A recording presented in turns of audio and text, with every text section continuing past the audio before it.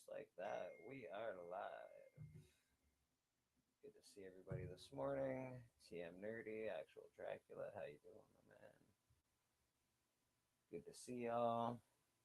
We are just chilling at home today. We don't have anything going on at the shop. Ben is there today, so we're just fucking hanging out. Hope you're well. It is church with Reverend Bleeker. And no company so far, but that's okay. We don't mind. It's Halloween month. We've got Halloween just around the corner, which is pretty cool. Do love me some Halloween, man. Trying to find a video and I can't find it. I don't know where I fucking put it. Oh, that'd probably be better to have my microphone around me so you can fucking hear me. That's probably a lot better.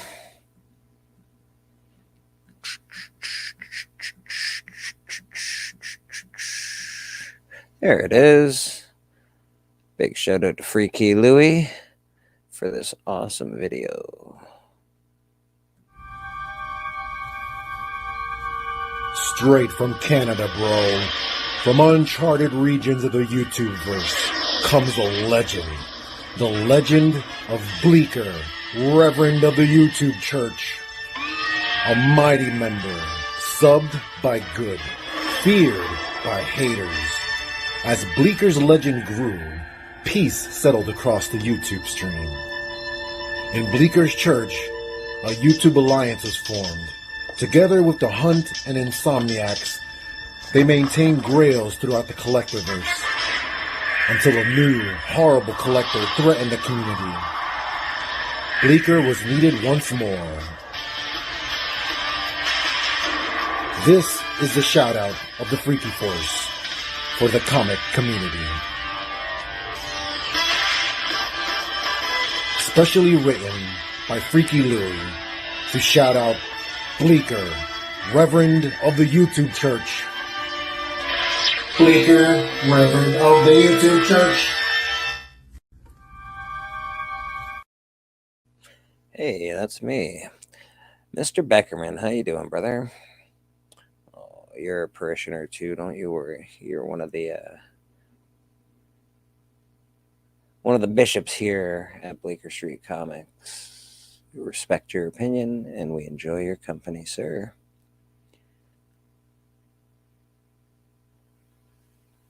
Yeah, it's just a quiet morning so far. We got Halloween month happening, so I generally watch a lot of Halloween movies, horror movies at this time of the year. Pretty cool. I don't know if you guys are the same as me, but on holidays, I watch holiday movies. Like Christmas, I watch a shit ton of Christmas movies. And yes, I do include movies like Harry Potter and Die Hard on that Christmas list. So yeah, during Halloween time, I watch a lot of fucking Halloween movies. It's pretty cool. Got Terrifier on behind me. It's fucking awesome. If you haven't seen it, this is Terrifier 2 going on. It's pretty cool. It's pretty gory, if you like that sort of thing. And I do like that sort of thing. The psychological stuff freaks me out, like ghosts and goblins and shit. That freaks me out. I don't know why.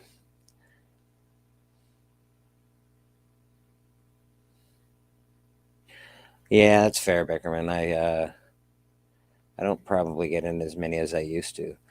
Since I started on YouTube, TV has sort of gone by the wayside. There's not a lot of TV that I like in general anyway.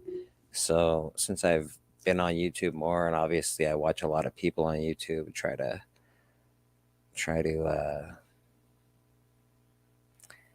watch TM and Dracula whenever he does his shit, and K-pop and Journey and all the rest of the people that you try and follow, you try and support. So TV is sort of flown a little bit by the wayside, but I still enjoy it. I just don't watch it as much as I used to.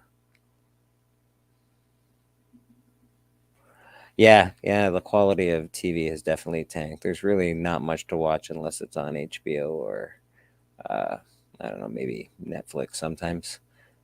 Uh, but other than that, there's really nothing that is super interesting to me. Every now and again, a TV show will come out that I like, but it's rare, so at least I don't have to spend all my time watching it. Waiting. Although I do remember the days, like planning out your TV schedule for the week, getting the TV guide and circling everything that you fucking want to watch, and not circling the ones that you don't want your parents to know that you want to watch. Those were always fun times.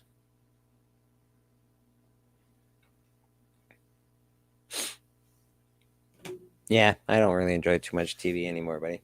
Even movies, there's not a lot of movies that I like that much, so it's really tanked in my life as far as that's concerned. Hollywood can, I don't know, F off these days. They sort of suck.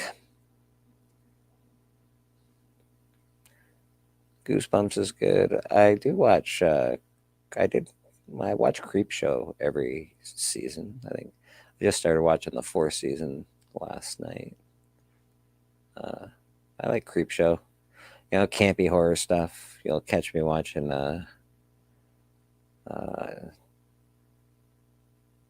what shall we call it? Tales from the Crypt as well.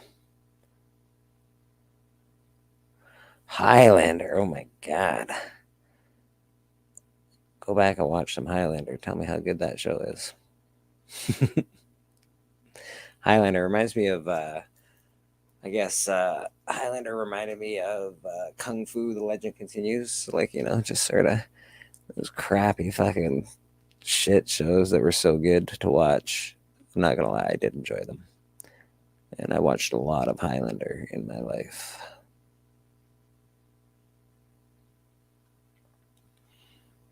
Yeah, man. So yeah, it's been a decent week. I haven't really heard of too much drama going on in the community. I'm not really a drama dude. Spine Ticks was on last night. I did not get a chance to watch Spine Ticks because I fell asleep too early, which means I woke up super early because my sleep schedule sucks. I cannot. If I go to bed before 11, I'm up at like 4 in the morning. If I go to bed at like 1 or 2, then I'm usually up around 7:30. Fuck. Try to do that. Try to stay up a little later and wake up a little later. When I work afternoons, so it's like 11 in the afternoon till 8 at night. So it's not too shaggy.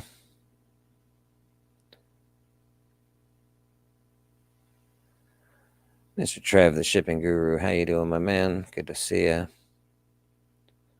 Been checking out a few of your shows lately. Always appreciate you being here, brother. I don't know what we're doing today. I don't really have any guests this morning. I imagine everybody's sleeping. K-pop has been arting a lot lately.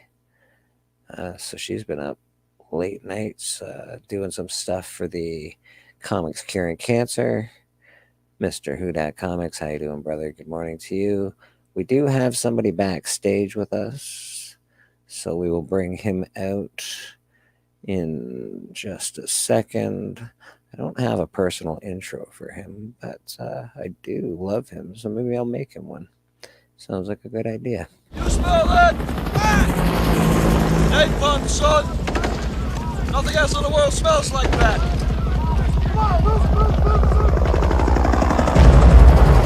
I love the smell of napalm in the morning. Good morning, Vietnam! Good morning, Boston Chris. What's up? Not too much, brother. How you doing? Not too bad. I realized my dream that was stolen from me last week. I got to actually, they put the game on the NFL Network. Not that it's a good game, but I get to eat my breakfast and watch a little football. And it's like, Oh, that never happens. oh, that's Not unless lovely. I'm waking up at like 1 o'clock. It's like, you know what, breakfast time to me. So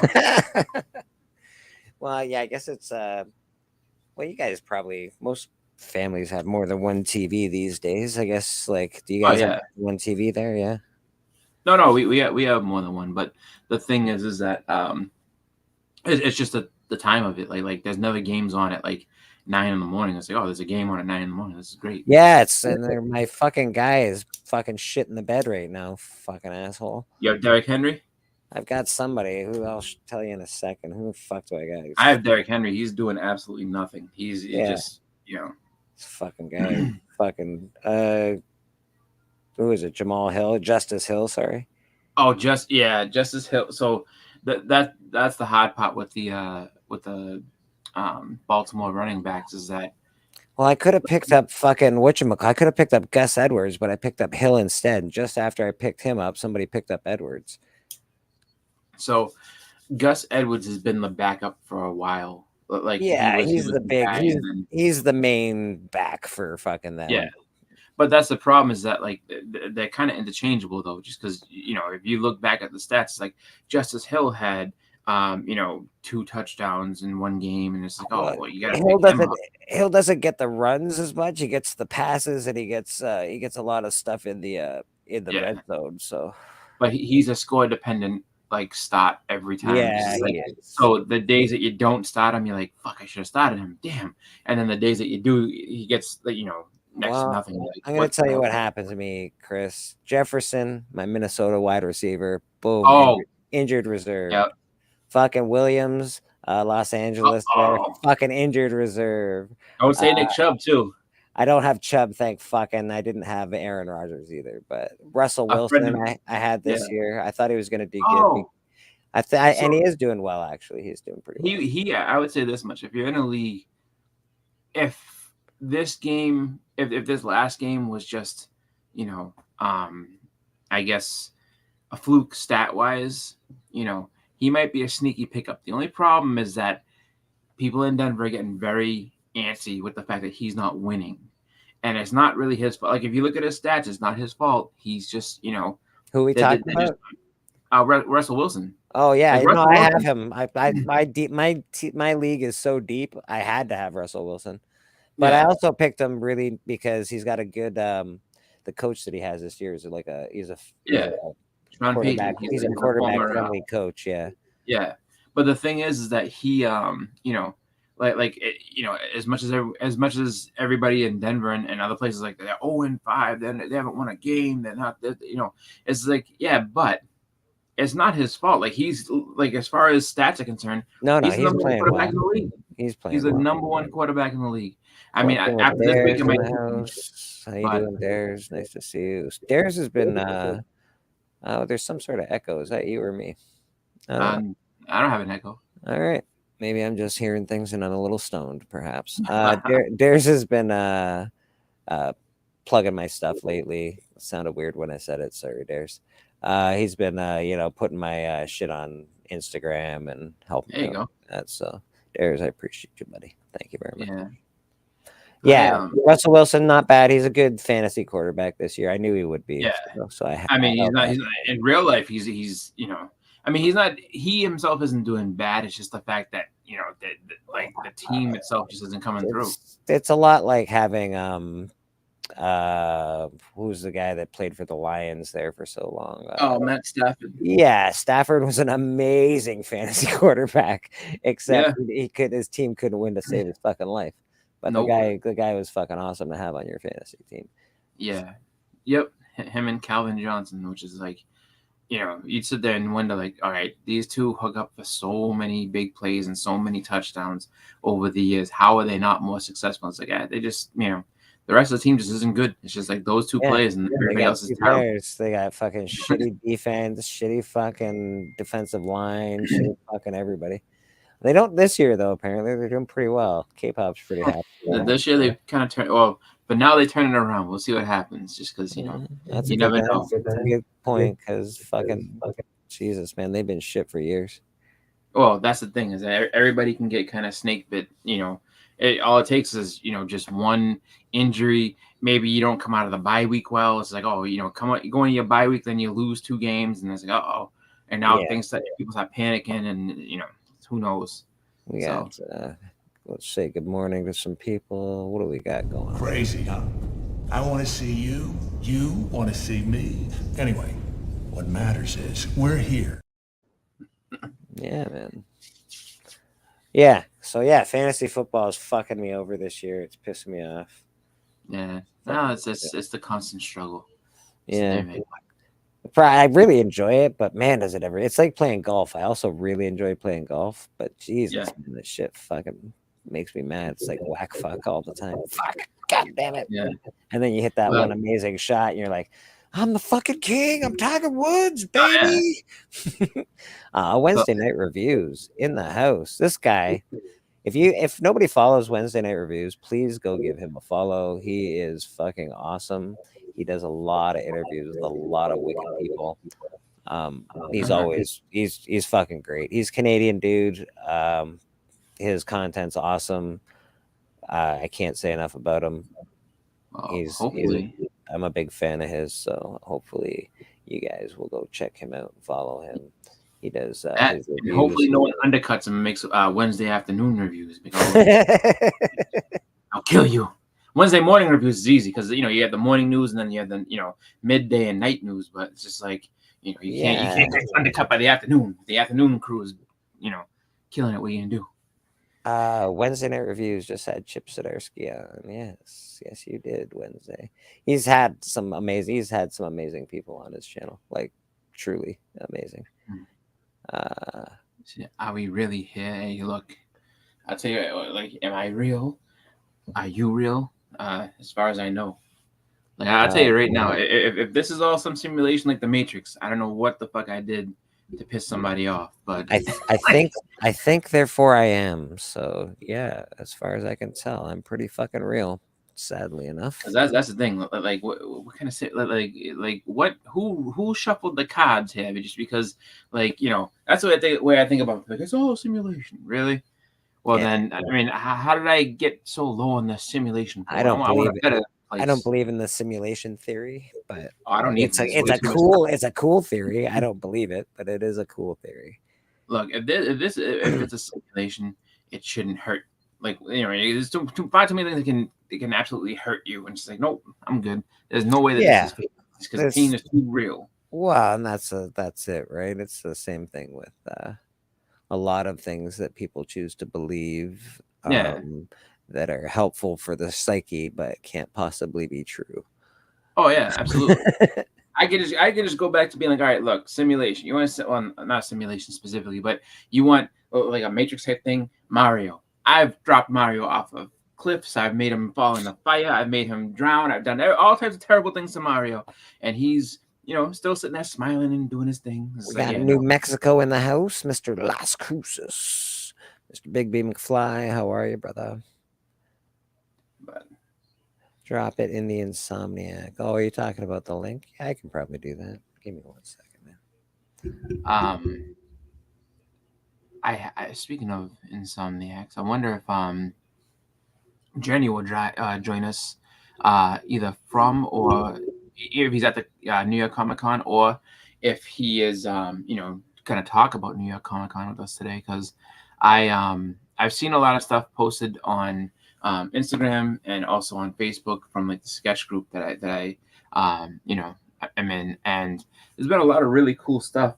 One thing I will say is that, like, there's a lot of very expensive sketch art being done for people. Those prices are just, some of them are amazing, and some of them are just like, oh my god. Is it because it's New York? Because I know it's, like, if you go to you go to a place like New York, it's I think there's more money there, so people expect to make more money, so they charge more money. I really believe that. I think people, I don't like the fact that happens, but I think it does happen. Yeah. It's a much like going to San Diego Comic-Con, expect to pay fucking top dollar for fucking everything. Yeah, well, I mean, I kind of, I'm not sure, just because for some people, and I don't know, like some of them, from what I've heard, there's been like, or what I've heard and read and everything like that, there's been some people that have gotten some really cool stuff for pretty reasonable. I feel like if you're not like depending on what it is, like if you're paying $150 for a Ramak, it depends on because Ramaks are very subjective as far as what's a Ramak. You know what I mean? Some people will give you oh, this is a Ramak, and it's just like just a little head and that, and then other people will do a I got one Ramak. around here somewhere. It's just like a Yeah. little head, like a little vampire head with a couple of nothing. It looks like I could draw the remark pretty easily, and then he signed, and then he signed his name or whatever. And I'm that's fine it's with. like something like that. Like I ain't paying $150 for that. But then there's other people that be like, oh, this is a Ramak, and it's a really like good fleshed out thing, and it's like, wow, this is pretty cool. So Well, I mean, people are charging here in Niagara Falls. They were charging what was it? $60, $50. Mr. Actual Dracula. I love Hey, it. what's up? How you doing, man? Yeah, not bad. How are you? I'm pretty decent. Pretty decent. I drew some art recently. ooh, And Dracula, he's not my inspiration. oh yeah, I saw that. But Yeah. Dracula draws so much better than this. But I thought I'd show off to Dracula. It's like the That's awesome. I drew two, buddy. That was I great. drew two. I love it. That was for Between the Lines, right? Yeah, man. Yeah. Yeah. I think Hylia is going to be on Between the Lines this week. Oh yeah. Yeah. So that should be fun. It's funny you mentioned actual Dracula drawn because he's drawn right now. I saw his. I pencil. know. I know. Glove. Yeah. I know. He's He's got got it. his drawing glove on. The glove. The Gambit glove. I like Yeah. it. I like it. Yeah. Does that glove like make you have special drawing powers? No, I wish. Okay. It's just I suppose to prevent me for smudging things. Well, I use it's for my iPad, so I can when I move my hand across the iPad, I don't. Oh, okay. Right, I'm not accidentally erasing something with my edge of my hand. But I also but now I also just use it for drawing in general, just not to smudge things. It's yeah. Well, I like your cool glove. I think it's Thanks. awesome. Yeah. TM says the theme tomorrow is Stanley Kubrick. Stanley Kubrick with Marvel characters. It's gonna be kind of freaky now. Awesome. Wow. I'm gonna have to do something for that. Yeah. Oh, you know what someone's gonna do? Someone's gonna. It's obligatory. Somebody has to do The Shining. The door scene with somebody looking crazy. Someone's got to do the helmet from whatchamacallit from Full Metal Jacket. Mm-hmm. And then was it? Someone should do somebody coming out the blood elevator too. Oh, the blood elevator. Yeah, that's a good one. That was a fucked up scene, man. That movie doesn't scare me very much. I probably watched it later in life, so I love it. It didn't bug me too much. There's a few scenes in that movie when the pig dude is giving the guy a head. Fucking yeah, that's a weird one. Freaked the fucking shit right out of me when I watched that. I was like, what the fuck? It's like, yeah. Did you just see that? Yeah, man, we all saw it. Well, I don't think you saw it enough because what the fuck just happened? Yeah, that was one of the first movies that I thought was genuinely scary. The first was The Exorcist. Oh yeah. But then I saw The Shining. I was fairly young when I saw The Shining, and that genuinely scared me. The bathroom scene in particular. Yeah. Oh yes, the old lady that freaked me out too. Oh yeah, that was out. You talk about a switch. I think I was like 12 when I saw that movie. So sitting there, being 12, all of a sudden it's like, oh my god, nudity. And then all of a sudden it's just like, here we go. And then all of a sudden he kisses her and she turns around. So it's like, being that, the switch, it was scarring. It's like, oh wow, that hurt. You're like, all right, here we go, and then no. You threw that lotion and fucking tissue away quick, did you? You're like, fuck this. What the fuck? Dude, like it's just, I tell you, like nothing can get you prepared for something like that, where it's just like, oh, it goes from this to that. Like, oh my god. And then being young, what? That actually would be a good one. Aunt May is the old woman in the bathroom. Oh god. That's actually a really good one. Yeah. I like that. I might have to do that. Yeah, that's pretty slick. Just scare everybody. Like, all right, here we go. I don't know. Like, I don't really have a good theme. I'm going to be on this month. TM, if you can tell me when I'm going to be on again. I think it's the 30th or something like that. I don't have I don't know what my theme is going to be. Actually, I had a few, and then I was like, meh, that's lame. I want people to draw, right? So I don't want it to be like super difficult, but I also want I want it to be cool. So that seems like a good one. Katie's was awesome. She was like, anything in Tim Burton style. I'm like, well, that's fucking cool. Yeah. I was gonna say the other thing that was really, I mean, outside of like the visuals, because I mean the visuals, there was something that'll get you some, most of it you can kind of get through, but it's like I think that he was trying to go for like the psychological thing, but the real I think star of that movie to really like ramp it up and make it feel scarier than what the visuals would do for it was the music, like the music and sounds in that movie.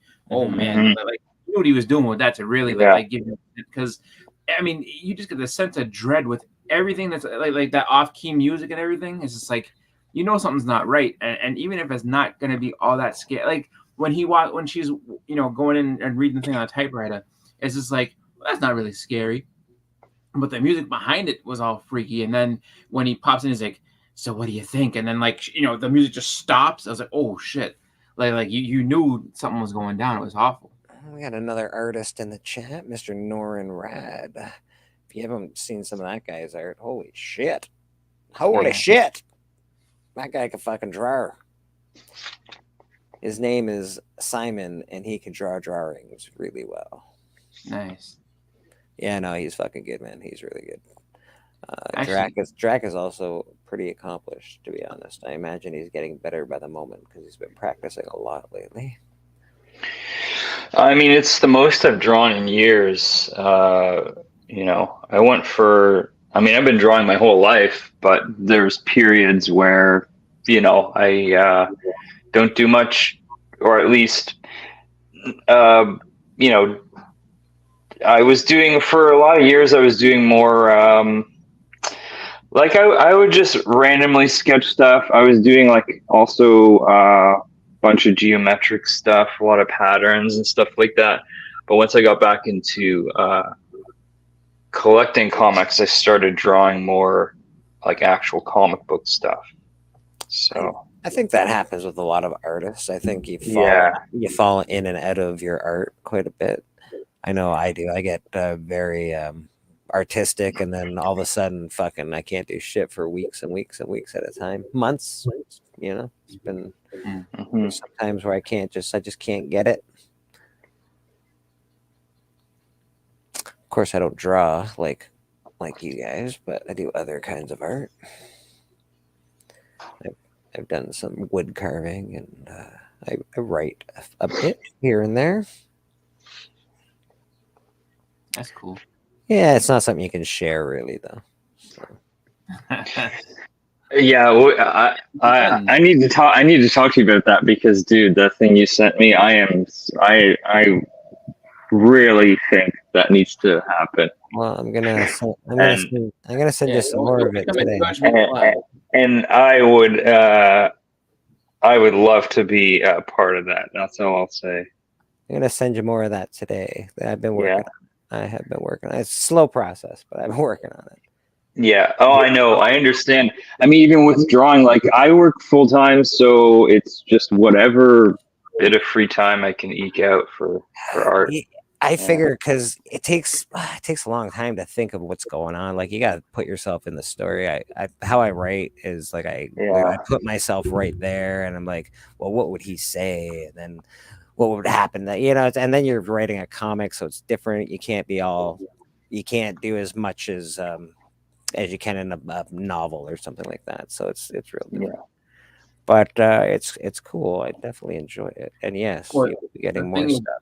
I think you can. It's just if you're doing it in a comic, you don't remember how many pages you get, and then and I think that's really the most challenging part is knowing where to cut. All right, so you have, let's say, 20 pages for a comic or something like that, and it's just like, all right, so in these 20 pages, I need to get from this part to this here, and then make it interesting that people still want to see what's going to happen after that. So that's 100%, Chris. You nailed it right on the head, buddy. Yeah. And I've obviously I've been watching a lot of interviews, like K-pop's interviews, Mr. Wednesday Night Reviews interviews, and these people, they stay to start small. What I'm trying to attempt is not fucking small. It's a story. So it is. So I'm afraid that I've gone in the wrong direction. People, like anybody that I've listened to is like, don't do this, and I'm like, that's what I'm doing. Like, okay, perfect. So I mean, there isn't just one way of doing things, because other people would tell you go big or go home, right? that's Just true. you might as well, right? If you're gonna do it. But I've got a few ideas, So, needless to say. I also have some smaller, more fun ideas. So Yeah. I think it would be, it's just gonna be fun. I don't know. I enjoy it. It's fun. It's gonna be a good time. I think what's fun too is that, like, I mean, if you're listening to interviews and stuff, it's just like, if you look at huge writers that like Stephen King and stuff like that. Like Stephen King gives pretty good interviews that, like, and he'll talk about, like, what he thinks or how he kind of goes about things. But like the high power listening to a guy like that, he's so seasoned in what he does that it's like, it's hard to really know when he's giving you that like nugget of knowledge type thing, other than him being like, yeah, like this is just what I do. Well, it's almost the same thing. Like if you can, like if you admire somebody who can draw really well, and it's like, yeah, man, it's just lines. I think guys that are that far along in the industry sort of forget. They romanticize the past a little bit and forget how difficult it is to get into something like that. Yeah, especially with comic books, because the way to break into comic books now is so different than it was 20, 30 years ago. Where, I mean, the big publishers don't even accept submissions, like Marvel, DC. That used to be, editors used to set up at cons. They do portfolio reviews. That doesn't happen anymore. Not really. No, not in any I don't ever see it. way. I've never seen it. Like I think I've heard somebody hand it, and the guy was like, "That's really old school." Like, I've heard that story, but any advice I've heard from editors, like, watching interviews with editors or writers, is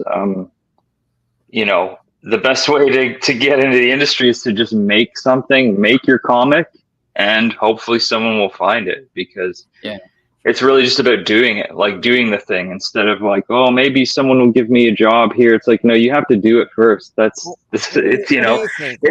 like trying to get a job to get experience, but you can only get the job if you have experience. It's the same thing, right? So it's the same thing. For whatever's sake, let's say you and I are doing a comic, then do you think that we should put it out online first? I would say comic, put it out for free online. Not necessarily put it out for free, no. I don't think you should just give it away. But there's a lot of avenues, like with Kickstarter, where you can fund your own project, and true. True. Yeah, it's about the act of just actually making something, instead of waiting for an opportunity. Well, you've got to create it yourself.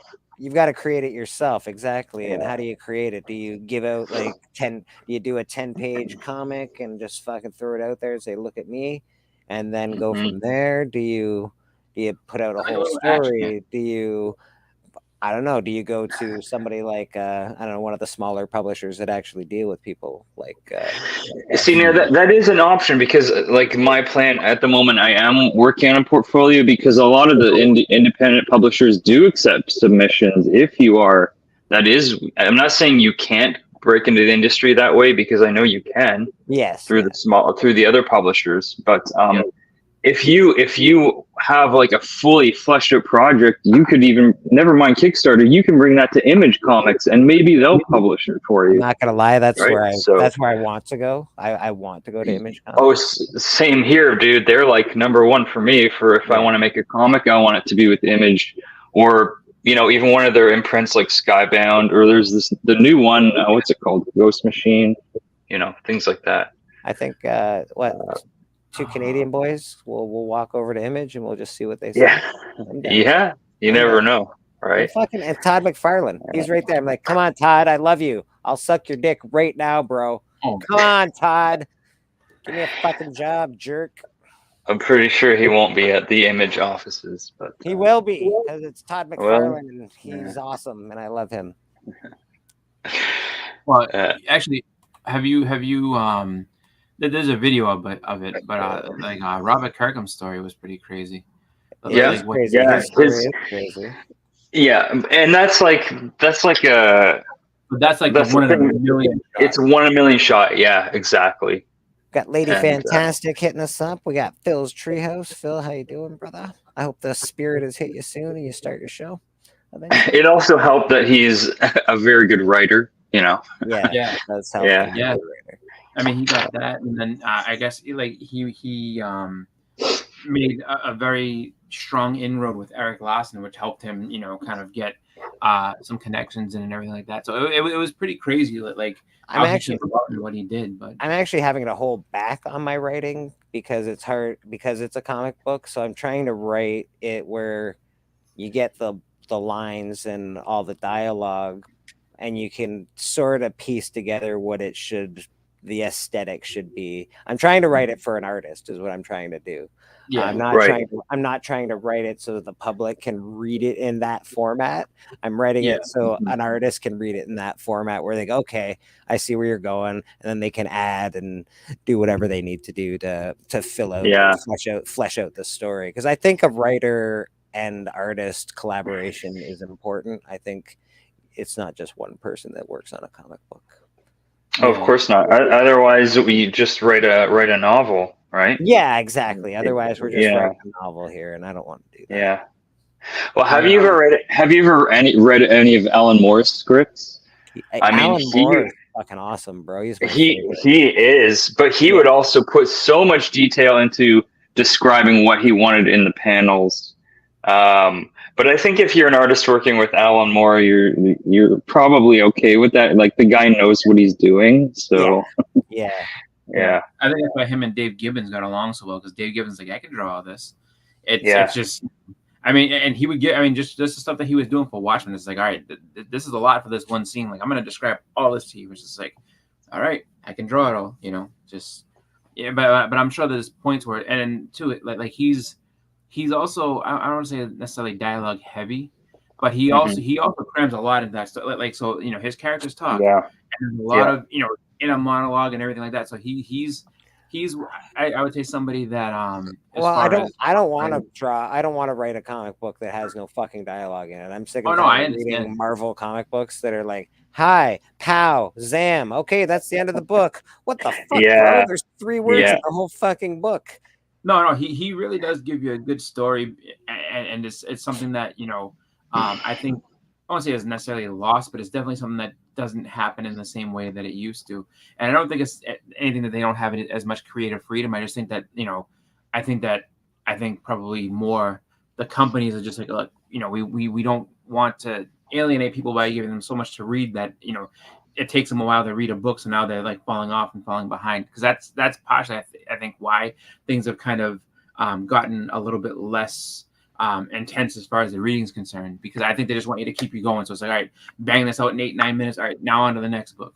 Whereas before you'd have to read comics, how you doing? What's going on? Read and comprehend the story. So Kirkman's best work was Marvel's. I think you're a little. You love Speedball, don't you? You might have a little too much invested in this one. Yeah, you might be slightly biased there. Yeah, I think just a little bit. Those good stories are those Speedball stories, man. I'm telling you. I just like dressed up just like him. Like, what do you mean? Just wearing a suit. I picked the wrong week to quit amphetamines, baby. Oh. But Evil's Comics, how you doing? I was just kind of like intrigued by his story. Like his story was really cool. And how he did it, and he's again another one of those people that put everything on the line to be successful, and it worked out for him. If it didn't work out for him, he was screwed, because he was, I think at one point he had gotten himself up to, I think, somewhere around $40,000 worth of credit card debt, trying to so it's just like that is one of those things where you have to understand that I will put myself there. I'm willing to bet on myself. Yeah, right. Is it gonna suck? Absolutely. But And will I do it? Fuck yeah, man. But Fuck yeah. is TM Nerdy being funny? Still not TM ringing a Nerdy bell is on funny. Alan Moore. He loves Alan. No, he loves Neil Gaiman. Neil Gaiman's great too. I love Neil. Mm-hmm. Oh, yeah. I mean, and those two are like the big rivals, versus like like they basically write stories that kind of counter the other one, but they're very similar. And I think that they just I think because not because they're so similar, but because both of them are looked on as just the great writers of their time. There's just that natural this guy sucks. I'm better than him. You know what I mean? love. So, Don't get me wrong. I love their writing. Alan Moore, though, he's a bit of a. He doesn't like he you. loves his He doesn't projects. like you fucking with his shit. He'll. Yeah, he loves his stuff. He hates everything that anybody ever touched to do with his things. He's like, that's my thing. Don't touch it. I hate it. Yeah, I He's mean, very- I understand it, I get it, but at the same time, it's like you got to understand why they're doing that, right? Like, right? You have to. not just because they want to make money, but because fans want to see a movie of this stuff, Yeah. right? Yes. And Yeah, fans like I also- think initially, But comic book writers also have to understand that not everything translates to the big screen that you write. It has to be changed. The main bad thing that happened in that movie changed because guess what? We've all seen a big, huge blob. Nobody wants to fucking see it anymore. So they changed. Well, they changed it. A great example of that was From Hell, which I thought was a really good adaptation because it included all of the key points in the plot of From Hell. It basically told Alan Moore's story start to finish without really adding or taking anything away. All it did was stripped it down and removed all of Jack the Ripper's kind of mystical, spiritual stuff from it. But the core of the story was there. Now, I would highly recommend reading the comic because it is a very different experience. He did a ton of research into that, but and it's very much an Alan Moore story with all the magical stuff. But I thought it was a good adaptation otherwise, just as a straight up murder mystery story. It was good. Mr. Who Dat Comics hanging out, my friend. How you doing, Who Dat? How you doing? How y'all? Good. I'm only here for like a few minutes. No worries, man. No worries. Cliff on Comics in the chat. How you doing, Cliff? Evil Mike, what's going on, brother? Yeah, I think what kind of started him out on that path of not being, so happy with letting people kind of take his stuff was that I think after Watchmen came out, like there was negotiations with him, to try to him, DC, and everybody were trying to, get it into being and I guess that went real sour. And he's like, no, we're not doing it this way. We're not doing it that way. I'm not. And then so after that, he's like, nope, never again. Is there going to be a second season of the Sandman fucking shit? There's supposed to be one, yeah. Come on, Neil Gaiman shit. Yeah, because that was really good, bro. It was really good, yeah. It was a refresher as far as comic book stuff goes. I was like, oh, this is thank God they know how to write something. Did it do well enough? Yeah, but the problem is it was on Netflix, and then we have all these strikes happening, and that's true. So we're not getting anything worked on until next year. Let's just get over the thing that you have to also worry about too, though, with like Netflix and things, is that if not enough people watched it, then they're usually quick to announce a cancellation. So if they haven't done it yet, there might be plans on it. But usually either a cancellation or a continuation. You get that news pretty quickly after the show's season. I think this is one of the few shows that actually they didn't write in the contract like automatically for second season, so that's why that's another reason too. So like again for Wednesday already had that written in the contract. Everybody does. Everybody's very afraid to put a second season on anything DC does. I would think at this point you sort of we'll throw it out there. We'll see how it does, and we'll see what happens. But I think it went well. I think it was a very good show. I think that it's just kind of the climate of everything where I mean a lot of stuff that people see, especially when it's things that people might not be all that familiar with. That's where things get kind of tough, just because as much as people will be like, oh, like the fans of that stuff, absolutely, like I'm in. I want to see more of the Sandman. People have no idea. Like it'd be like, oh, this is based on a comic book. It's just like, really, it is? I Like, don't oh, think most people would know that anyway. I honestly. Yeah. And you know what's gonna happen to like, and it sucks because the strike is gonna go into next year.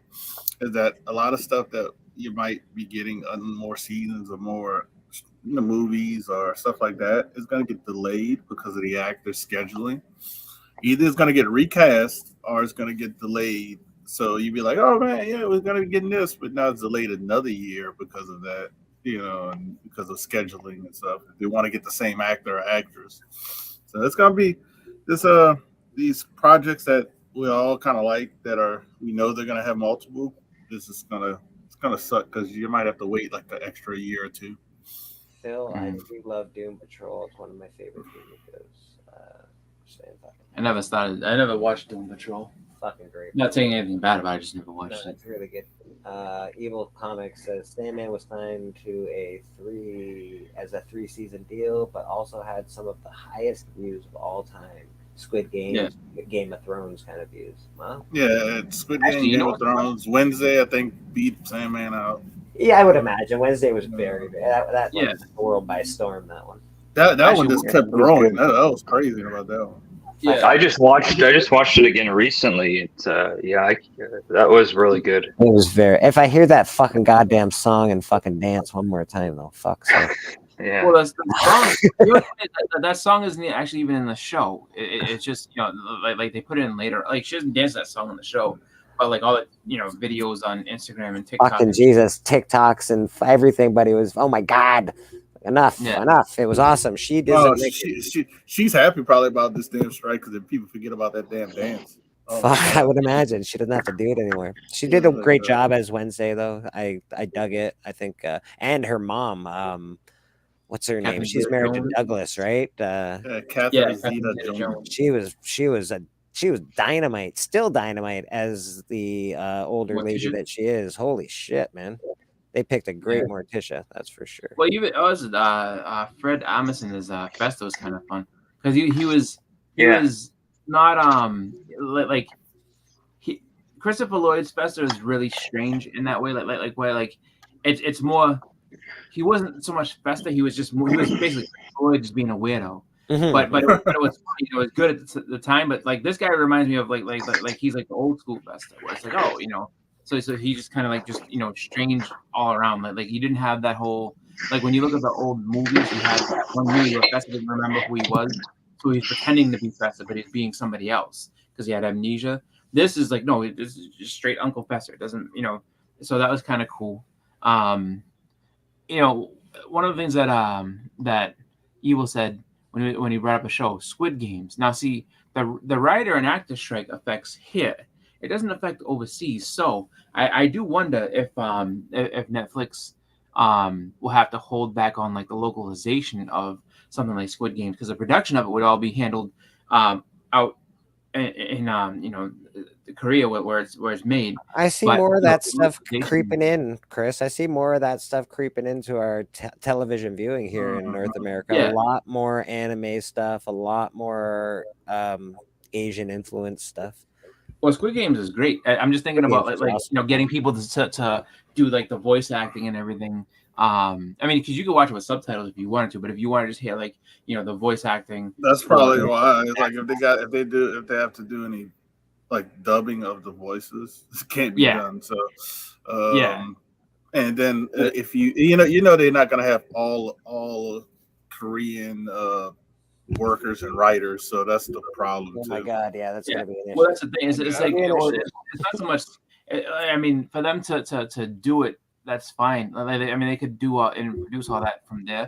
But again, that's what I'm saying. The localization, because not just for here, but for a lot of different places would be tough. And then I can't even blame the actors with the hold up. This is the producers that hold it up. They want to use AI so bad.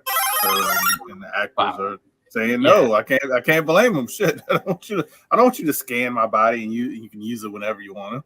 In perpetuity for fucking rest of existence. Fuck that. Well, Dave Chappelle warned me about you motherfuckers. No, I said no. Yeah, see, Squid Games. I'm sure it's like films being edited. It's just the localization is going to be the tough part. Like that's going to hold it up. But then again, too, I mean, Netflix in general. I think it's better suits their interest to be able to put things out, in a row rather than be like, all right, we have this for now and Well, I then think nothing for another year. let's be honest. I think Netflix is a floundering horse. I think that somebody's going to come up and buy all these things because guess what, man? Having to pay for Netflix, having to pay for Hulu, having to pay for Crave, having to pay for this, having to pay for that, I might as well fucking have cable TV.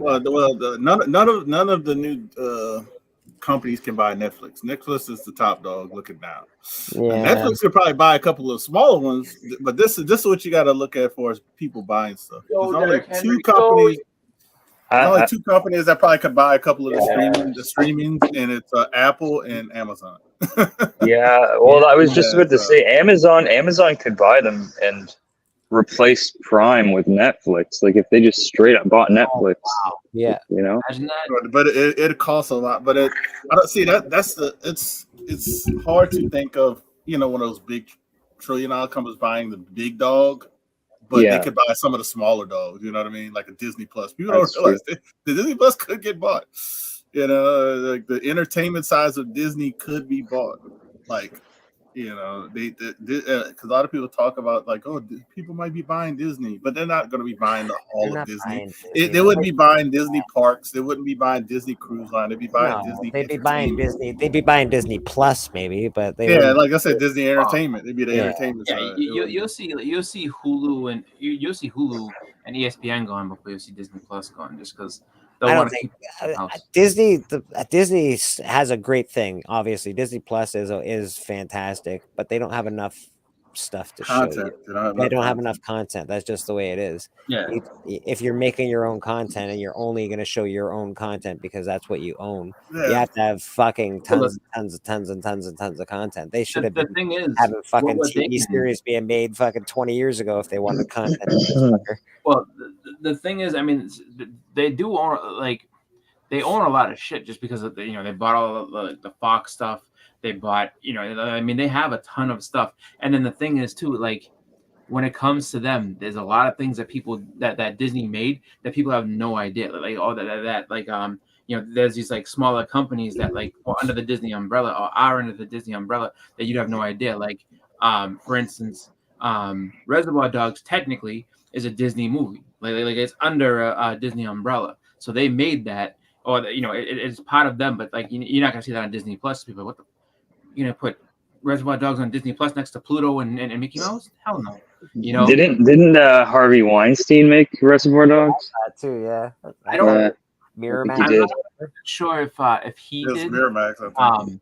Yeah, well, Miramax is part of Disney at one point. Like Disney owned Miramax or something. Yeah. So it's just like they owned a piece of what like that company was a smaller piece of Disney in some way. They own Aliens. They bought Fox. They own they own Predator. Yeah. Oh, they own Aliens. They own a ton of stuff. It's like there's a lot of things that you can look at and think, oh, like the Alien Queen is a Disney princess now. The thing is that they have to figure out a way to I guess not because Care Bears versus Thor could be just around the corner. People, no, I don't think Care Bears is Disney. Hold your tits. I don't think they own Care Bears.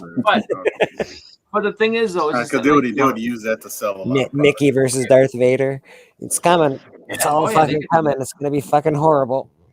The thing is that they could be smart and just go, and if they can figure out a way to. Some way to put R-rated content, like their R-rated content, but yes, this is Disney content. It is R-rated. I'm sorry that it exists, but it does. But if they find a way to do it, they'd be fine like that. And that's why a lot of people are saying, oh, well, they can do that on Hulu because people want to associate full out Hulu with Disney, but it's still a streaming platform. So they can kind of put all that stuff under the radar. And it's just like, yeah, do it because then you can sit there and say, but I would say, you don't even have to do it under the radar. Just say, yes, we have this stuff. Like we're a big company. We make a lot of different things. So, it's like Warner Brothers has all this wonderful, happy stuff, and they have like the R-rated stuff. It's like it's all on one streaming platform. Just put it out there, or put it on, two separate ones, and then just make, and that might get people to be in like, oh, so it's not all kiddie shit. Like it's, There is some. Well, in other countries, Disney Plus is different from the U.S. Other countries, they have access to a lot of those movies that are under the Disney umbrella. That will, if people in the U.S. be like, "Oh no, not next to Mickey Mouse." So like they have. I forgot what they call it. But it's a Disney like on the Disney app. So you guys don't use the Cody box over there, but man, I'm telling you, it's really nice to have everything all on one. Who doesn't use that? You guys use it in the States? Because I know we created that. We created it. Yeah, well, you're welcome, Canada. You guys getting shit though. Well, you're welcome, Canada. Yeah, thank you. You guys getting shit for using that stuff. Don't get me. No, you can do it. I mean, it's just according to people, it's frowned upon. Like you shouldn't do that. But like, yeah. Why wouldn't you, man? Get everything all on one thing, and you just have to pay for internet. Like I just Well, that's the thing. Is just like it's cool to have. It's just it's just one of those things where with at least the one that I had and everything like that, you have to keep updating it and keeping up with it. So that's how sometimes things get slowed down and things like that. And of course, when you're looking for things to watch on there, I mean, it might be a little different out there, but down here, like they'll look to like slow you down. Like there's ways they'll figure it out, and they're like, all right, we'll just slow your bandwidth down to nothing, so you can't see anything. So Beckerman says Disney will never merge with any of their competitors. I don't doubt that. Disney is the huge. If anybody, their competitors merge with Disney, I don't doubt that. Anyways, Canada has some of the highest wireless and internet charges in the world, so we never feel bad for not paying for stuff. Yeah. Yeah, because we're paying in other ways. Internet. Yeah. I saw that. When I lived in Arizona, I used to work for a company that at one point they were doing like service for AT&T. It was a service called AT&T Uverse, and so you worked doing that, and then they I guess got a contract to work with Bell Canada, so Bell Canada and everything like that, and so we started working on Bell, and it was like all right, and we used to see that all the time. It's like, and the prices that you guys had, that Bell would charge you for everything. And it's like, because we would get calls all the time, I need to increase my bandwidth because it's just not enough for what I'm doing. And I'm like, okay. And then you see that plan and it's like, all right, well, the next step up is this much. And it was like, I mean, that was the first time I was seeing, charges starting at $300 a month for internet.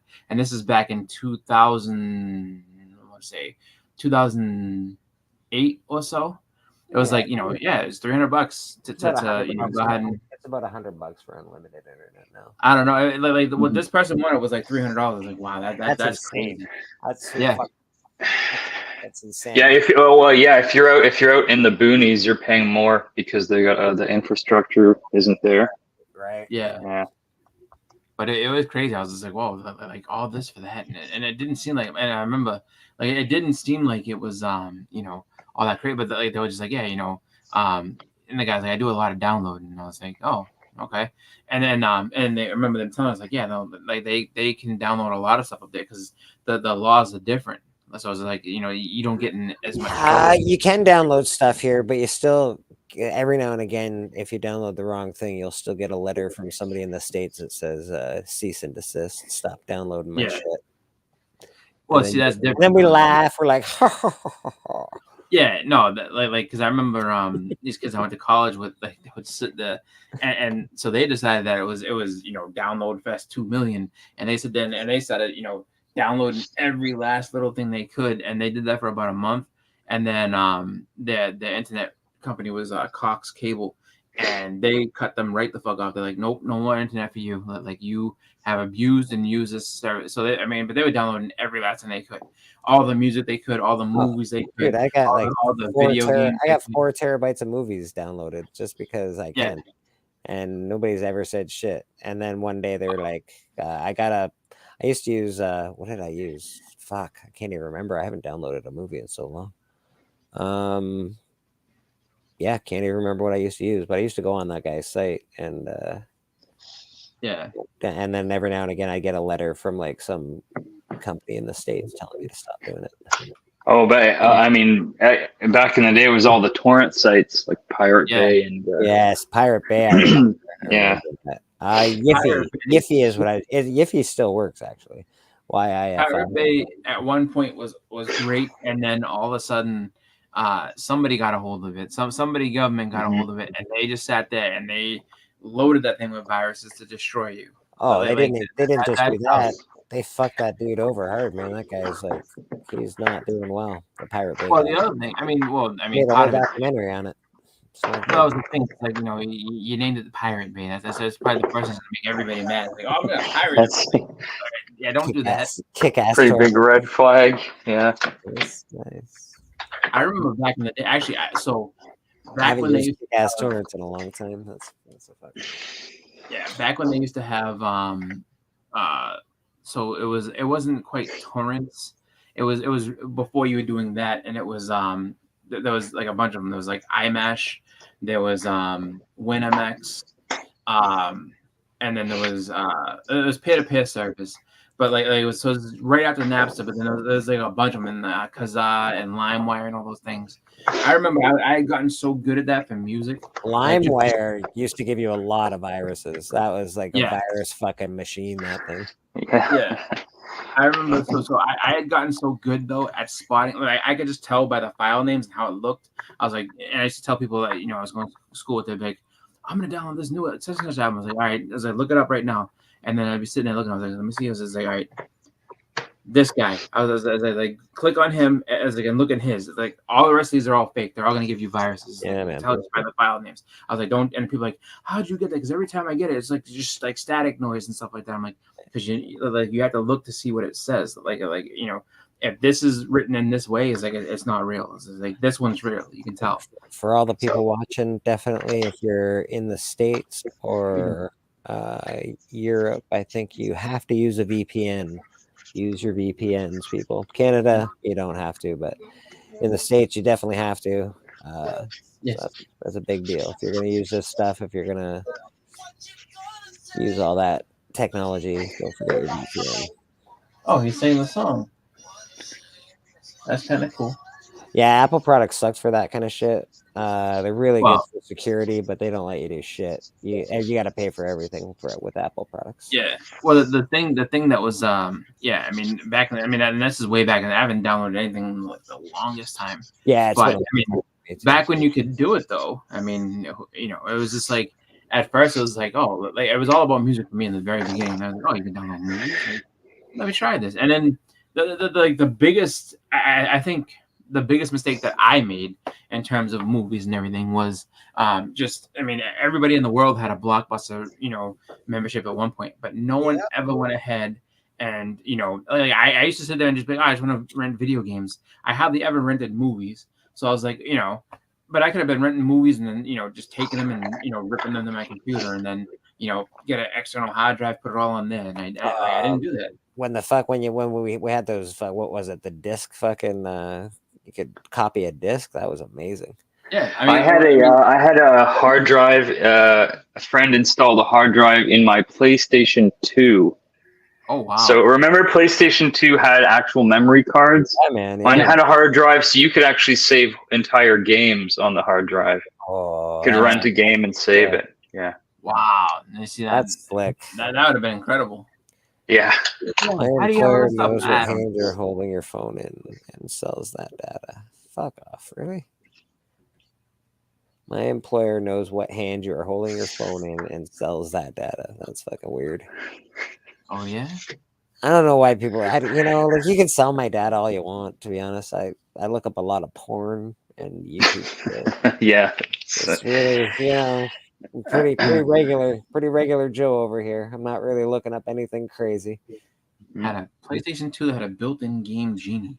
I do like the when they like direct ads at me, like if I'm looking for a trailer or something, I'm like, oh wow, look at all these trailer ads all of a sudden. That's really fantastic. I do appreciate the government for doing that. That's very nice of you. Google, appreciate it. You're all right. I find that to be pretty cool as far as like how people were able to mod PlayStations and stuff like that. Like I have a modded PlayStation 1, and it was modded to be able to play like burn games and then games from Japan. So it was just like, and I remember they sold me initially because there's X-Men versus Street Fighter. Like the only other system it was on was the Dreamcast. I didn't have a Dreamcast, but yeah, you can play the Japanese version. Oh, cool! And then then we get this game called Tenchu Stealth Assassins. It's like Samurai's, but like not Mortal Kombat, Samurai's Metal Gear Solid. I'm like, yeah, it was like in on that too. And like they were charging like $8 for the games, and then they had this New Japan Wrestling game. And when I had seen that, it was the first one that had like the actual entrance. I was like, oh my god! I was like, yes, I need that too. So They used we used to so fuck many over machines though. Like my buddies did that with their Xboxes, and then one day they'd be playing and their Xbox would be done and be like, "Yep, they caught me. I'm not allowed to play Xbox anymore." Like No, they well, this they could one, like do something that would like fuck your Xbox up. It would be like well, your not Xbox with would the be bad. PlayStation 1. PlayStation 1 wasn't connected to the internet, so you could that was you by yourself. So like we had all kinds of games that were like from overseas or games that PlayStation were 2 is still my favorite version of PlayStation. It had the best games. You could it had one where you could do the play game from number 1 and 2. Like that was the best version of PlayStation by far. Yeah. Actually, funny enough, that's I remember I had Final Fantasy 7 forever. I had it from way back in the day when I was 13, and just never got to the point where I could beat it. And I had, I don't want to say lost my memory card, but I didn't label it, so I had to get a new memory card. Started playing from scratch, and I ended up beating it on a PlayStation 2. I was playing it on a PlayStation 2 because it was backwards compatible. Yeah, that's the word. That's the one. Backwards Yeah. compatible. Like but that was fun though. It's just like let's see, 360 outnumbered PS2 game. Oh yeah, I like the Star Wars game, the whatever game that they had. I don't know. I mean, I loved the PS2. Was it the same time as PS2 or PS3? I think it was PS3 and 360 at the same time. But I think that 360 kind of was in the so it came out towards the end of the PS2's life cycle, and then PlayStation 3 ended up coming out following year or something like that. I've always had PlayStation. I had the original Xbox, but I never got any of the others. I do know that the Xbox 360 was one of the most defective pieces of hardware they ever made. So one year I worked at this fulfillment center. I was working for so the company I worked for was Pitney Bowes, and they had a contract with Microsoft. And so what we were doing at the fulfillment center was where everyone in Canada who had something wrong with their 360, and the most common problem was the red ring of death. Like everyone would get this thing where your 360 would just stop working, basically not play any more games or play movies.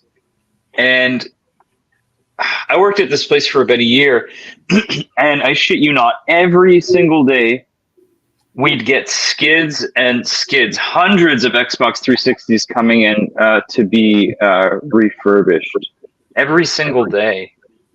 I mean, basically, I don't know what the percentage was of how many people that bought one that it broke, but it seemed like must have been half of them in Canada, because we just get hundreds of these things a day.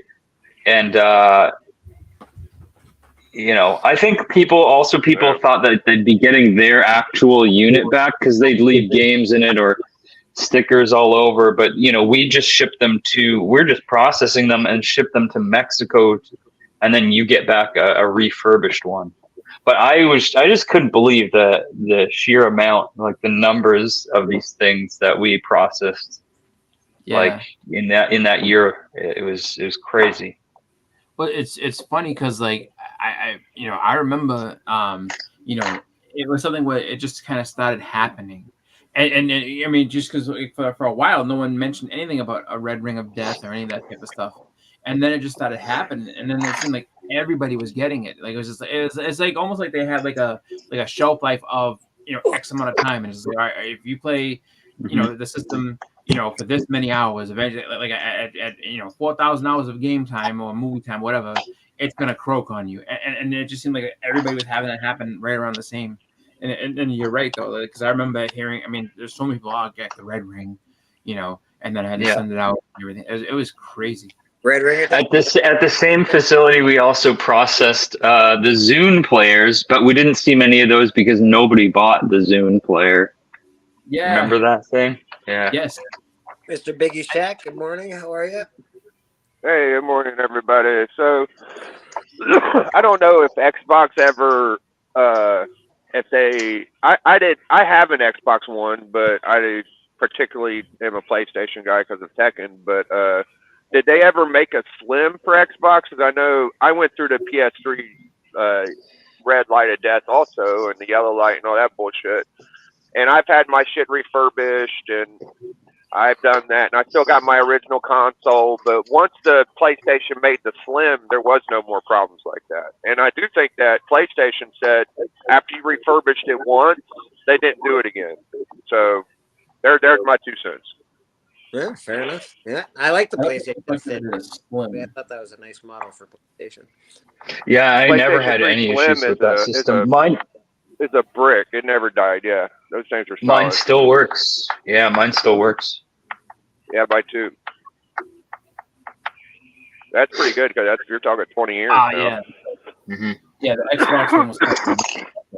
I remember. Did they ever make a Slim for Xbox? I'd never seen one. If they did, I'm sorry. So it wasn't a Slim. It was a different design. They call it the Elite, and it used to have like a little bit better hardware. And did it fix the light of death shit? Are those known to have that problem? Okay. I remember did the 360 have all that, like it could see you and you could play fucking bowling and shit, like you could do. No, that was the iToy, right? No, not the iToy. It was the Kinect. Yeah, iToy was PlayStation version of it. So it was like it was a 360 Kinect is what it was called. Yeah, I remember that. I'll tell you one more. I'll tell you one more thing though before that wasn't my 2 cents. So the original console for PlayStation, the original Fat Boy I got, man, played better and faster and was more addictive than the fucking Slim. Like the Slim was good, it played and it never had a problem.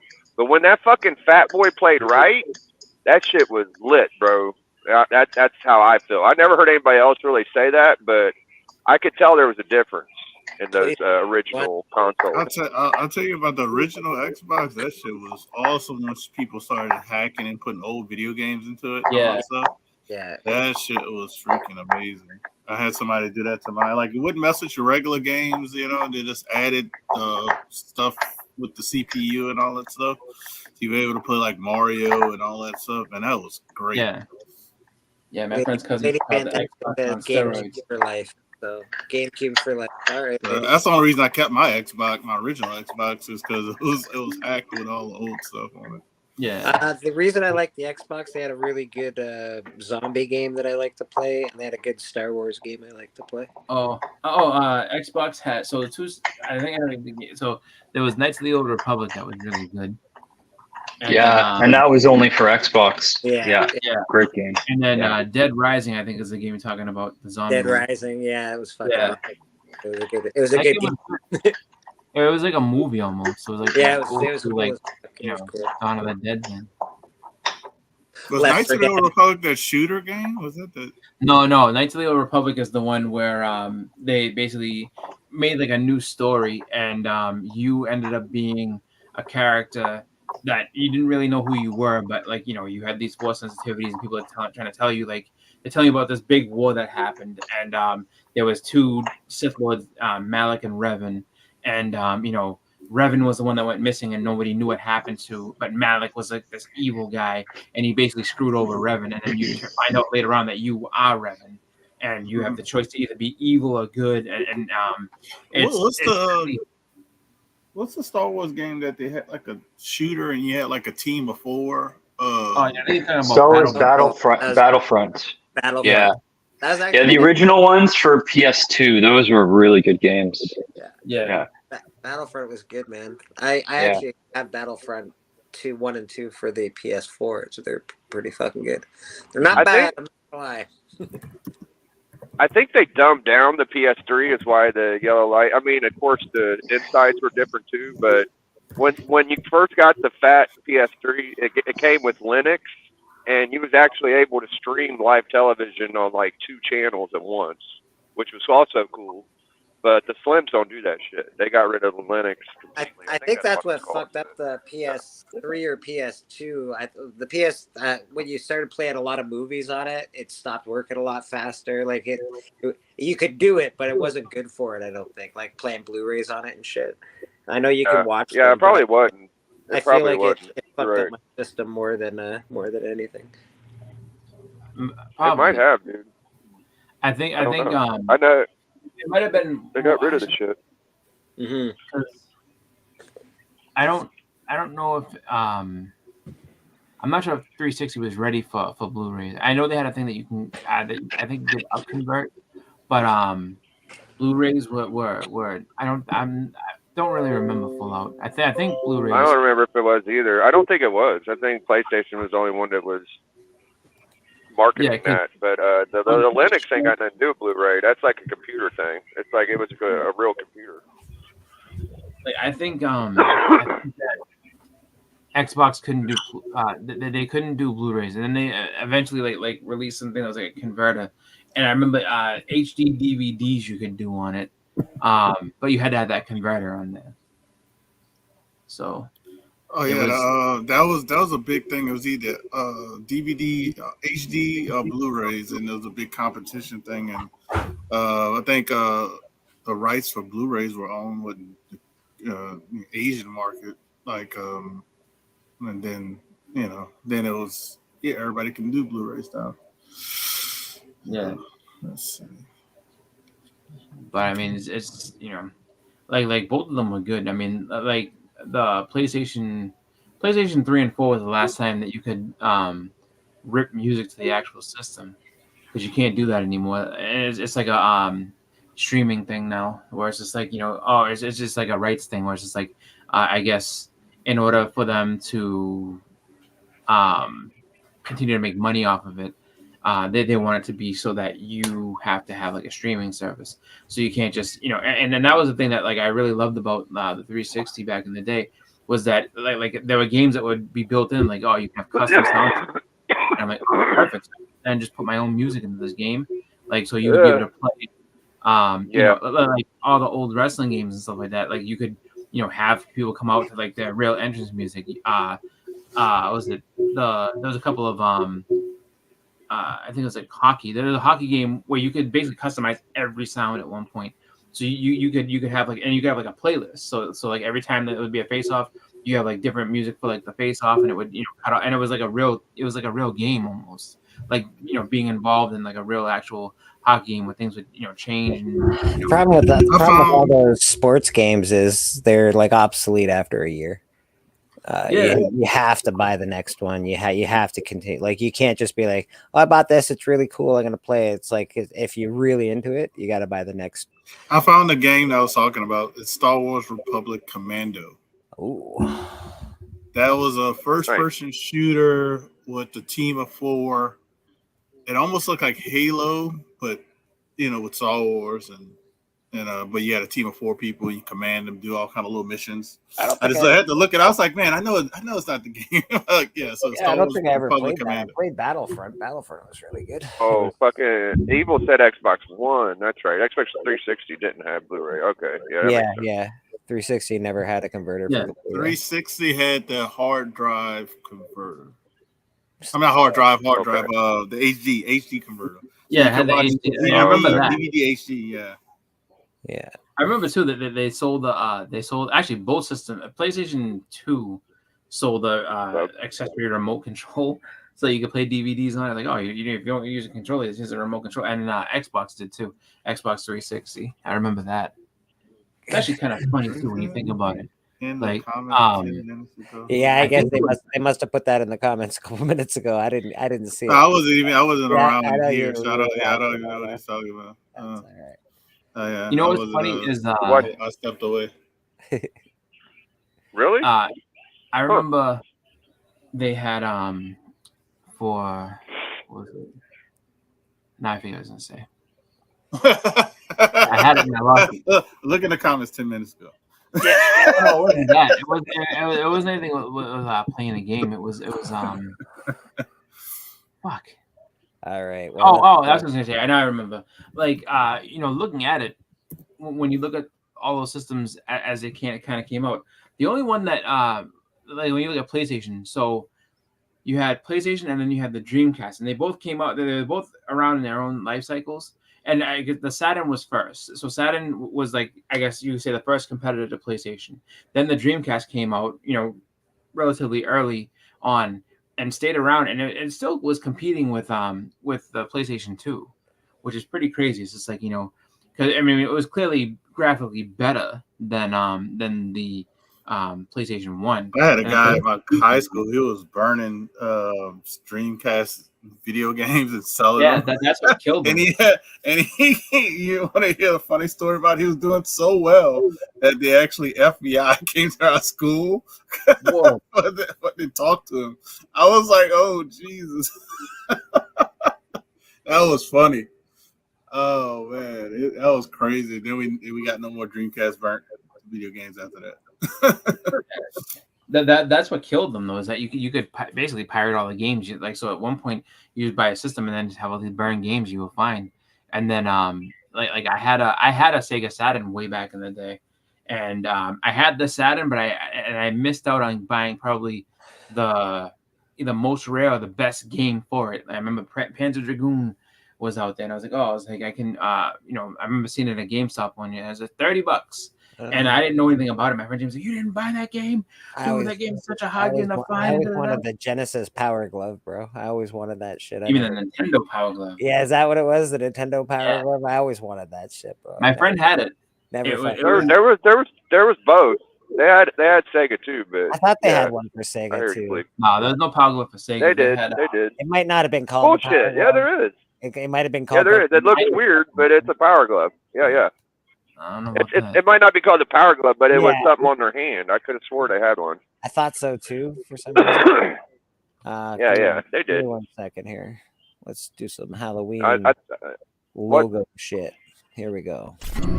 Angry video game nerd hat.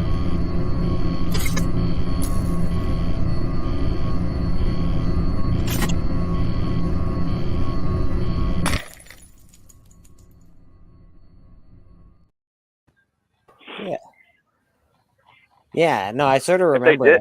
I don't remember.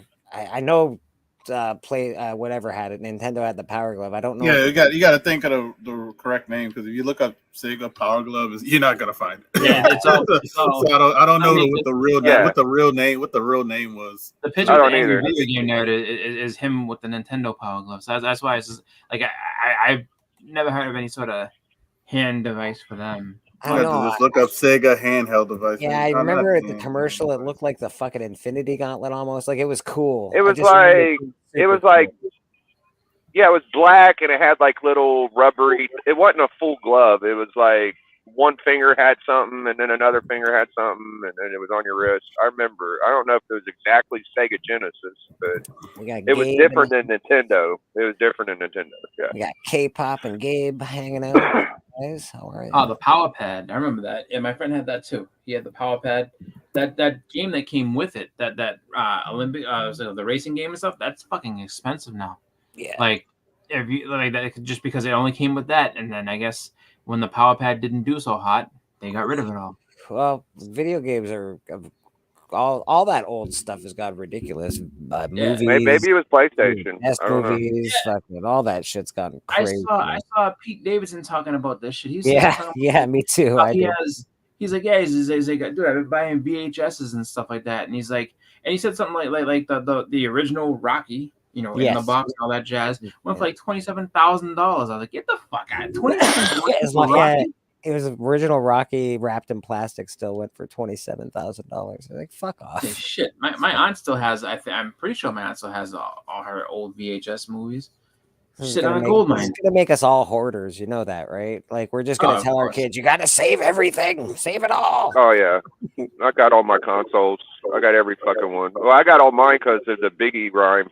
Super Nintendo, Sega Genesis. You know, I had to have. Hey, speaking of the Biggie rhyme, what the fuck? I didn't even play your intro, Biggie. What a fucking jerk.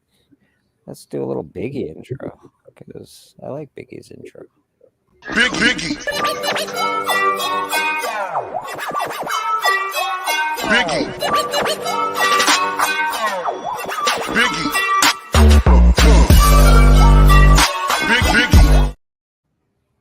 Yeah, man. There you go. That's better. Gracias. My I pleasure. was thinking of. I got to hang out with Dr. Strangelove once. I don't know if everybody here knows who that is, but I was on Night Taggers and I was hanging out with Dr. Strangelove and we did a video, but we was going to do that video with Barry Gary. And I never got to ask Night Tiger. We all met up backstage and Barry Gary was like, yeah, I'm not going to do the stream today, guys. I got some stuff going on. But for some reason, he hung out backstage and talked to us. I never got to ask Night Tiger, like, why didn't Barry Gary ever fucking come on your channel? I'm going to have to ask him one day. Man, he big time, man. You can't. Maybe he's too big time. I don't know, man. I'm certain I'm not allowed on some people's channels. They don't ask me to come on. Well, Bleak, it's sometimes all about who you hang out with. I think it's about who I hang out with. you guys, come on, man. Come on, guys. You're supposed to be better. I'm pretty sure it's all about who you hang out with, honestly, in this community. Which it's like high school. You think about it, it's really weird. I don't get the whole YouTube verse where everybody likes one person or doesn't like another person, or fucking this person's out or that person's in. Like, fuck off with all your bullshit. I'm just here to have a good time. I'm unconditional over here, guys. Unconditional love from Biggie. I don't hate anybody. Same, bro. I don't like certain people, but I don't watch their content either, right? There we go. Henry Comics, how you doing? Oh, wow. There you go. TM even admitted it. There you go. Bleak isn't allowed on my channel. Fucking TM. I knew there was somebody I wasn't allowed. I fucking knew it.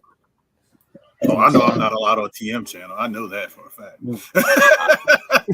maybe Roscoe's, but I know I'm not allowed on TM. Original Super Nintendo. That's nice. Chris.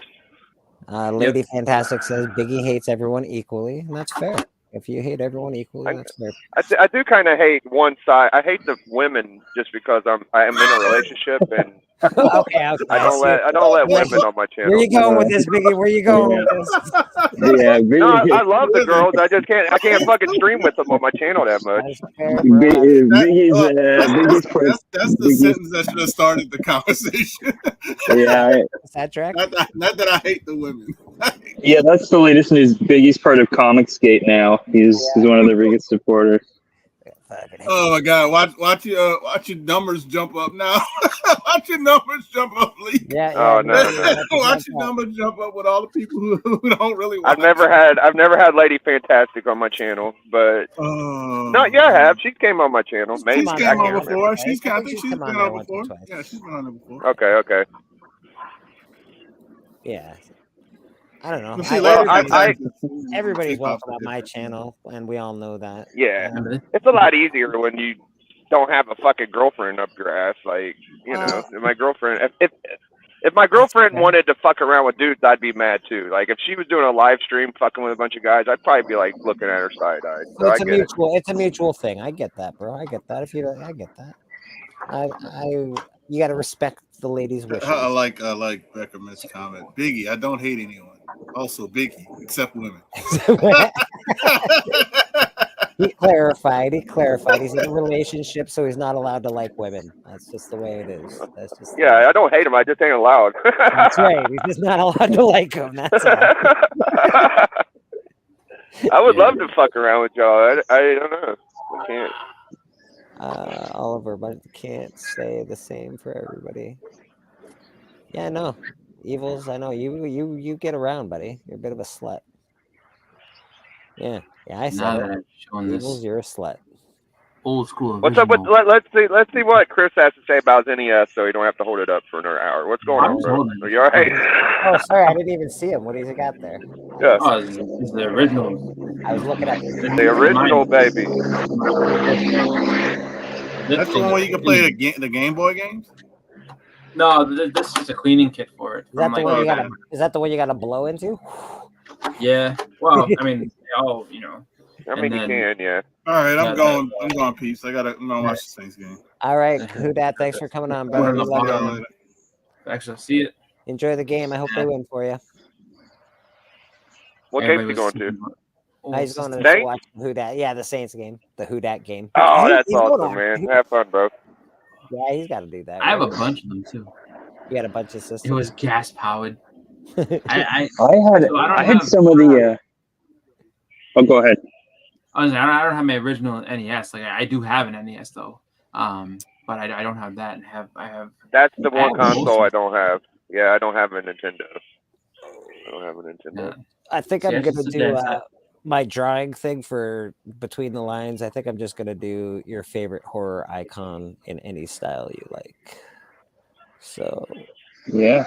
And that'll be on the 30th, people. So if you want to draw your favorite horror icon for the 30th, you want to get started now, you want to do it early, you're more than welcome. Oh, icon. I got you. Yeah, you know, Jason, Freddy, whoever the fuck you want. Anybody in comic books, you can. It translates to comics as well. You got a horror icon in comics. Let's do that as well. Do you like me some horror icons? I got one of mine, so I think I might start mine a little early. I'm glad this year's almost over, man. I'm not, bro. The older I get, the less I am enjoying the years being over so fucking quickly, actually. This year sucks. Yeah.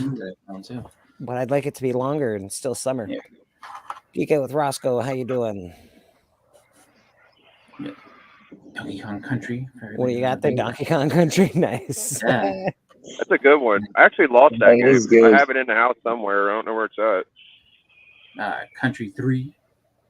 Nice. And then let's see. Oh, Super Mario 64. Oh, beautiful, beautiful. Actually, that's a good game. I enjoy that game. No Mercy. It's not a 9.8 anymore. Remember that? All the old. Actually, here we go. Property of Blockbuster. Oh, you fucking thief! Yeah. Come on, Chris. Come on, bro. I'm pretty sure I rented this. I don't remember how long ago, but actually, just because I steal every movie I watch doesn't mean you get to steal video games from a store. I wonder why they went out of business. Yeah. I don't know. Yeah, really. No, I mean, no. Well, this is actually full out bots. That's not like a. But yeah. I noticed the sticker. I was looking at it. I was like, oh, wait a minute. Fucking backpedaling now. This one I bought. I did. I believe you, bro. I'm just giving you a hard time. I have I'm trying to think what the other Super Nintendo games I have. I have Chrono Trigger, which is kind of cool because I don't know that's who Mario All Stars. That's my shit. I think we do have that. I'm pretty sure we have that. Mario World, Mario All Stars. Yeah, come with Super Mario 1, 2, 3. Yep. Mario Kart 64 was next level. Yeah. Don't have Mario Kart. Everybody loves the Mario Kart, man. Most people I know love the what is the other one, the Smash Brothers as well. Some people don't, but most people do. All right, Never Chris, played it. exited. You're exited from solo layout. There you go. Now it's all of us beautiful people hanging out, admitting to bootlegging and now stealing from Blockbuster. Looking good, Chris. Yeah, evils. Now we know. Roscoe, yeah. So I think my Roscoe and TM, I don't know, TM you might not draw, you usually don't, but horror icons, any style you like, anyone you like. I watched a documentary about Blockbuster and Netflix and how they battled, and Netflix basically copied Blockbuster at first, and then they moved to digital, and Blockbuster stood their fucking ground like a bunch of cavemen and went bankrupt. And to tell you the truth, I think Netflix is doing the same thing now. I think same thing happened with Radio Shack. They just refused to have like an online store, and Toys R Us can be That's it, yeah. Toys R Us can be said the same. Like, you gotta have an online store, man. It's just the fuck way it is.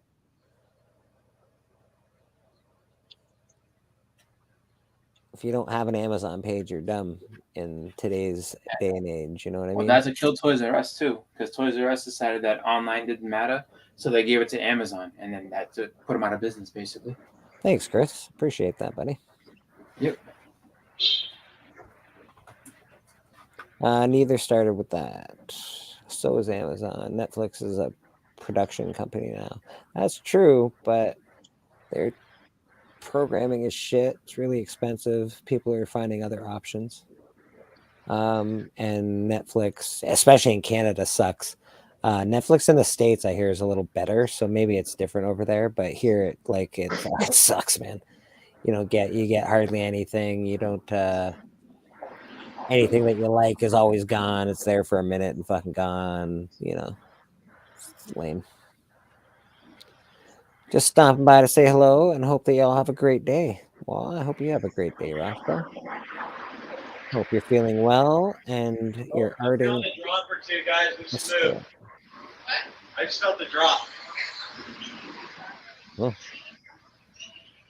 Somebody My mic's muted. I don't know what the hell that is. Yeah, it might be Boston Chris, maybe. Yeah.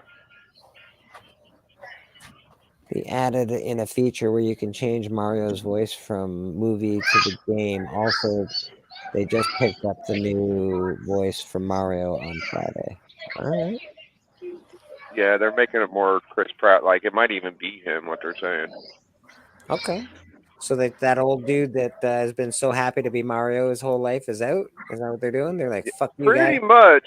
Pretty much. Well, now that the movie is uber successful, they're like cashing in off that. So I think Chris Pratt found a money bag. I'm not gonna lie, I like Chris Pratt. Almost everything he's done, I think I've enjoyed. From his shitty comedy to his portrayal as I don't know, the Jurassic Park movies. I just think he's a good actor. I think he's all right. He's the believable everyday man. All right. Is he fucking Star-Lord? Who's Star-Lord? Yeah, he's Star-Lord. Yeah, he's Star-Lord. He's Star-Lord. Yeah. Okay. Yeah, he's all right. He's good. He's got a good sense of humor. He's good timing. Funny. Yeah. Funny, good timing. I don't know. There's something about him that's good.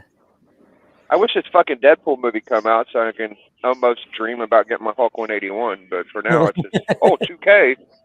2K, a biggie. That's all you get. $2,000. You might have a chance. For what, a 1.5 or a 2.5 or something? Yeah, exactly. A complete copy. Yeah, not even fucking worth it, bro. When you got every other fucking key you want, it is, I guess. Yeah, that's true. You do have all the keys. That's fair. It's the only one I need. Yeah, no. When that movie comes out, that book's not gonna go down at all. It's gonna keep going up. Oh yeah, it'll crash. It'll crash more than it's. That's how they always go, Chris. What do you mean? Every time a movie comes out, movie dips. That one might not though. It is Wolverine. Wolverine is super popular. Yeah. I don't know, man. I think that it'll come down a little. It's always the hype before the movie. It should come down, especially if the movie sucks. Yeah. If the movie sucks, that book is coming down hard. Well, I'm thinking even successful. It would have to be like so successful that they're going to start another Wolverine thing or something. Or maybe they'll do X-Men, and I'll be fucked for the end of time. Maybe I will be fucked for the end of time. If anybody has any extra Wolverine 88s, I would suggest you sell them now. Don't sell them if you love them, but if you have extras, I would suggest selling them now. Yeah. Or right before the movie comes out would be your best bet. That's the first Wolverine meeting Deadpool, if you don't know. It's the blue cover with him holding Deadpool above his head with his claws in his back. It's pretty cool. Oh, Wolverine 88. I thought you were talking about First Weapon X. No. Wolverine 88. That's the first meeting with him. Yeah, where Deadpool's got him up like this. Yeah. Oh. Yeah, it's if you have a couple extras of those are going up in price, and they will sell. Like I sold one. I sold one last year. I think it was for like $200. Yeah, I sold one for $100 last year. 200. That's wild, man. Yeah, I sold it for 100. Fucking raw. Raw. Yeah. God damn. Yeah, bro, it's one of them. But it's I mean that was one of the benefits of the whole, because they had rumored that he's gonna be in the movie. He's definitely gonna, and then it was the whole thing with everybody was going crazy and prices were just going up on everything. So I was just like, yeah, I have 2 of these.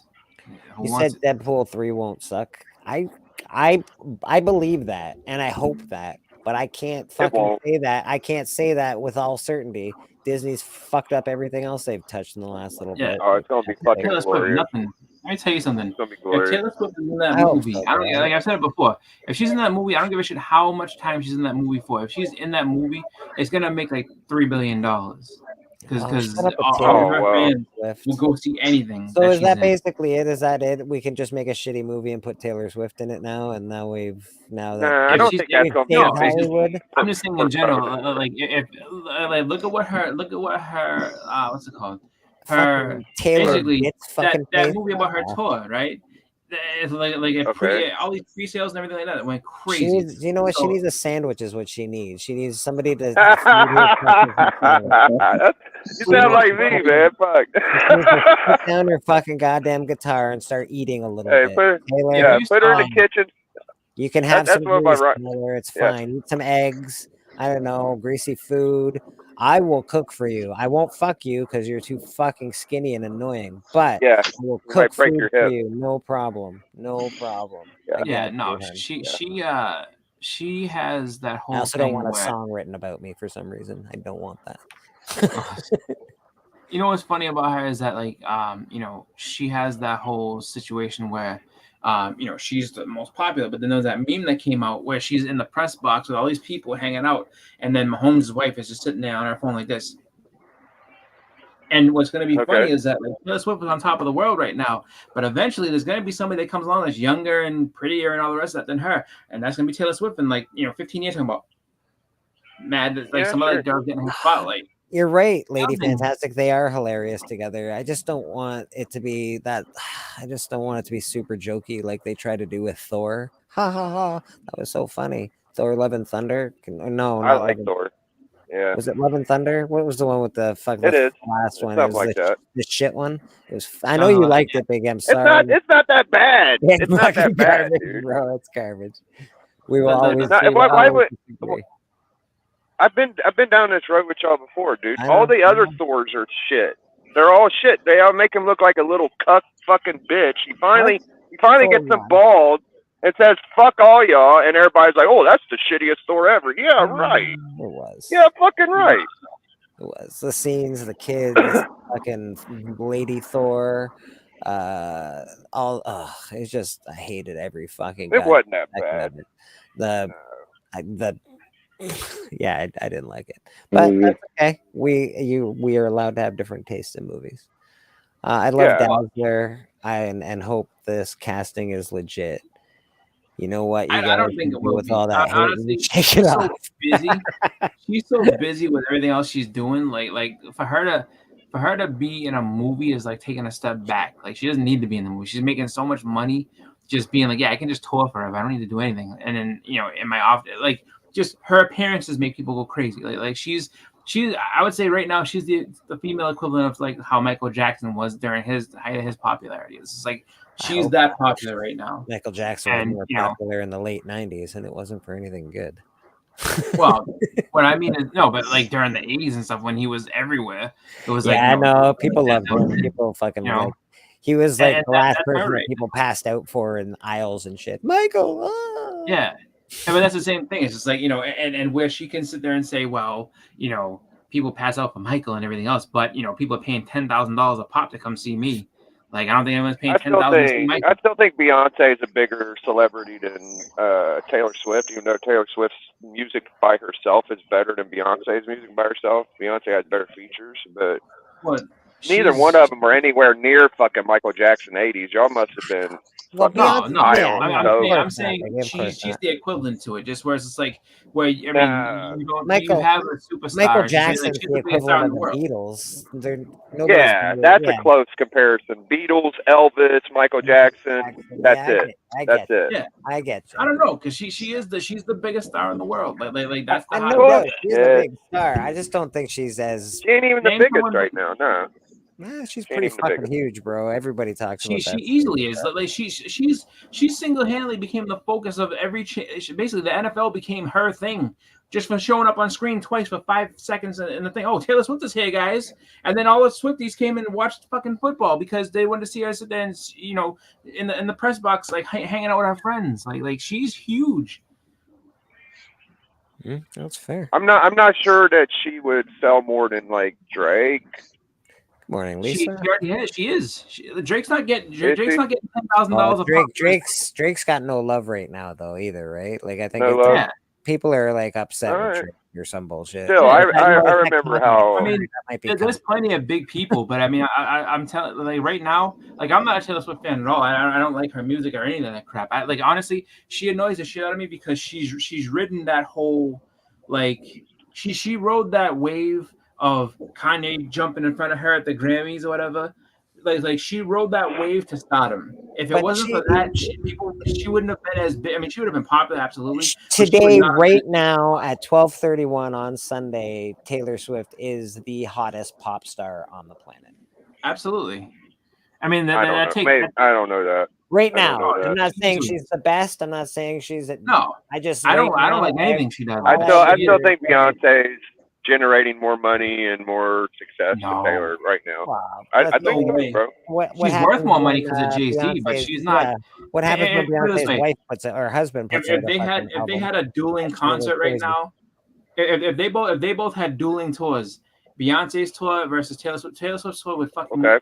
I mean, they really kind of are. That's basically what's going on. That's a pretty good comparison. I think Taylor Swift's tour would do better than Beyonce's. Oh, it would crush hers. Yeah. Beyonce's crushing Taylor Swift's numbers right now. Are you guys serious? Not even. I don't know the numbers, but killing them. I'm speculating. You're not up on those tickets numbers, are like twice as Yeah, much, bro. I Her put the tickets numbers on the Taylor Swift Beyonce. her tickets are worth way more than fucking Taylor's, dude. You could actually get in a Taylor Swift concert. Yeah, fuck yeah, bro. You guys spend like $2,000 to get a nosebleed for Beyonce. What are y'all talking about? $2,000 to get a ticket. Her tickets are going for $10,000 a pop. Some guy. What's it called? There's a dad. All right, don't believe me. Fuck it. Don't believe me. I believe you, bro. I believe you. I really don't know my Taylor Swift music, but I won't hate on her. She has a bit role at Dazzler. I think it'd be fun because her life is similar to Dazzler. Did you say pre-op? Oh, sorry. Re-pop star. Okay. Sorry. Like, wow, it's really got 2023 in here. I like this one. Beyonce is the empress if Taylor Swift was the queen. No, Taylor. I don't know about that. No, Beyonce would be the queen, and Taylor Swift would be an emperor. Beyonce, Taylor Swift is. I don't know which one's bigger in that comment, but okay. Beyonce is still the queen of pop. She's still bigger than Taylor Swift, but she's not bigger right now than Taylor Swift. But all Beyonce has to do is put out a fucking song, and she'll be fucking. She'll be back. I mean, it's just one of those things. Like right now, at this stands like she is. Yeah, that's. I mean, even if you look at it in terms of, they think of it in terms of sports, right? Like right now, the best team is this. That doesn't mean that that they're always gonna stay there and be there forever. But like right now, the top of everything is like pop stars. I'm not in the. Just because she's fucking some dude from Kansas City, don't make me think she's any better. And if you look at the fucking numbers, she's outselling her every fucking point in every different way. So I'm not ready to say Taylor Swift's anything, fucking thing yet. Well, literally, she's the best. She might be the biggest country singer. She might be. I don't even know that. Is she country now? I thought she was right now. I thought she was always been country. I don't listen to Taylor Swift, she's bro. pop. She started out being like country, but she's pop right now. But the thing is, it's like Christian fucking country pop is what it is. She's I'm telling you, she's the biggest star in the world. The NFL isn't tweeting Beyonce's in the building, but they tweeted the fucking Taylor Swift is here. All right. Evil's Comics. He's usually a rock star. Top most successful is Taylor first, the Beatles, Elvis, Garth Brooks, and MJ. Yeah, wow. Garth Brooks was a big star too. I forget about that whole achy breaky heart phase that the world went through. Yeah, he was a big guy at one point. It's so strange. And then he was like It's that strange for doctor people on to that drive. fucked up show. He was like he was all handsome doctor, fucking like hick doctor guy. Like, I'm a handsome doctor guy. My name is that's all he had to do the whole show. It was awesome. They both could go to the kitchen and stop their lip and stop their bitching, is what I say. Whoa. Whoa. Cyrus Billy.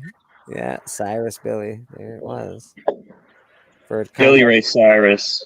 You live in KC, so you must love the Kansas City Chiefs. I'm sorry. Well, good for you for having such a good quarterback these days.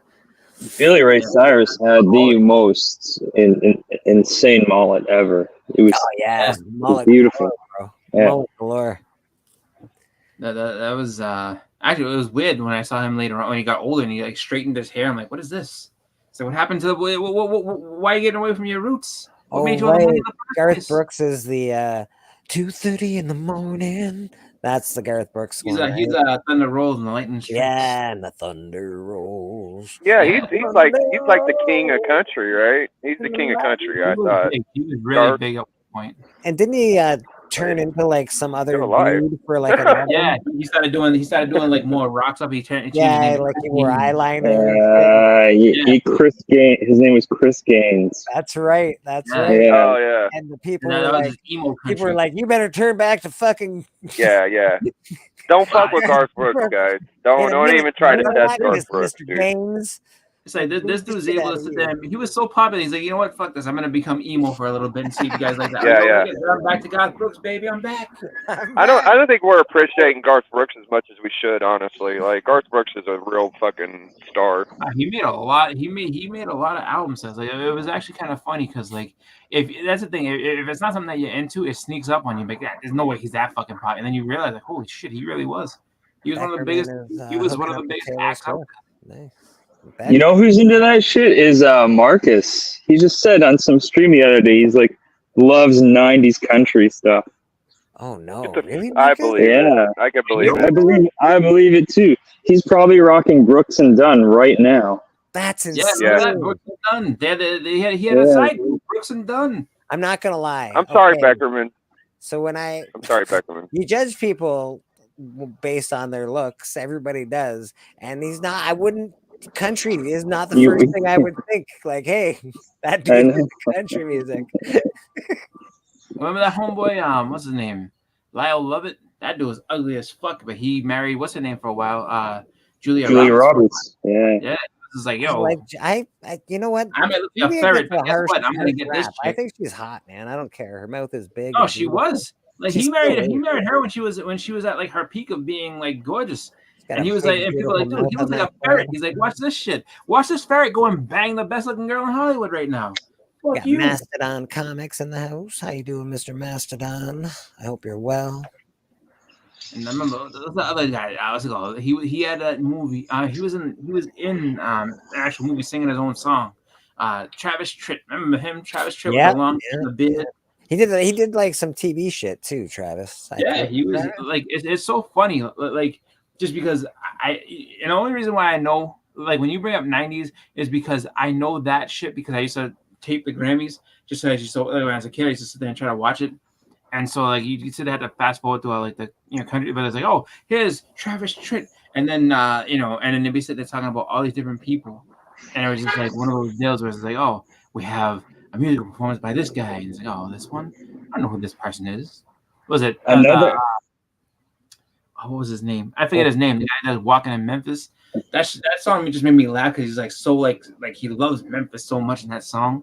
And I hear it on the radio. I just start laughing every time. I'm like, this song is awful, but people love Another 90s country guy that turned out to be a good actor was Dwight Yoakam. Remember he was in Sling Blade? Yeah. He was like the boyfriend in Sling Blade? Yeah, dude. Didn't he get hit by a car or something? Was it Dwight? I don't know. It was some. I don't know. It was he got hit by a car and then got fucked up, and I think he's like sort of still fucked up now. And he was a country dude, and he was in like I don't know. He was in TV stuff. He was in other shit. You remember the other guy who was bald? I think he's Tim Strait or something like that. I remember Tim Strait. I don't really remember. He used to always have a black hat, but he was bald under. I remember him. Tim Strait. He's like, yeah, he got Tim Strait. People like, oh, and he was like, I think that the next like because it was him. Then people loved Dwight Yoakam, and then Tim Strait came out, and people go, oh my god, Tim Strait, that's the guy. I don't know, man. The older I get, the more I appreciate music. So I've never loved country music, but I like some now. Like there's certain country music, like I'm like, yeah, that's cool, man. I dig that. I hate country music. I hate it with a passion.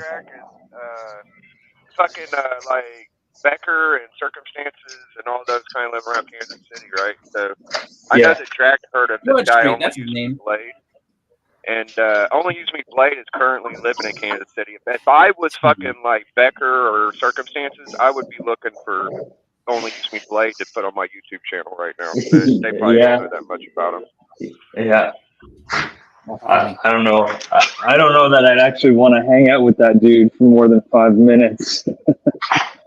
I'd hang out with him for about a day. I'd spend a day with him just to fuck with him. I think he's funny. Bit of a creep. Yeah. I take him to a prostitute. I get him some whores and get him some J cuppers probably. I think he'd appreciate that. Well, everybody needs whores. Everybody needs whores. It's just different. Whores and daydreams.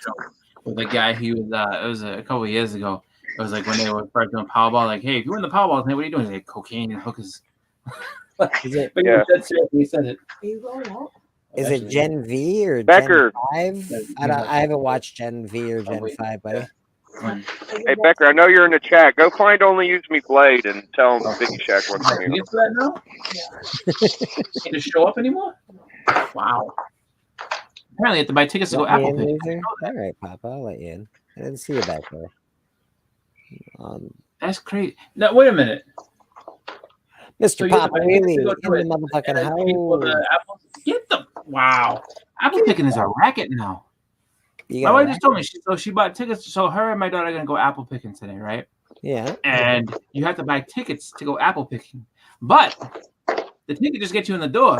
Then you get to pay for the apples that you buy. I'm like, get the what kind of We got something for Papa Wheelie today. I think we'll play this guy.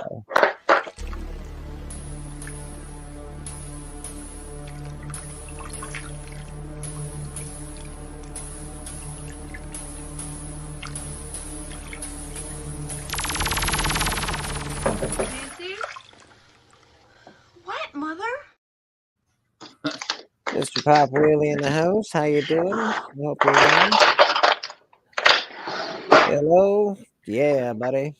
Boom. I'll get you off of there. Boom. What's that, crib? That's it.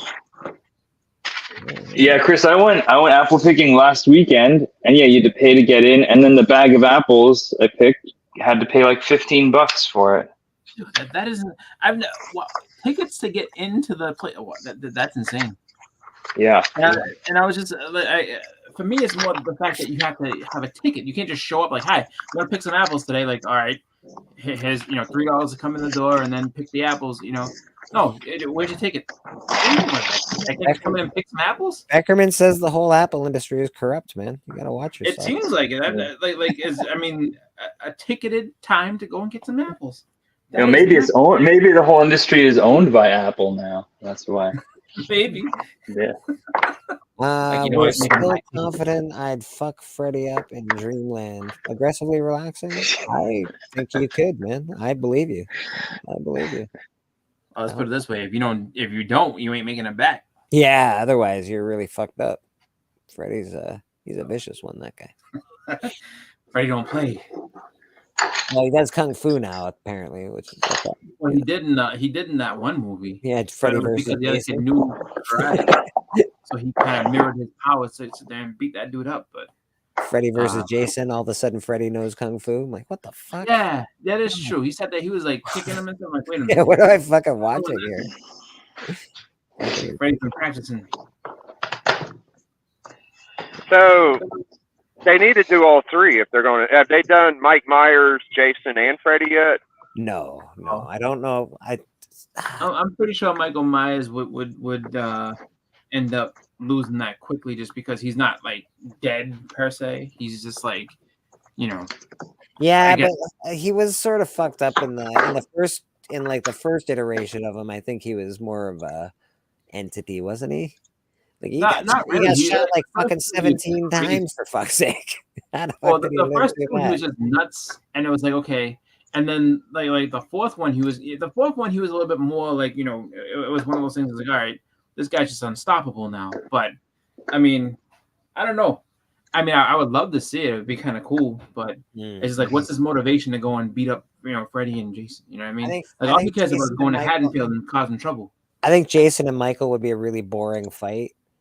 Oh yeah, he's breathing back and forth. You see a lot of breathing and a lot of walking into each other's knives, and that I just feel like it would be bad. And Freddy, I don't know. He knows kung fu now. I'm not a big fan of Freddy and his kung fu. I don't know. Maybe they should just separate all the horror villains and like have them do their own things, like normal. The last Halloween I enjoyed was H2O with LL Cool J. LL Cool J. All right, that's the one that what's her name was in. Like she came back, right? H2O. Jamie Lee Curtis. Yeah, brought Jamie Lee Curtis back. That was like the big.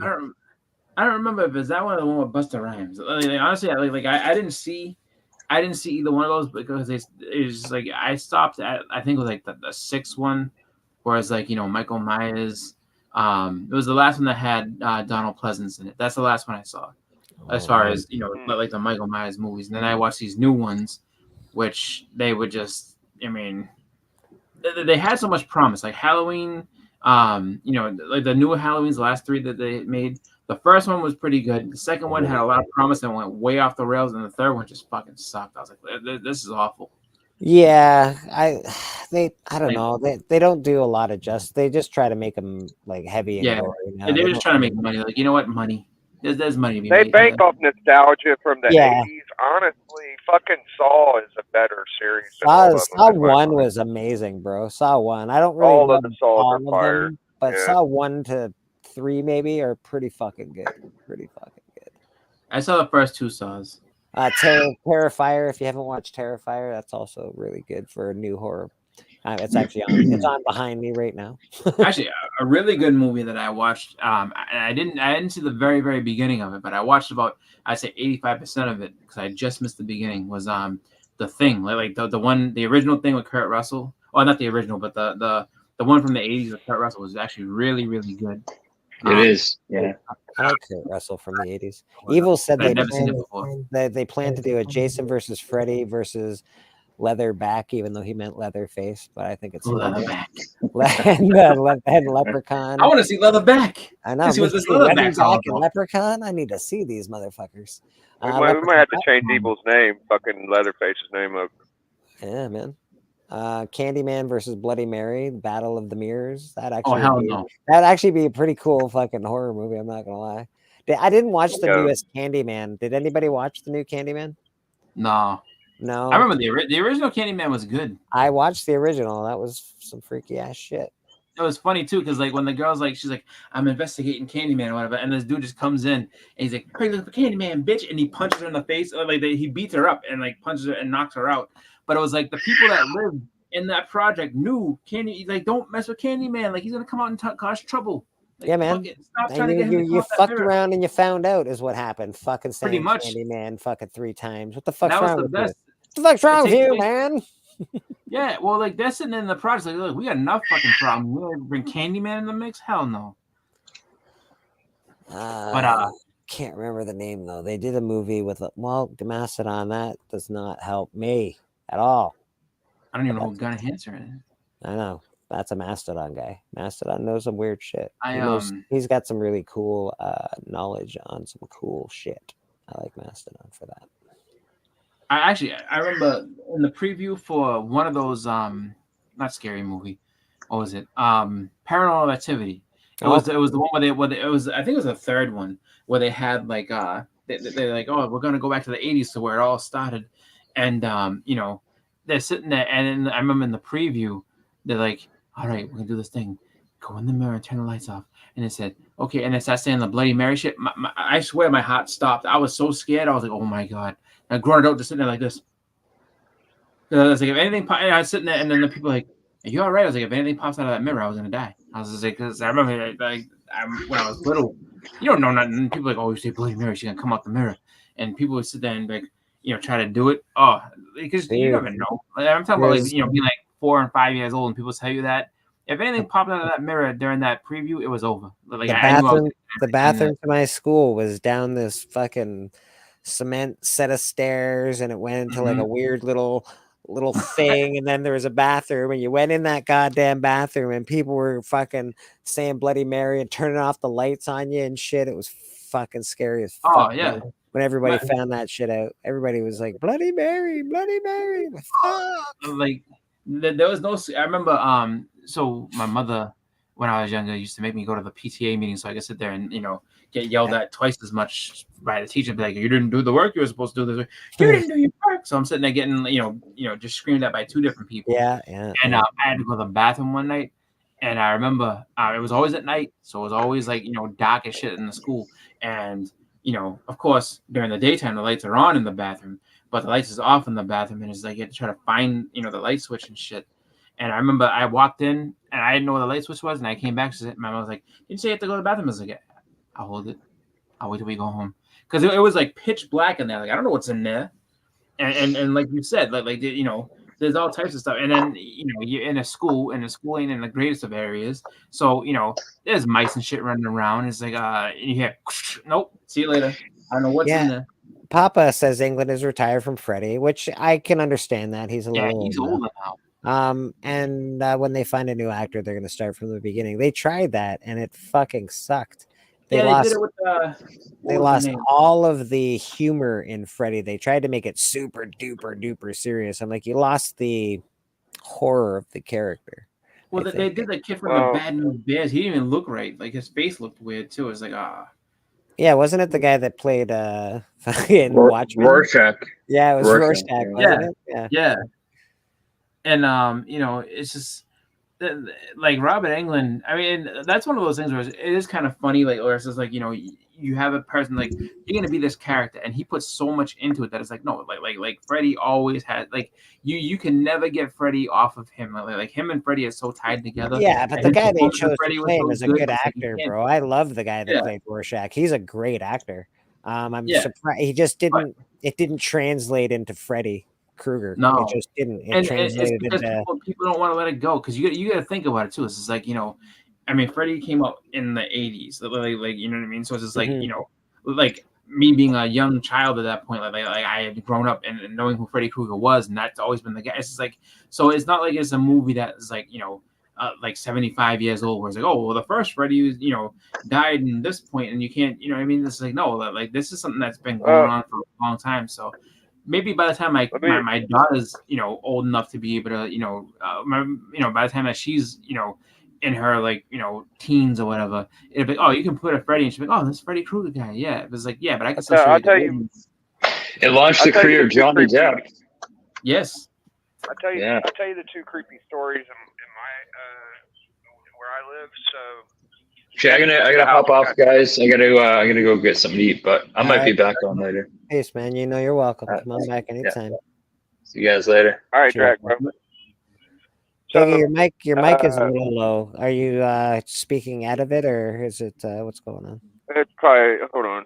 Okay, no, I got you now. I got you now. A little better. Oh, you can? Yeah, am I good? Yeah, I got you now. Okay, good. All right, so. The house next to me that's tore down used to be a dope house, and basically I heard like a crash in my front porch, and I go outside, and it used to be a deck with like rafters. They was getting ready to build a roof for their porch, and this fucking dopey heroin guy, no shirt, just some pants, he used a dog chain, like a dog leash chain, as a rope, and he hung himself. Oh. So I had to grab him by a leg and lift him up and try to get this thing off his head, and basically saved his life. Like he wasn't getting any oxygen. That was the crash, was him hanging himself, I guess. So that story was crazy. The guy ended up living. I never saw him again. And then the other story is the house on the other side of me was this lady that was clean for like a year or something. She had her baby there, right? And I heard the baby crying, but I didn't think nothing of it. I just thought the baby was crying, right? Come to find out, the lady OD'd the night before, and the baby was like 2 years old, crawling around on the floor. And if we wouldn't have knocked at the door and did a welfare check, the baby would have died too. So those are the two creepiest stories. No, that is fucking directly. Heavy shit. And that happened right around you, eh? Yeah, both houses right next to me. I didn't have to go anywhere. It was right there. That's crazy, man. Mm-mm. Where the F is K-pop? She was in the chat. She's probably sleeping, I would imagine, bro. Maybe because did she do? No, I would have been really fucked up if that baby would have died, dude. Yeah, if that dude. baby, of course, that would have fucked me up royally, bro. Yeah, man. Royally. Yeah, she's that's fucking. I don't even. Yeah, that's fucked up. You can't. That would fuck anybody up. I would imagine. See, there she is. She's trying to wake up. Trying to wake up, motherfuckers. I live alone, so it'll be weeks and months before they would find my body. Honestly, TM, I've said the same thing. The only person that would worry about me would be my landlord and maybe my job.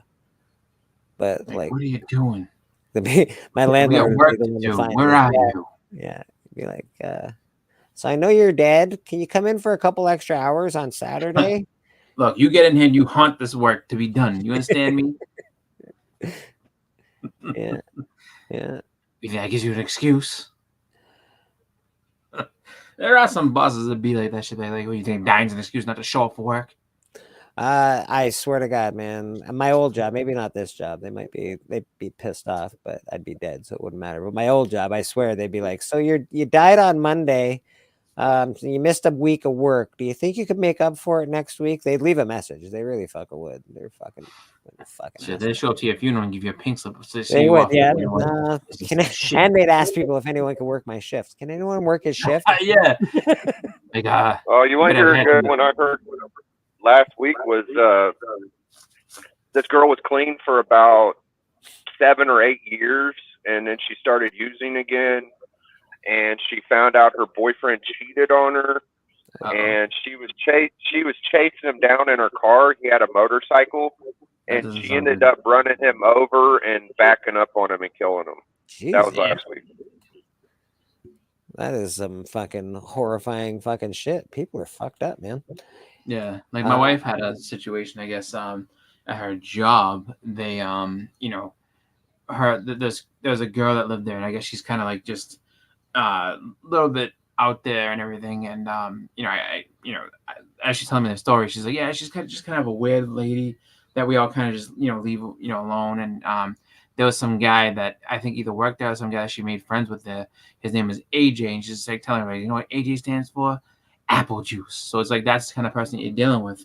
And so like I guess they had found out that she was doing drugs and such and everything. And so I guess the girl's parents called and like, yeah, do you mind doing like a just like a wellness check real quick on our daughter, because we haven't heard from her in about a week, and it's kind of strange. Like we don't know if she's like went out with friends or what she's doing. So they were discussing it, and her boss was like, should we call the cops? Oh, she was asking, should we call the cops and have them do it? She's like, no, let's just see if she's there. We don't want to frighten anybody, make people think that something's terrible if it's not. So I guess the maintenance guys went in. Oh, they tried to get in, and the what's it called, the door latch thing was on the door, so they couldn't get all the way in. But they said from the crack of the door they opened, like, oh, the smell, like they knew instantly, like, yep. So they had to call the cops and everything, and then the girl's parents, I guess, showed up, and the dad asked the cop, he's like, so can you just tell me now, like, am I burying another girl? Like, what do you think? And the cops turned to him and said, I'm sorry, like I don't know what to tell you, but I'm very sorry. And then it's like, I guess like Dad was like, this is the second one in 2 years or some shit like that. I'm like, Jesus Christ. Yeah, I was the dog chain around the guy's neck it still creeps me out, bro. Because you think of hanging, you think of a rope. He used a fucking metal chain. That was really there's weird, no dude. fight. You can't even if you catch him in the middle of it, you can't fucking cut it. Like it's a fucking metal chain. He was really serious about that shit. Yeah. That is fucking uncool, bro. Uncool. You know what? It's hard. Life's hard, but there's no need to go that far, man. There's no need to go that far. Yeah, that's sad. It is sad. I know we've all been down bad roads. Some of us have been down worse roads than others. Yeah. I definitely have been down a few roads. So, let's stay cool and not do that, man. Yeah, the closest I ever came to like offing myself or something was I had a gun jammed. A bullet was jammed in my fucking Glock or whatever the fuck, a pistol with the clip. And I thought for sure it was just jammed. Like I knew I could fix it, but so I was just kind of goofing around, walking in my house, and I the thought in my mind passed like I could pull this up to my head and pull the trigger, and it wouldn't do shit, And I didn't do that, thankfully. And while I was walking up the stairs, I pulled the trigger and it went off.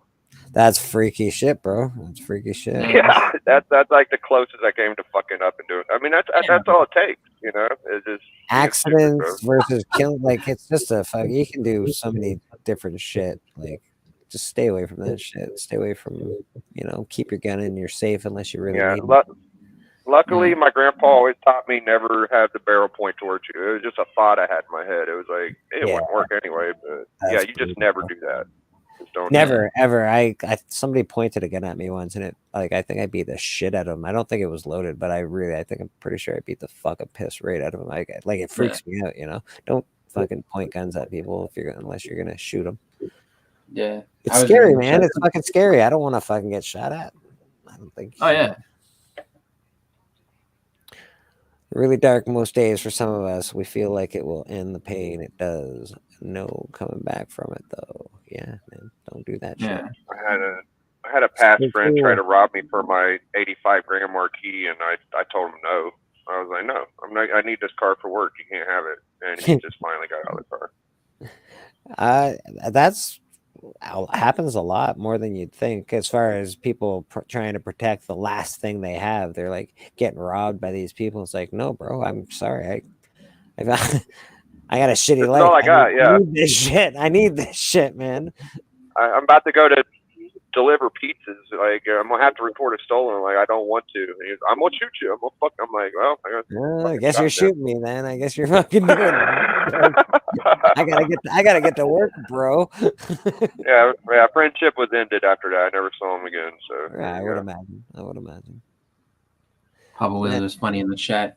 So Katie's like, I'm trying to wake up, and he's like, do some jumping jacks. It's like do some exercise, get the blood flowing. Well, if Katie does jumping jacks, she'll knock herself out. So let's not. Yeah, well, you gotta do that on camera. I think Pop wants you to do it live, not. Yeah, let's not do that. Off camera. Glenn just cooked some dinner. A gunman opened fires at the Texas State Fair. When did that happen? Was this like the Texas guy? What was his name? The guy that shot from that big fucking tower? No.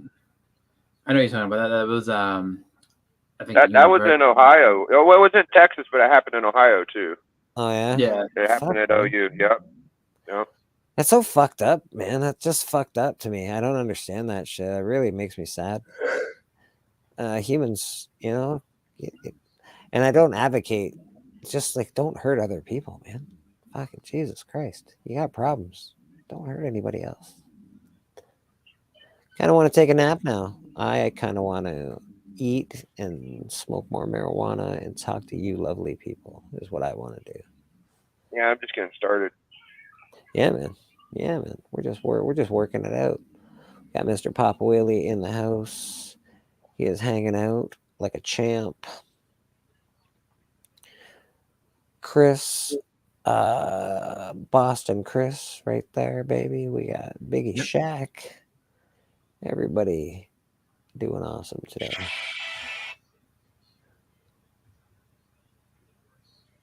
I watched the Logan Paul fight last night, or so yeah, bad. Logan. It was so Dude, bad. KSI got fucked, bro. Yeah. KSI won that fight, bro. It was pretty bad. It Kind was of a giant brawl at the end. It was a giant brawl, and the Logan Paul fight was the worst fight ever of all time. As I mean, at the end of Yeah. the Logan Paul, like I don't know. It wasn't Logan's fault though. got It mad. wasn't No, Logan's it was fault. Dylan Dennis kept just fucking. He kept out. He like the Philly fucking. What do they call it? The Philly shell. Shell. He was Defense, doing Philly shell. Yeah, that was fucking not lame. working for him. Lame. It's actually just it's half the armadillo protection, which was used by Foreman and the other guy. What was his name? Fuck, Archie or something. There was another guy before him. The mongoose. The mongoose. You know what I'm talking about? Not exactly, but I know what you're saying. Yeah. Yeah. There was a guy before Foreman that created it. They called him the mongoose or some shit. And it's basically both your elbows up. The Philly thing is one elbow up. So it's just a rip off of that. It's whatchamacallit used to didn't Roy Jones used to do a lot of Philly shell? You got to be really fast or really good at it. Dylan Dennis is a shitty ass boxer. Like fuck. Yeah. You gotta throw a punch at some point, You have to throw a punch, man. You have to throw some punches, bro. Like fuck's sake, what a fucking garbage show that was. Fucking KSI made that Fury kid look like an amateur and won the first 3 rounds, got a point, and still lost somehow. But it was Fury's hometown, so home cooking was definitely going on. Well, it's all a joke, man. These fights are all just to make money. It's like it's nothing. They're not fucking fighters. None of these fucking assholes are fighters. Even Mini Fury there is not a fucking fighter. They're all fucking fakes. It's all bullshit. They're just there to you get money, and they're making tons and tons of money for fucking nothing. It's lame. And we're all falling for it every time. Mr. Michael Baker, how you doing? Yeah. I think you're talking about Archie Moore, and it was more of like a crab defense or whatever. Yeah, Archie Moore created I think it's called the armadillo, but I don't know. Well, I think they call it more the crab, just because you got your arms kind of, in that way of that, like you just, But Collecto 6, Mr. Steven, how you doing? He says Joe Frazier used arms up defense a lot. Yeah.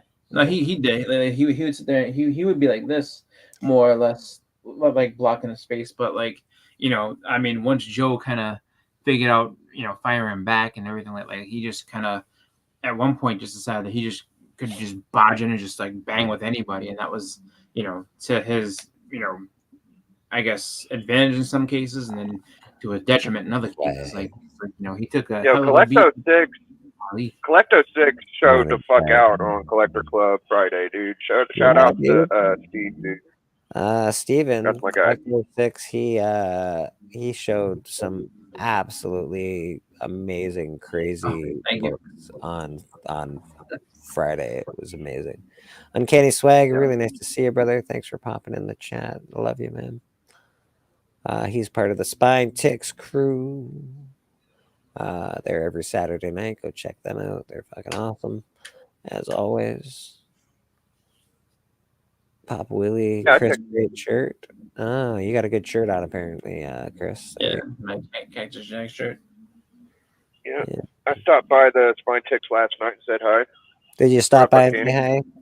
I fell asleep Yep. a little bit. I fell asleep a bit early last night. I missed Spine Ticks, but I'll catch them next week. Yeah, I'm sure there's a lot of like there's a lot of people that were or that are associated with them that were at the convention, so they'll probably have a pretty good show coming up this week, in the next couple of weeks, just showing all the different stuff that they either saw or got or whatever from the New York Comic Con. So that's one thing I will say, like YouTube is going to be pretty packed with like new content for everybody coming out of New York Comic Con. This week should be a lot of really cool stuff to see. Well, this whole next week is going to be crazy, right? You've got Comics Curing Cancer, I think, starts next weekend, I believe. Yep. I'm sure we're still working on the awards thing. K-pop's being a lurker. She's lurking. Couldn't be distracted from my art project. I see. That's fair. That's fair. K-pop. I think well, she was what was it? She was making a stuffed animal. I think My last Pet time. Roscoe, man. She's making a Yes, my pet Roscoe. A one of one that can be one that can be I think bid on, or I'm not sure exactly how it's going to work. Bought. I'm not sure how that all works. No. For comics curing cancer. So I believe you just. I'm not sure how this whole thing works, but I think it's still the same sort of thing where you donate to Comics Curing Cancer, then you send Rob, I think Fat Stacks, you send him your bill from Comics Curing Cancer, and you're entitled to bid to win or buy something, however it works. Yep. And honestly, I don't think they're going to charge you for shipping. So if you guys are looking for deals, like I don't even know if a lot of the things we're going to be bidding on is going to charge shipping. They're just going to ask for money, and the shipping's took care of, and all that shit. So I'm looking forward to it. I'm gonna spend like $20 or $30. I've been holding back for it. So yeah, I might spend a couple bucks myself actually, just for. I never buy anything. Yeah, I haven't bought anything for I'm not myself a in big so buyer. long, bro. I really haven't. I No, don't me know. neither. No. K-pop says no. Shipping is included. Okay. Oh, is it? So Well, I saw a lot of stuff last year. They didn't charge shipping, so maybe for some people, but not everybody. Yeah, Rob Fat Snacks was talking about it. You got to pay shipping. Okay. All right. No, do you? All right. Well, All right. Well, we appreciate the heads up. That's important. they must have With changed My it. Pet They must have Roscoe. changed it. I'm curious with this My Pet Roscoe thing. Like, so now, not saying that you would be recording live, but are you recording the actual, like, you making it so that you can put like a time lapse on it so people can see it? Well, she might actually. I don't know if she's done a recording while she's been making Well, it. That'd be pretty the cool. books you buy from the books you buy from Rob Fatstack, he's paying for the fucking shit. He's got $700 I in think shipping. he's paying So for shipping. I think he is paying for shipping, but yeah. like it's also global, so like you can't. I don't know, like somebody like me, he'd be paying $50 to ship to me or something stupid. You know what I mean? Yeah, he's ready to do it, dude. And it does depend on the amped up for it all seller. year. It does depend on the seller. So Rob, I think, is covering shipping, but I think there are Right. others that are not covering shipping. So just be prepared to pay shipping. Yeah, I'm sure every seller will tell you what they're gonna, how that works. Yeah, but it's a good cause anyway. Either way, it's a good Yeah. cause. Comics curing cancer, and it's nice that nobody gets. Well, there's people that are going to get the glory for it, but it's nice that nobody gets the money in their accounts or anything. It all goes right to right to Cancer Society. So yeah, check that out. It starts next Friday at 10 a.m. or something like that. I think. I had to separate my thoughts on like individuals having crises. Like it would be easy for me to say, why don't we help out this person? They're going through a crisis. Why don't we help out this person? They're going through a crisis. But honestly, it's a charity, and it ain't got nothing to do with that. And let it be its own thing, and it's going to be great. And I just, that's the first thing that pops in my head, though, is like, why don't we take this money and help somebody? But which they are doing with the one girl, right? What's her name? Something to read. Yeah, to keep her reading or something like that. Keep her reading. Yeah, they're doing that with that. So if you want to invest in something you see happen, you could do. Yeah, Comics Broke My Heart. You could do it there. You could do it there. It's all good. It's all good. There's nothing to. Absolutely. If you don't want to do it this way, if you want to donate it personally to somebody hey man, absolutely do it that way. You don't have to be a part of this. It's not like people are forcing anybody. And I don't think anybody should be looked down upon if they can't afford to actually donate. So if you can't afford it, if your fucking life is tough, like most of our lives these days, don't fucking do it, man. Be in the chat, be supportive of the community, and that's what you can do. I think the second year it happened, I wasn't into it because at the time, like we were burying my grandma and we was like thousands in debt. And this year it's like my girlfriend's dad he caught like this super rare Legionnaire disease and almost dying. And I get really depressed and I'm just like, fuck a fucking charity, but I gotta get my mind away from that, like. No, it makes sense. I've said the same Yeah. thing, Big. I've said the same. Why don't we take $20,000 and give it to one family? Right. And that actually might cover their bill, and blah blah blah. But I like, this is for cancer research. I don't know, man. I don't really love donating to research places because I know the money gets spread around pretty thin. And it Yeah, doesn't. nobody wants to talk about that though, Bleeker. They're scared because you don't like cancer. No, I don't. I don't It's like. the fucking truth. It's Yeah, people are afraid to talk this way. I don't like the donation places because it's like UNICEF. Like, you donate $1.05 actually goes to the person that you're trying to help, right? And most of it gets spread around to whatever the organization, this, that, and the other. But that being said, it's still a really good thing to do. I don't know enough Yeah. about stuff like that to be blasting people on for it. So, like, do what you want. I will probably be Right. doing the same thing. I'll be donating to Cancer Society for this event because I want to. Yep. But Right. you don't if you don't feel that way, you don't fucking do it, man. But don't blast other Right. people. You don't need to, no need to blast other people if they can't or they want to or whatever the fuck they want to do. Jesus Christ, let them do what they want. Most of us have Yeah, people in our absolutely. family that fucking have cancer. Most of us are probably dealing with that on a daily basis. Yeah, my grandma died from cancer last year, or 3-4 years ago. So yeah, we all fucking. I think life's cancer, like just bad energy, and Yeah, it's a real thing. I don't know if we'll ever fucking cure it, but there's definitely things. My mom was telling me about this charity site where they were actually getting like advanced in learning, and they're actually like doing stuff that's helped people with cancer. I know that the Cancer Society does the same thing, but you're right. Like, most of that goes to funding for it.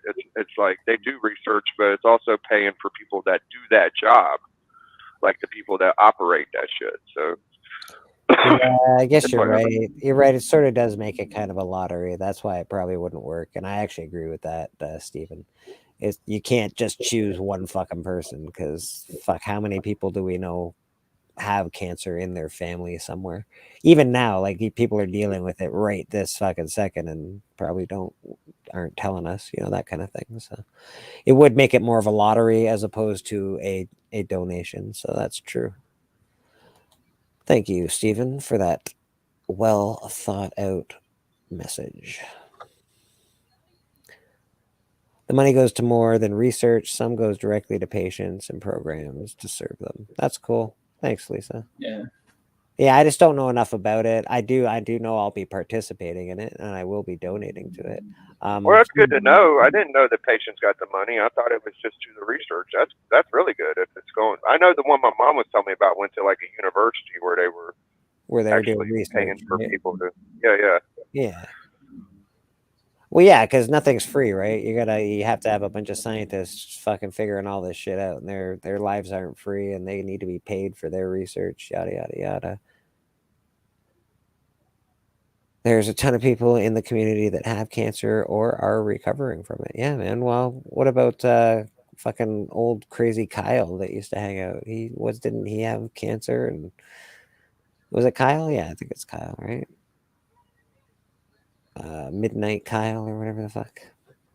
Yeah, Silver Knight Kyle, you're right. Silver Knight Kyle, yeah, man, that guy was fucked up. Always talking about that shit too. American Cancer Society does great work. I think this one we can all feel pretty good about. Good. That's good to hear, Cliff. That's good to hear. Do not donate to MDA. I'll do MDMA any time of the week. No, I won't. Not anymore. Well, if you look at a YouTube channel, the way it's built, it's like it says, okay, you could do these easy bucks. You can have these options to do to make your channel bigger, right? You can have members.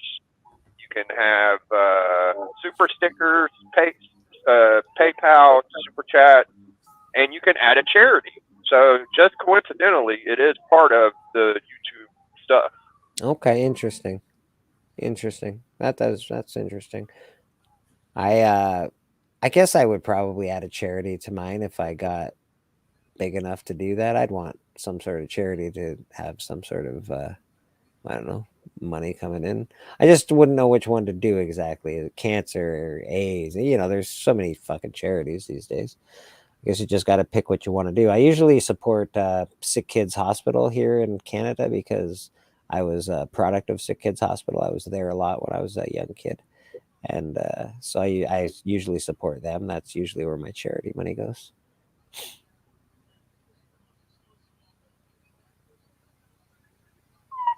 Yeah. Well, I think the Corona channels are a lot of them more like before the Corona channels. Not a lot of us had membership channels, and then the Corona channels came in, and there's a higher percentage of them that do have memberships. So it's just progression. It's like these people are technologically that every year goes by, people are doing newer shit. So Beckerman is asking if you monetized, Big. No, I'm not quite at 4K. I thought I was, but I'm at like 3 point something. So I'm getting close. I think in a few months, maybe. Is this lifetime or over the past year, or do you have to get 4K over the year? Over the year, okay. Yeah, over the year. I thought I was at 4K, but I was looking at the numbers that I've had 15 point something before, so I've just kind of slowed down. But my overall average is around 3.6 or something, I think. So I still got to push. I'm gonna start doing more shorts. Hopefully, I can get to 4.0. But even when I monetize, shorts are the way to go, bro. Shorts are the way to go. I really have to get back into doing them myself. I've stopped for a while, and it's really affected the growth of my channel. So you really do. Shorts are important. Yeah. They ain't popping quite as hard as they used to, but they still pop sometimes. So you yeah. But I think they're not popping because I don't do them as much. You know what I mean? I think they don't push you when you're not really doing them. But if you're putting in the work, it's like having a job. I know it sounds stupid, but you got to put in the work, right?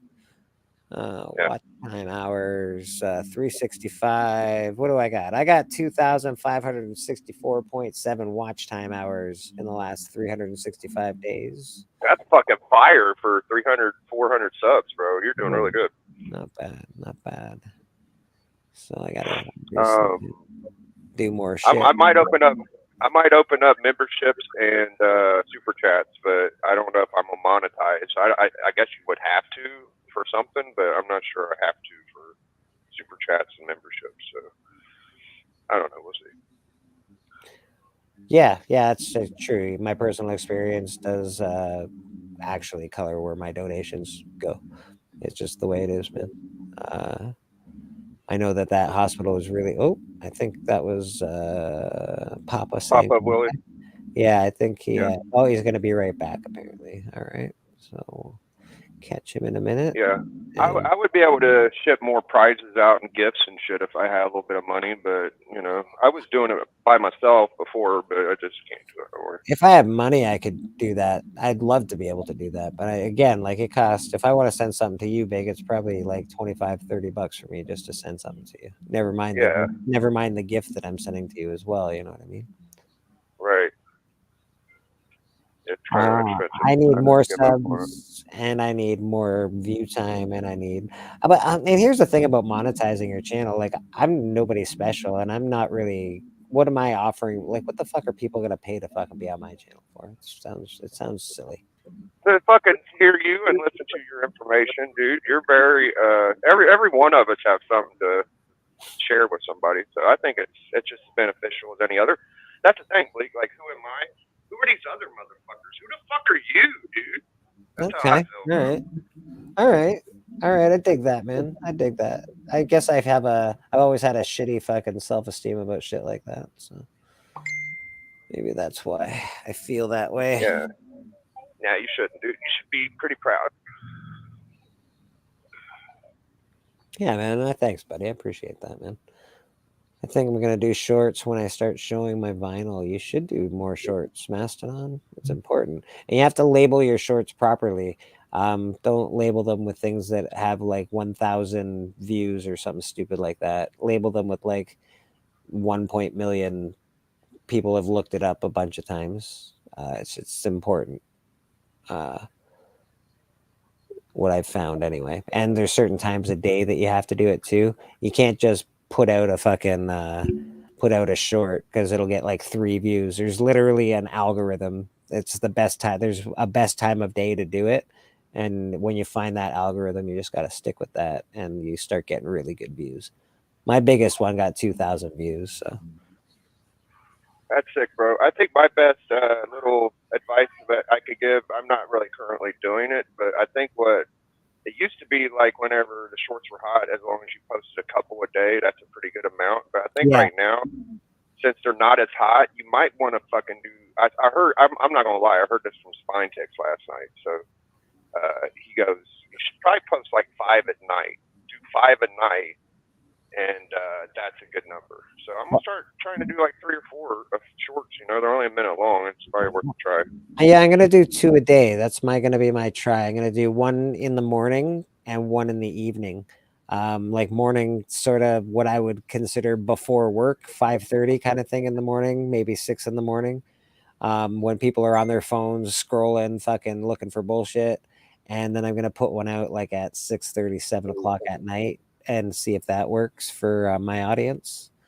And we'll start. That's where I'm gonna start with anyway. Those are the times I'm gonna start with. It used to be 6 and 10 o'clock, but it's not that anymore. I used to put out mine at 10 a.m. and then 6 p.m. and then they got really good views. But now it's the views are way down. So I got to figure out the algorithm again. Yeah, it's all good, man. No rush. Biggie, Cliff on Comics says Biggie is right. I'm not sure what Biggie's right about, but he's not usually that wrong. So that Thanks, makes Cliff, sense. man. That makes sense. He Cliff's is my right. guy. Yeah, Yeah, I'm usually right. So congratulations to Bleeker. He won my favorite era on Collector Club. I say that's well deserved. That's true. I did win the Silver Age Collector Club prize title. Yeah, Silver Age is awesome, dude. I'm pretty proud of Bleeker. And I actually made a short of where I feel like the key factor of him winning, in my opinion. Well, he did show a book I asked him to use in his winning round also, but besides that, he was showing those 25-cent Silver Age reprints, and Alan said that wasn't Silver Age. That's And right. once somebody on panel says you're wrong and you're actually right, that's a big fucking That is deal. right. Bro. Yeah, man. I was like, what? Pardon? Well, Alan, let me tell you. Yeah, that was funny. That was funny. Thank you, Steven. I appreciate that. Honestly, he showed so many amazing books. Like, fucking, it was crazy. Biggie just took off. Yes, you can certainly get the link. Give me 1 second, Beck. Where am I?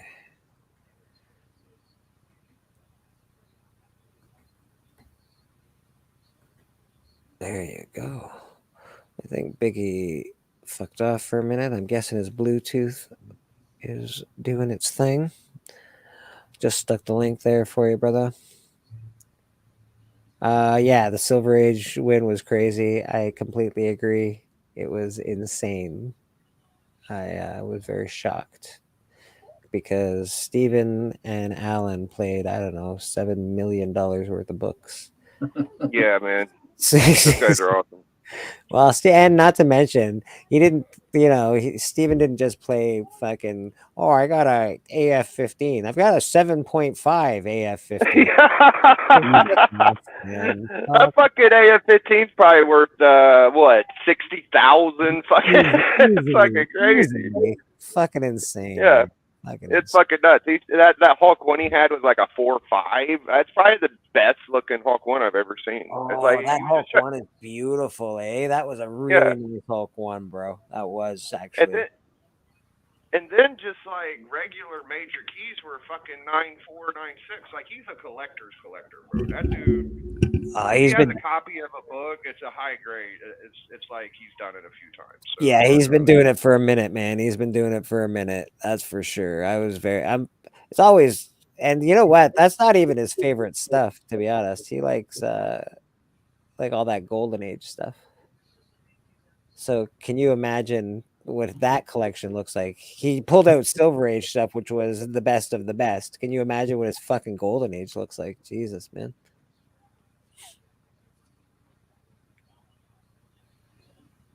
Biggie, I can't hear you, so I imagine your mic is all fucked up. I put it on mute. I put it on mute. Okay, cool. So like with his Batman stuff, he had Batman 2 through 11. Like I don't know if it was consecutive, but it was like 2, 3, 4, 5, 6, and I saw 11. 11 is one of the big keys people don't know.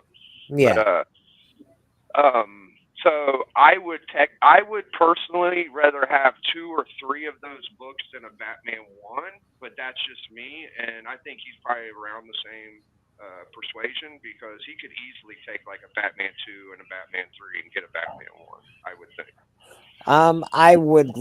I would die to have a Batman 1 because Joker's like probably my ultimate character in all of comic books. So that would be amazing to have a Batman 1. I don't ever expect to. But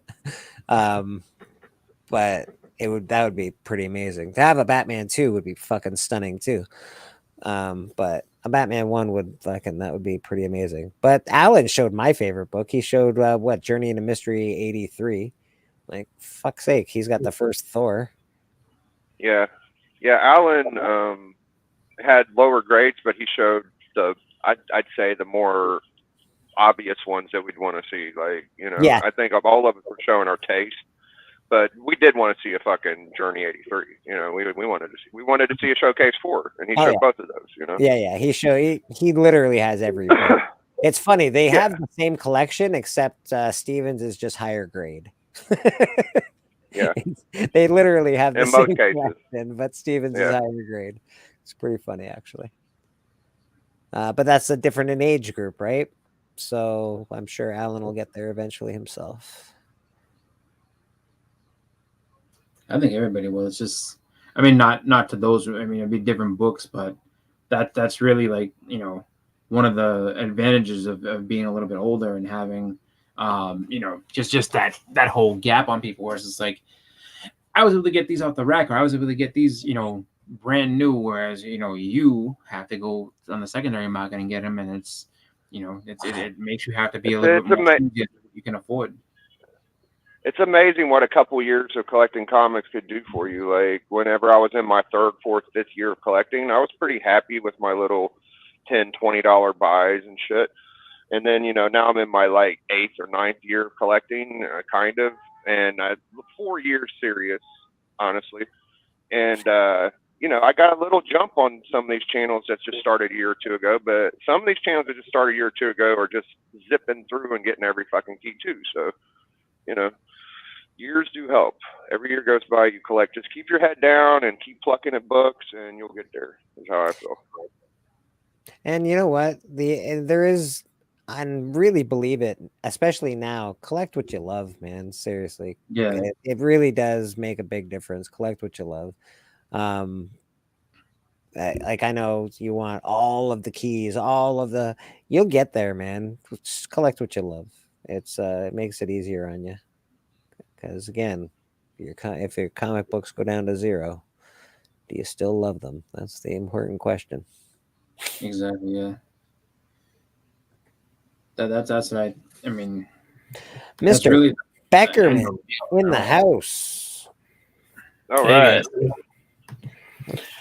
I was gonna say, I love how Biggie always sandbags it. The guy's been how many years you've been actively collecting right now? I'm getting a phone call, guys. I'll be right back. I'm sorry. Yeah, absolutely. Something like, did he say 6, 7 years? Yeah. I'm in like year 34 and he's got bigger keys. I know. Well, Biggie likes to collect the keys, right? I'm also a different style of collector. I'm runs. And that's one of my secret weapons when I fight on Biggie's show. I'm like, you can tell you guys aren't real collectors. You just collect key comic books. My biggest problem was I had these rules, and I recently waived them, and the rules kind of hampered me from getting some keys I probably would have had before they really blew up. But I had a DC rule that I didn't go prior to January 1970. Really? So I have Flash, Batman, and Detective from 1970 to current. Oh, you should have definitely gone before 1970. And there's some really interesting Batman books that are just outside of mine. Like, wow, your rules. But really I was on a budget too, I always tell my Alex Ross story. Like when I bought my Alex Ross pencils that I own, I have two prelims of Alex Ross's. It like financially, like I was broke, flat broke leaving this con. I couldn't even eat on the way home. Ouch. Ouch. But it's Alex Ross. I didn't make a lot of money back then either. I was 19. It's also Alex Ross, and you still have those two. So they were they were prelims to a convention exclusive in 2001. Well, you also have the story. And I paid $100, but it was my remaining money for that You have trip. I was broke. I couldn't eat. I had this awesome art, and that's fucking worth $100 to me, bro. That's worth $100 all day long, baby. Especially his. I took the story too. The mafia was breathing down my neck. I couldn't do nothing, and now. Hey, this guy went bankrupt and came back. So come on. Who's that? Let me see. Oh, yeah, he did go bankrupt and come back. You're not wrong. The World versus Todd McFarlane. Great read if you haven't read it. I'm just shocked that you said anything nice about Todd McFarlane. I like Todd. I know you said that before, but usually you're arguing against him. I'm just saying. Because I think you need to. Everything is context. Yeah. His legacy is good enough. We don't need to make shit up. That's true. That is true. And there's a lot of false information out there about this guy. Now I've moved on to this book. Poison Chalice? What is that? The extremely long, incredibly complex story of Marvel Man, a.k.a. Miracle Man. Oh, very cool. So you're just learning your history. Got some history books there, people. Got some history books. All right. It's amazing that that's actually a thing. Historian, a fucking comic book historian. Take me off big. All right. I'll take you off big. I thought you were going to show some shit. Oh, no. I'm just organizing stuff. That's why I was like, send me the link. I've got some stuff to do in here, and I can have a conversation while doing it. It helps the work go faster, To collecting. I've been asked if there's an end game to collecting. I don't think there is. Yeah, it's called dying. Imagine ever. Yeah, honestly, I don't think there is. That'll end my collecting pretty quick. Although I have bought someone's collection before that was older, and I think that might have been the end of their. And they just wanted to go on a trip with their wife. I was like, all right, well, here you go. And I think that probably ended their collecting, but I don't know. Like I've gotten rid of collections before, like not comic book collections, but movie collections, and then I start collecting something else, and then I get rid of that collection and I start collecting something else. So I don't know, you might have just the collecting bug. So I have a lot of comic books, and invariably when like people would come over or whatever, back when we still kept the bulk of it in the house, they would always say, "Oh, what would you do if you had a fire?" I would quit. I'd be done. You'd have to, right? A fire would kill me. I'd be done. I'm not starting over. I'll be 44 in a few days. I'm not restarting. I've been doing this. I've had a pull list since 1991. Yeah. I would cancel it tomorrow if I had a fire. Yeah. Oh my God. Don't even say that. Oh. Right. Yeah. But to me, that would be the only answer, because otherwise it would just be it'd be easier to move on not doing it than trying to rebuild everything I lost. It really would be. It really fucking would be.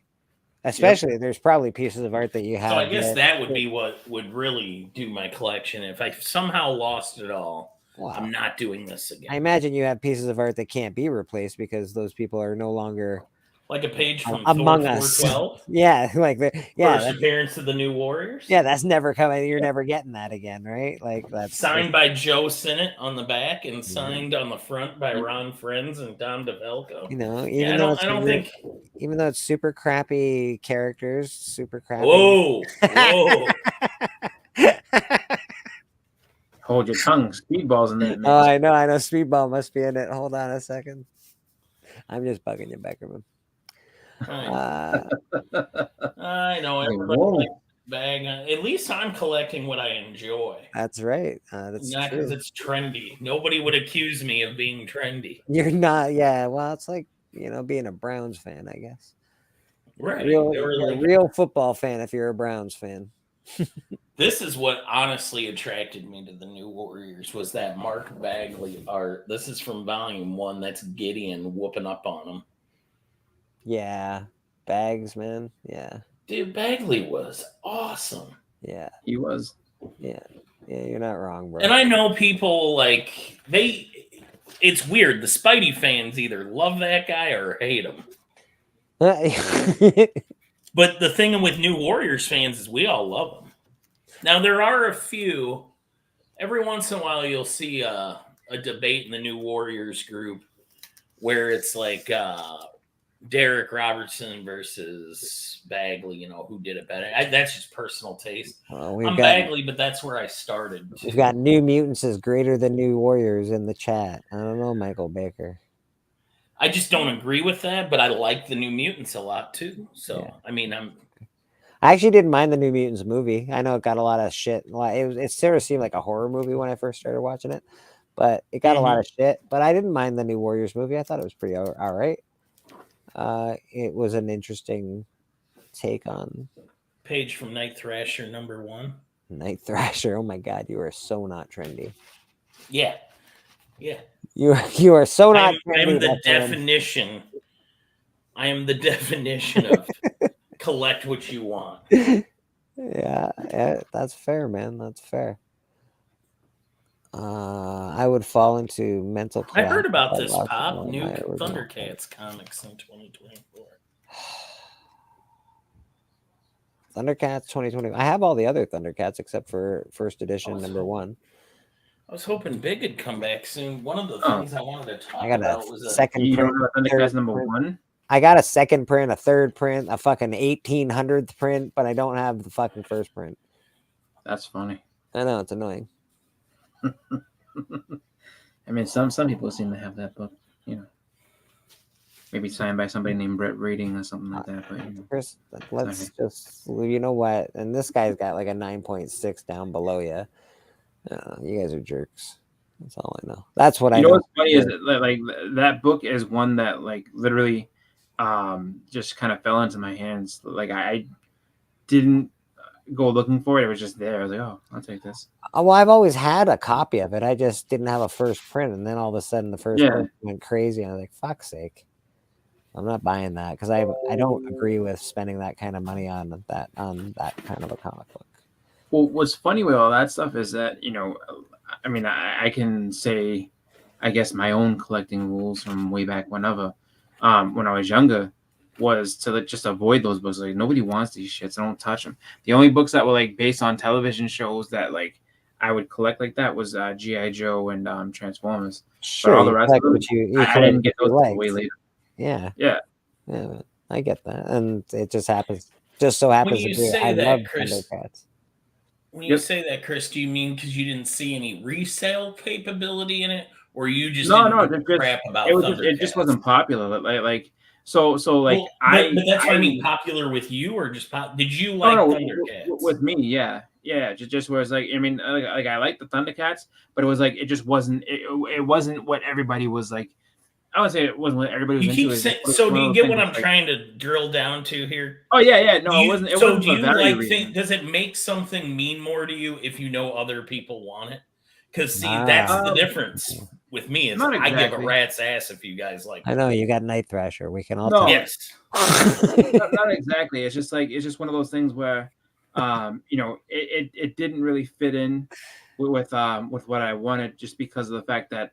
When it came to that type of stuff, it wasn't something I was super into that I was like, oh, I have to get the rest of these. Like I didn't really see it as a strong like series to keep going with. So it was like I avoided that. I avoided the Batman Adventures just because I was like, I remember, and it was right around the time Batman Adventures 12 would come out. I don't know if I get turning that one down.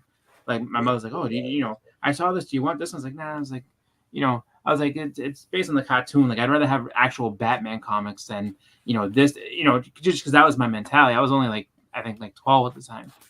Right. So it was just kind of I weird. wasn't being accusatory. I was just trying to. Dude, there's people who, there's trophy hunters. That's fine. Like, there's people who just want big books on their wall. There's a lot of people that are like that. There's a lot of people I Yeah. know that are like that, which is fine. Yeah, no, it was for me. It was just that thought of that, like, why would you get a Batman Adventures comic, like X-Men Adventures? Like, why would you get that when you can just get the X-Men? Like, you can get the real story, the actual thing. It almost seemed like those books are kind of fake to me, in a way. I actually thought the same thing, which is why I don't have a Batman Adventures number fucking 11 or 12 or whatever the fuck stupid Harley Quinn is, because I'm like, I was buying Batman at the time and I thought those books were stupid. Yeah, well, it was the same thing. It was like they were fake comics. Even like the Valiant, the Valiant Mario books and stuff like that, like the Nintendo ones. I was like, well, these are like fake comics. They're not real. Like nobody, you know what I mean? It's like nobody would consider that to be a real book just because it's not, and that's just my own. That was just my own thinking. So I was like, that guy. Fucking I heard that, oh my god! Dude, I literally just put away a page from that book. Yeah, he's got an original art copy from that book, Mastodon side. Yeah, this page right here. Here we go. Well, let's open her up. But yeah, Very nice. that one. I like it. Yeah, see, I feel like you bought all those because I've seen Mark Bagley before, and he's never like, I have original art of the New Warriors. I think Beckman bought all his New Warriors art sold a long time ago. I'll tell you that. Yeah. Oh yeah. Well, except for the stuff he held on to that's now hitting Heritage for ridiculous sums. Big numbers. But I will tell you that particular New Warriors page, or that particular Night Thrasher page, was picked up very many years ago for $20. Nice. I love being in this. I'm with K-pop. I like Star that, Comics. Star doing Comics, what you're doing, awesome, bro. Star Comics has got some of the best comics. I've got a ton of just because if you really like something that like is off the beaten path, and you meet the artist and everything, and it's like, yeah, I have pages of this stuff. Like you could score that shit for like super cheap. And and that's the funny part is that I want to say within the last few years, I've noticed that a lot of people have gotten into like the original art phase where they weren't before. Like people are like, no, I wish they would stop. You want to know? It was funny because like I saw there was an art page from the Lord of the Rings comic. I was like, oh, that'd be kind of cool to get my friend Jamie. I was like, I'm looking at it and I saw $3,000. Like, Jamie, fuck you, I ain't buying you shit. Because it was around his birthday. I was like, oh, that'd be awesome. And I was just like, dude, $3,000. I couldn't believe it. So here's like, newer right? that I bought that was only like, I think I paid $75 for this. Yeah. And this is newer stuff, but it's also you gotta hit them where they ain't. Great Lakes Avengers. Yeah, exactly. Great Lakes Adventure. Oh my god. No, but that's smart though. No.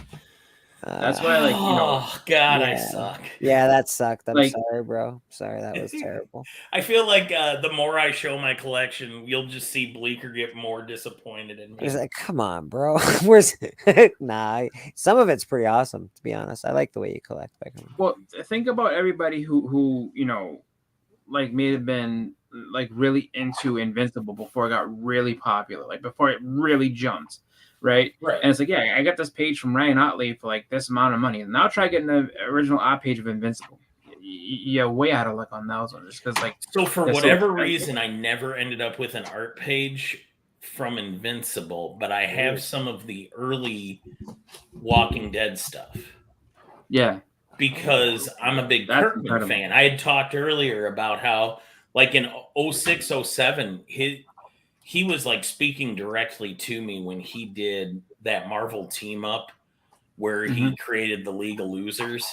And it was like Speedball, Darkhawk, Sleepwalker. I was like, I remember, fanboying out on him in like 07 at a con. I was like, you've assembled the greatest team ever. He drew me a Sleepwalker. So I have a Kirkman sketch of Sleepwalker. That's cool. Yeah. Probably not cool to most, but like that's my era. Like I love those characters.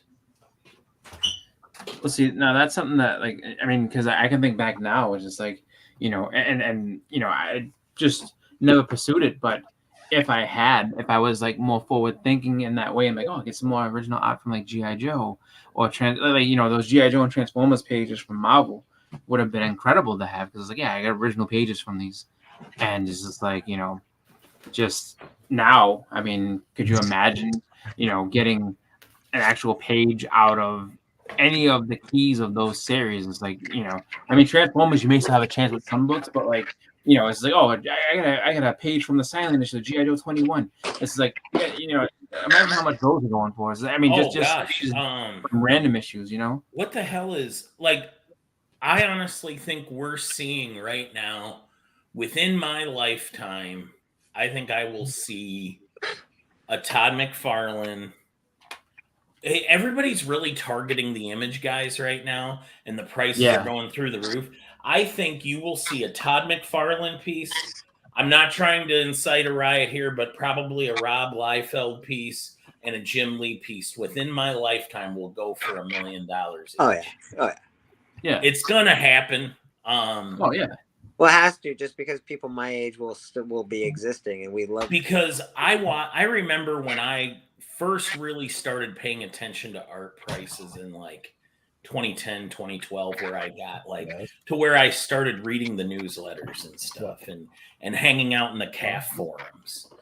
And at that point, you could get a Todd piece for under $1,000, and now you're not touching one for under 4, 5. We got Comic Collector Geek showing up. How you doing, Alan? Nice to see you. We got Cali Comics in the chat. Good to see you, brother.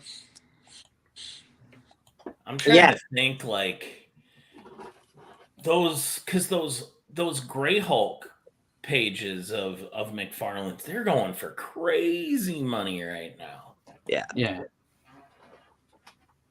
And Heritage,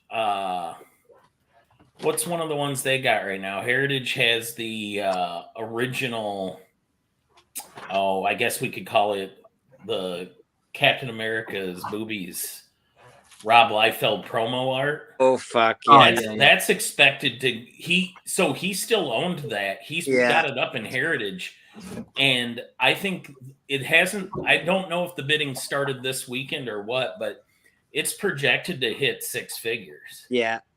That's ridiculous. I thought the price tag on it was 1 point something, but I can't remember. And I always get it for defending him. Here, I'll go on the attack of Rob. I think he absolutely did that Sam Wilson like homage to it, to get people talking about it again, because he knew he had that piece coming up in Heritage. Oh, he's fucking. It's one of the worst. Had to be. One of the worst drawings I've ever seen, and I don't understand. But whatever. There's definitely an agenda there. Mr. Marcus has joined us. How you doing, Circumstances? What's going on, brother? Yes, Michael Baker. I like that one. 6 figures for Captain Tits. Yeah. Captain Tits. It won't go for less, I guarantee. Because anymore, the collectors, the guys that are collecting art at that level, they're all like investment dudes. Like, it used to be, you went to art auctions, it was just a bunch of guys that looked like me in there. Mm-hmm. Yeah. And now it's like, it's suits. Yep. Yeah, that makes sense. It's people looking for investments to park money. Well, that's because they see these big names, Kirby, blah, blah, blah, all these other names. Mm-hmm. Their art is now selling for astronomical amounts of money. And they're like, well, my generation loves this generation of artists. So by the time we have all that money, their art's going to be worth a shit ton of money. And it'll keep going. It'll keep going that way. It'll always be that way, I think. Todd McFarlane will. I can't believe that drawing from Rob Liefeld will even sell, but it will because it's controversial, I guess. But whatever. What do we got here? We got Mr. Fat Muppet. Hey everyone. We've got Mr. Biggie motherfucking Shark. No. What up, Becker? I'm sorry I had to dip like that. What was you saying, Becker? Oh, do you remember? I had something I wanted to talk to you about. Okay. Last night, Friday night, you were going about.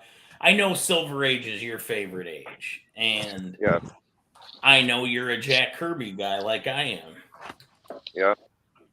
Is Back. it weird? Am I going against the grain that some of my favorite Kirby covers aren't his Silver Age? They're his 70s, the Bronze Age Kirby. I feel like so, and I'm probably on an island here. No, But I think my you're not. favorite Jack Kirby cover might be the cover to Devil Dinosaur #1. Okay. No, that's a good one. It's no, a beautiful cover. I think you're on a good thought plane there, because I do agree that, like, you think of Kirby, you think of all the first appearance. That's the first thing I think of is he was a first appearance guy. When they had a first appearance of a character, they wanted him to touch the fucking inks and paper. So he did a lot of those, but I don't know that those are his best.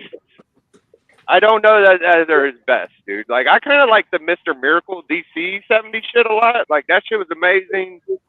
Captain America, of course, is really good. But I do feel like some of the just regular books that ain't big major keys are maybe better. You might be right. The Demon #1 Demon's cover, awesome. amazing. Yep. Third Iron Man's the best Iron Man. So I don't know. Yeah. Captain America 100 is my favorite Cap. Cap Kirby, at least. So yeah, I don't have to. I mean, Fantastic Four 1 and Avengers 1 are dynamic as fuck. Like, I'm biased because I have Avengers 1, but they're so fucking dynamic, dude. What was the first appearance of Machine Man 2001 Space Odyssey issue 8? Yeah, number 8. Yeah. That's a bonkers cover too. I like Kirby's 70s work. That whole run was fantastic. Yeah. Well, Michael Baker's got a point. What if we actually get a Spawn movie? We've been waiting for one for almost 30 years now. So I feel like Feels like longer than that. One day, perhaps, maybe. He keeps making promises. Yeah, I know. He's fucking every time. I mean, it's I probably follow not him. just up to him, though. Well, I follow him, and he's always like, "We're close, people. We're close to getting a Spawn movie. I got this guy, and I got that guy." And I'm like, all right, Todd. I've been hearing this shit for fucking years, Todd. Well, I mean, he was hampered by his legal issues for a long time. That's why. Oh, yeah. The first Spawn movie, it was good for its time. It's a little. Yeah, it was great. And then Blade came out. It wasn't bad. Later. It doesn't hold out. It doesn't hold up anymore. It's like the CGI is a little shitty now, but it's still pretty good. I remember when that trailer came out and that freaking cape. I was like, yeah. wow.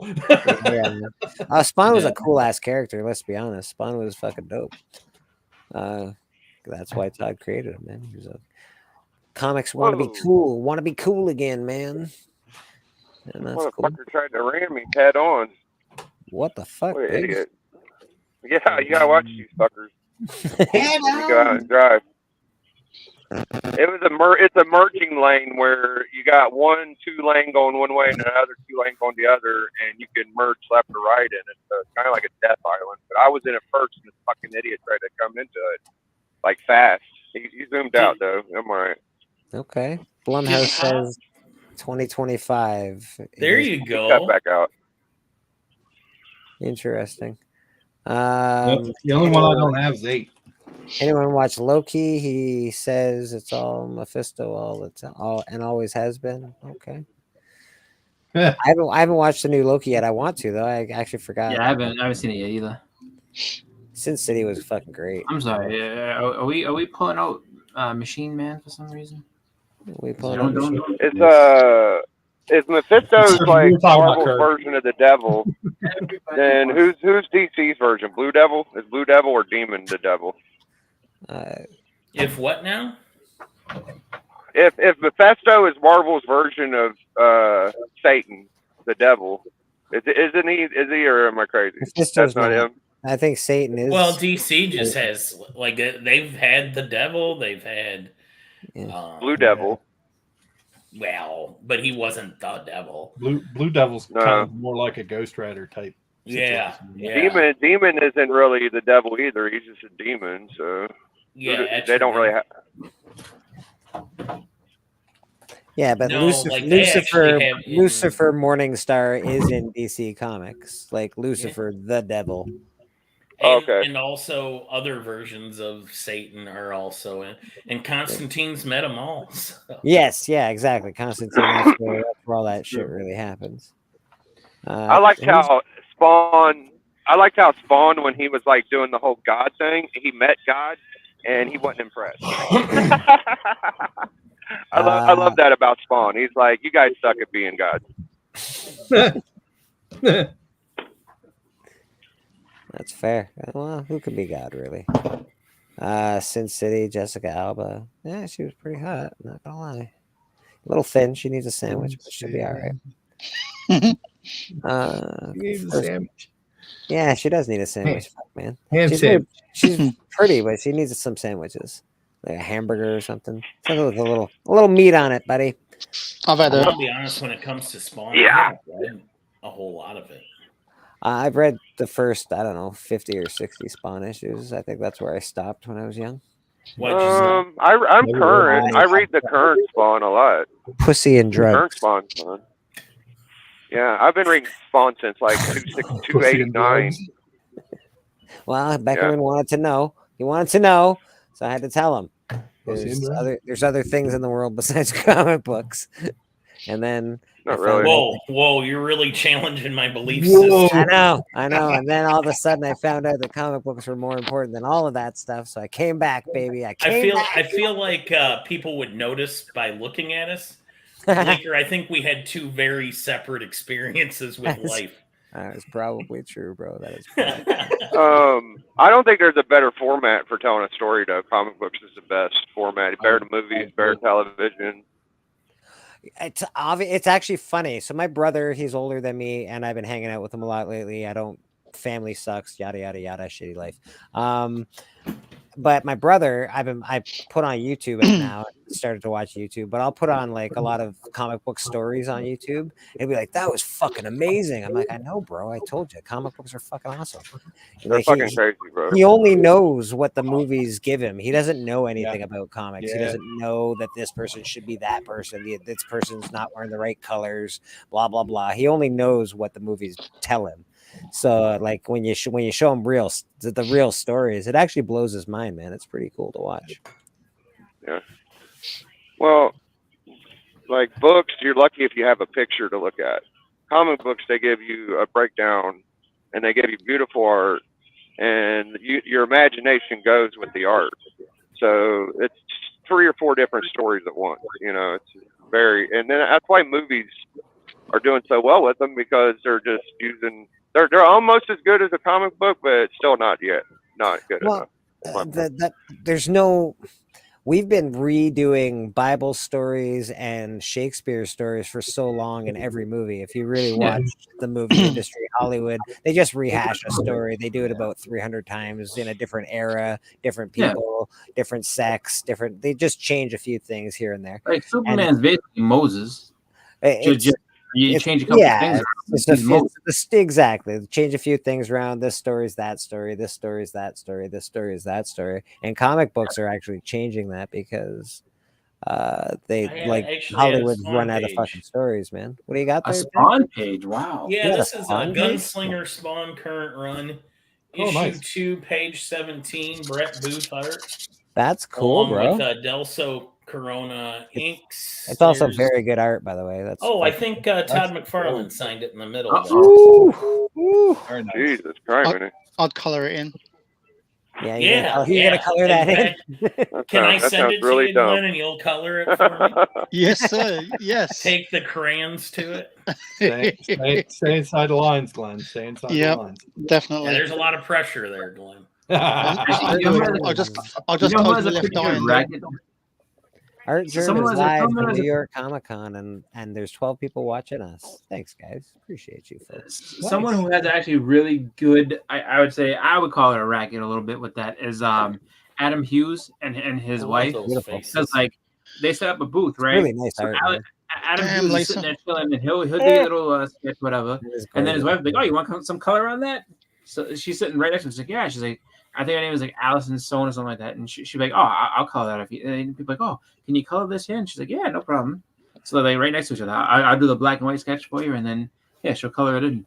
I'm gonna tell you though, Spawn has always had some of the best covers and the best art. It's something that really stands out with Spawn. And I feel like that's also the criticism, is that the art's up here and the writing at times has been in the cellar. Yeah, you're not wrong. When the writing was good, it always resulted in a lawsuit. I think Bleeker told me this the other day. I said, Spawn's finally getting to where I can almost understand what's going on. And Bleeker's like, I understood the whole time. I've been following since like 289 or something. And some of the stuff is a little hard to process. It's like the last issue felt like an ASM book. Like it felt like a normal ass comic, the last one. He's trying to make a Spawn universe. And I just don't. There's so many lawsuits with characters because Image is the way Image is. Like you can't use any characters because it was Todd's fault, and that's where we're going to disagree. Is that Todd? To me, the great part about him is also the bad part about him. He's got a lot of hubris. When he does art, he goes balls to the wall. But he also sets himself up for future problems. I showed this book earlier, and part of what I liked about it is it details all his court cases in the 90s that led to his bankruptcy. Really? That's interesting. Oh, wow. It drills it down to basically 3 decisions he makes that resulted in all of his problems. And one of the decisions was that he didn't... He was so high on the Image mission statement that, we're going to treat you better. Marvel and DC did me dirty. I'm going to treat you the best. You don't need a contract. Which I Wrong, like. Todd. That's exactly why you have contracts. and what he promised is not what he delivered, and he admits that. He admitted it on the stand. He didn't, he wouldn't even call payments royalties. And how childish does this sound? Legitimately, he called them love checks. We just love you so much. We're going to send you a check because we made a toy of your idea. And here you go. Here's a love check. But the love checks were insulting. Some of the stuff that pissed Neil Gaiman off would have pissed me off too. When they got Todd on the stand, discovery is a wonderful thing in the court system because everybody has to open up their books and show what they made. Like Todd showed that he made hundreds of thousands of dollars off of an Angela statue. What was the love check Neil Gaiman got for that statue? $5. Random ass amount of $638. Who sends somebody a check for $638? How did you get to that number? If anybody wants to send me a check for $638, that would be fine. Just saying, I will take it. With a love check. A little love check. If anyone wants to send me a little love check, I'm fine with that. It's totally fine. More love check sounds like what you write the hooker. You're broke. I'll need my percentage. I love you. Like, oh no. What do you got there, mister? Case in point, what Becker was just talking about. Oh yeah, that's why you have contract. I have that. He hasn't learned. Because this company sued them. They sure did. Very cool. He's got too much hubris. I do I would notice agree. that about Todd McFarlane. Mastodon, He we're does just have clicking too much. today, man. Yeah. I actually agree with that, to be honest. I don't think I could work for Todd McFarlane. However much I love Todd McFarlane, when I love watch his the art. guy and when I see him interact with people, I'm like, I don't think I could hang out with somebody like that. He's too intense for me, man. Maybe that's probably why he's fucking rich, but I don't like it. And I love that, like, after it was all said and done, after a 10-year battle, exhausted, Neil Gaiman finally gets the money he's owed, and what did he do? He donated it all. He was like, I don't even want this money from you. Like, I just want to be done with you. Neil Gaiman's awesome, man. I love Neil Gaiman. I like. I don't know if that's maybe a little bit of arrogance on Gaiman's part, or Yeah, I would have kept that money. Fuck Well, that. and that's the other thing.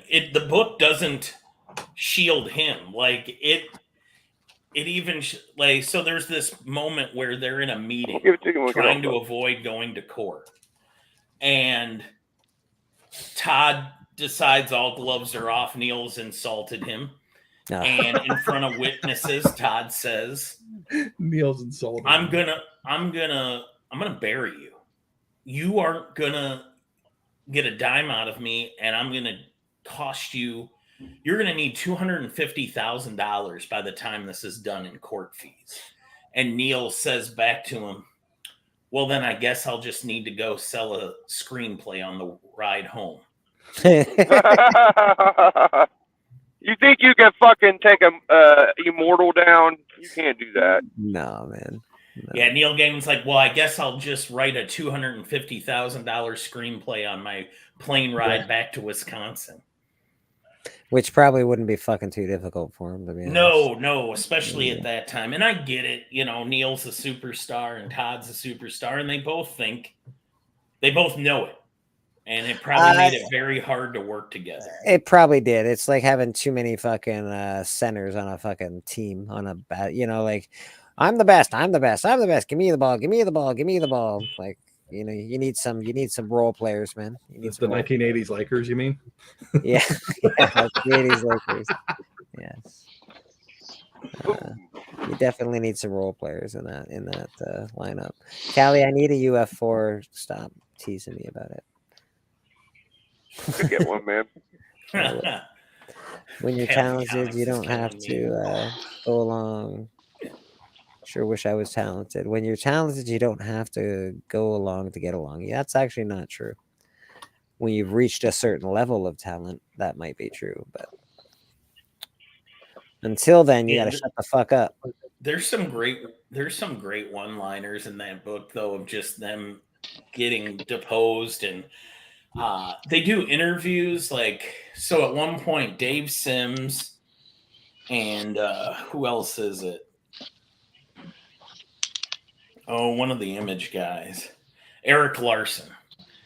Eric Larson gets asked to describe the court cases because, you know, Todd goes 0 for 3 against Neil Gaiman, and he just keeps losing. And Eric Larson's like, yeah, you know, he's like, that first jury was all women. Todd is an abrasive person when he's not on a stand defending himself. Yeah, and I can see that. And he's like, and then you've got quiet British accent Neil Gaiman. He's like, those women would have given Neil whatever he wanted. That's the way he said that. That's awesome. Those women would have given Neil anything he wanted. Yeah, he could have asked for Spawn, like Todd's house, Todd's car, Todd's everything. They'd have just given it to him. It's just the way you said it. I mean, it's just like, you know, like that his, like, you know, that his harem or some shit like that. Like, those women would have given him anything. Yeah, it was the first jury was all female. And that was the one where he got his biggest judgment. Todd never had to pay it, but it held his bankruptcy up for years.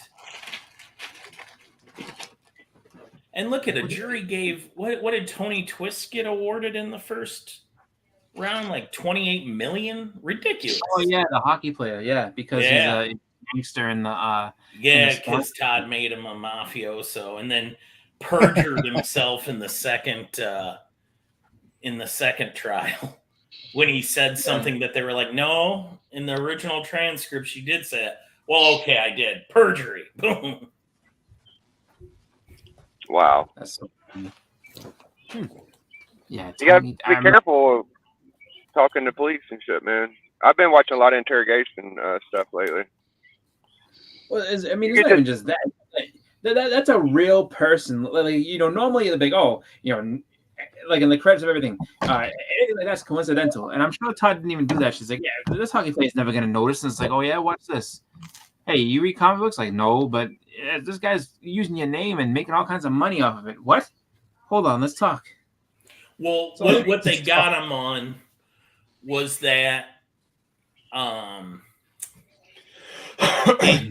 he was able to prove that it did cost him a sponsorship he had, and they were able to prove that Todd did indeed intentionally use his likeness and his name.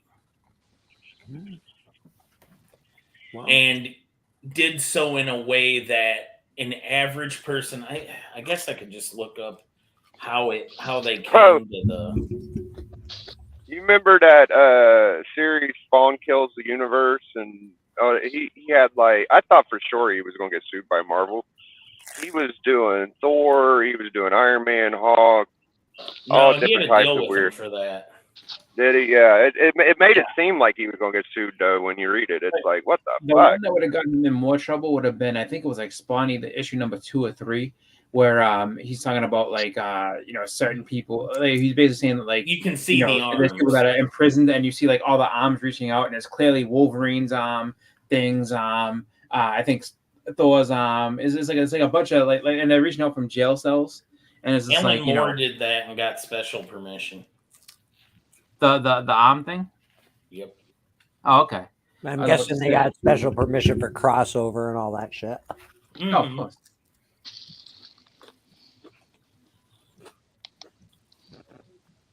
But even Marvel's done it too. Like Destroyer Duck. Like, this is gonna get us sued edition because of like here's a clear like Donald Duck lookalike who's just sitting there chilling with a grenade in his mouth.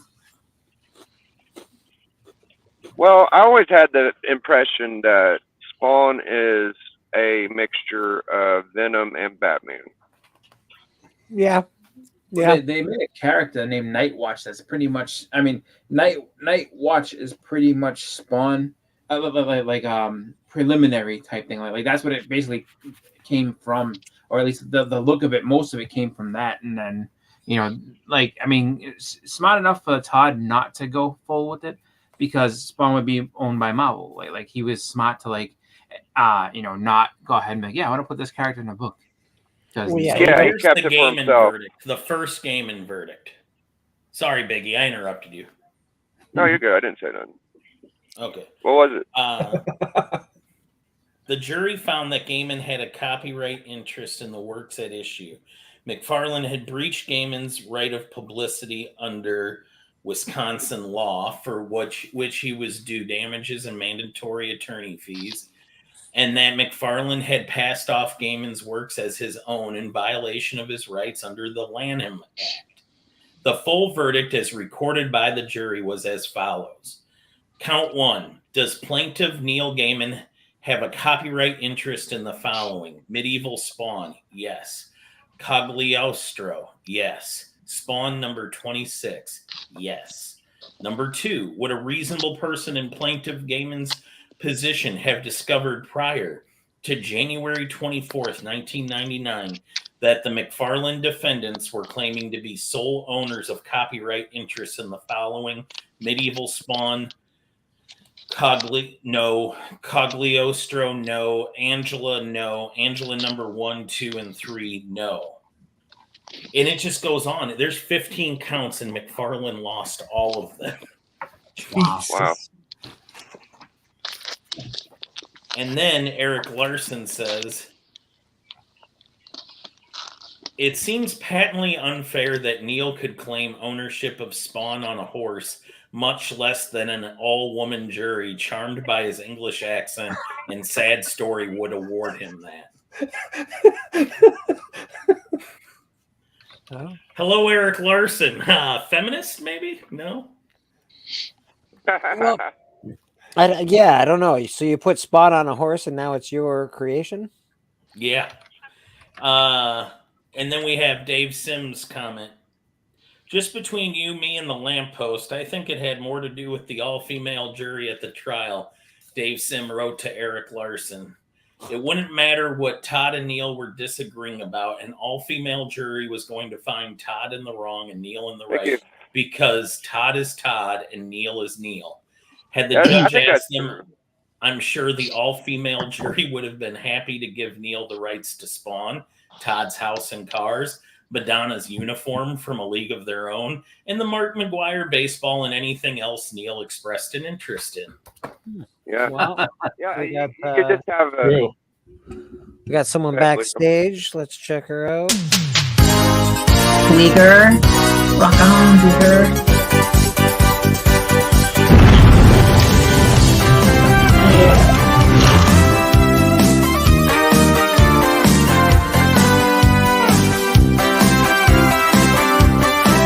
Yeah. What's up, buttholes? Hi. Hey, Katie. I like the beginning of that where she says Bleeker, like it's like Bleeker's in trouble. She's like, Bleeker? You might have done at the time. I don't remember where that was. He's always in trouble.